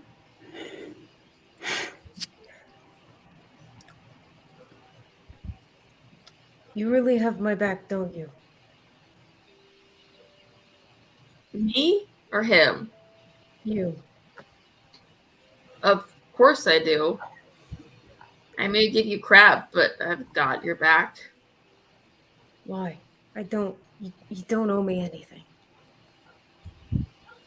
I don't know. I mean, we were tied together by mysterious circumstances and picked out of random spots to have our fates merged together. I mean, I think Taylor is a piece of crap. I don't know if I even necessarily believe in all the gods, but there's something. You gotta watch yourself on that. Janora herself said I'm better suited to Taylor, so I guess. Well, then I guess I'm a worse character than I thought. But there is something that's connecting us, and who am I to say that we weren't meant to, be together in the long run? So, Nemo, when you sat with me the other day, right before you left, I felt everything click. I know it was different. I don't know if you had something to do with that.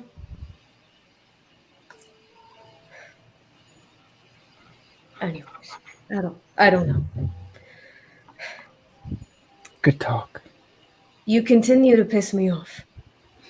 And you always say the wrong thing. I don't know how. You always manage to say the wrong thing. well, that's true. But this one time, I think it was something I needed to hear. So this is begrudging, and I'm still kind of pissed at you. But thank you.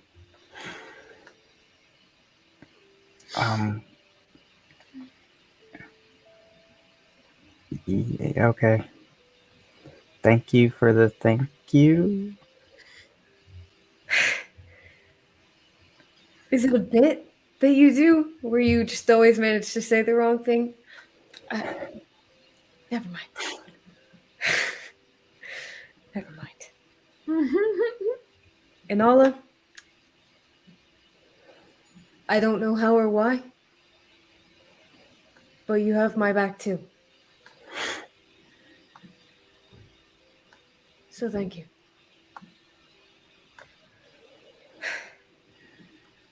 Let's get to work. What do we do? Well, I don't know, what low-life asshole do I need to tie up to get a toll back? I mean, you know what my vote is? Janora kind of wanted me to kill off the Queen of Kel, so anything below that's kind of a step down. whoa.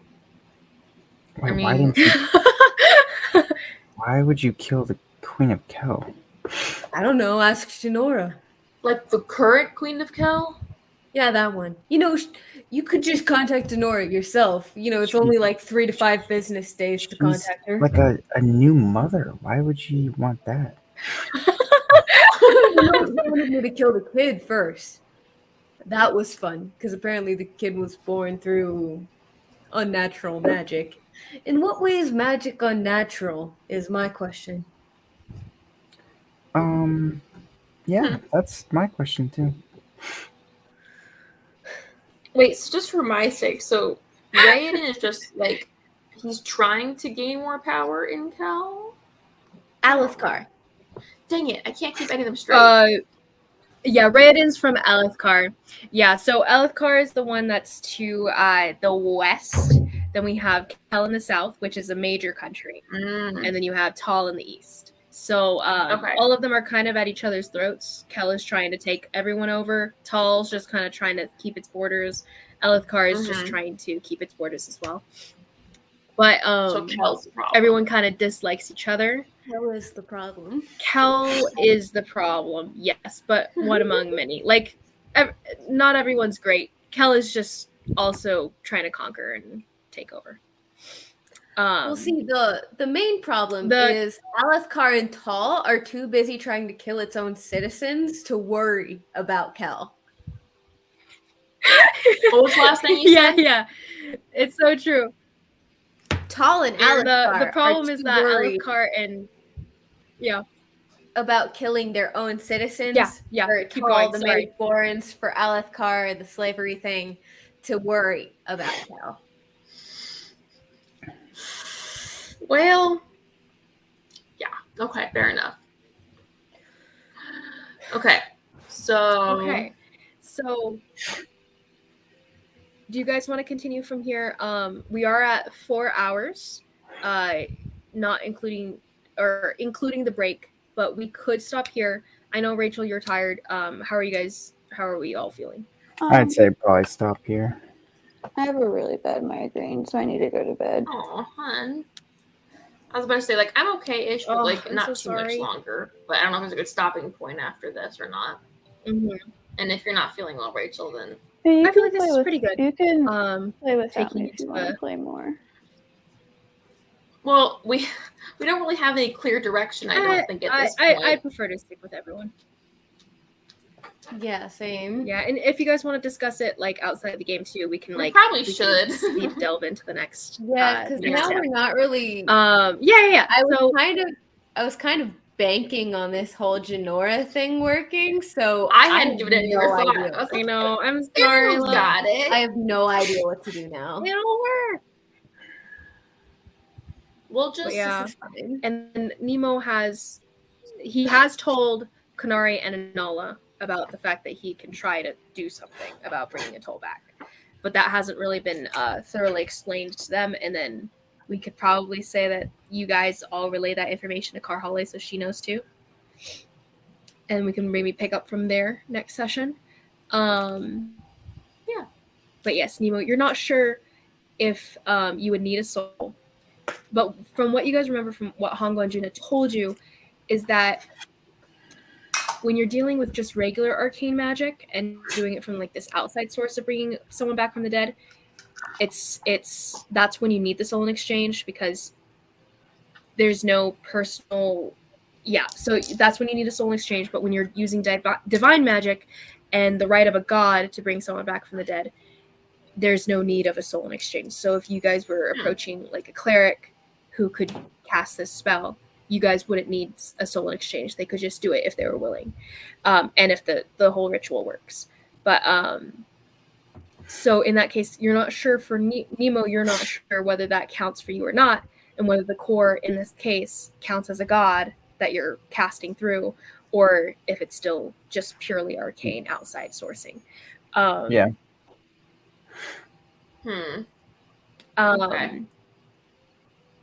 And I would say you probably don't have. There's no. I would give you like a history religion check, but there's no reason that you would know whether that would work, because no one really knows what the core is and how it works and stuff. So it's kind of you'll have to try to figure it out. Oof. No, I got you. Ask him. What, the core? Yeah, you could ask him. The core doesn't mess with me. He just have Karhale punch you. You'll pass out. Go unconscious. Oh, that's right. You can talk. I did go unconscious again, so there is that. Like, you said that like it's hard. What? That's like it's hard? That's a good point. You did go unconscious. With my if I were to crit on a punch, I could kill Mnemo. Yeah. No, yeah. Did you guys see my thing in the chat? I upgraded 2 levels. I went 2 levels higher and lost a third of my hit points. Well, you'll gain some of those back. Or you'll gain some hit points back if you fix whatever's going on with you, though. I think. Did you just roll 2, 2, 2, 3, 3, 3? I don't know. I don't think I rolled And that. yeah. You'll gain them back too. Did you add your con in to each level? Yeah, my con is the only reason I am at normal levels. If I didn't have con, I'd be below. That's I'd not probably be more. normal levels. Because like 8d6. What's 8 times 6? That's what, 40. 48, right? 48, yeah. Oh, 40? No, 48. Oh, okay. Oh, I was right. I was like, my math is so off. I'm crazy. No. So no. Yeah, so I was so at 48. How did you get the max you can roll, 26? and then you have Hmm? 8 How did you times get 26? at least 3, right? Your con's 3. 24. So you only have 24 plus. If it's 36, then you only have what? 12 hit points from the rolls itself. That's like really low every time. You want to end the live? So I have. Oh, well, okay. We're still live. I'd Well, I love to. roll a d8 for my. I roll a d8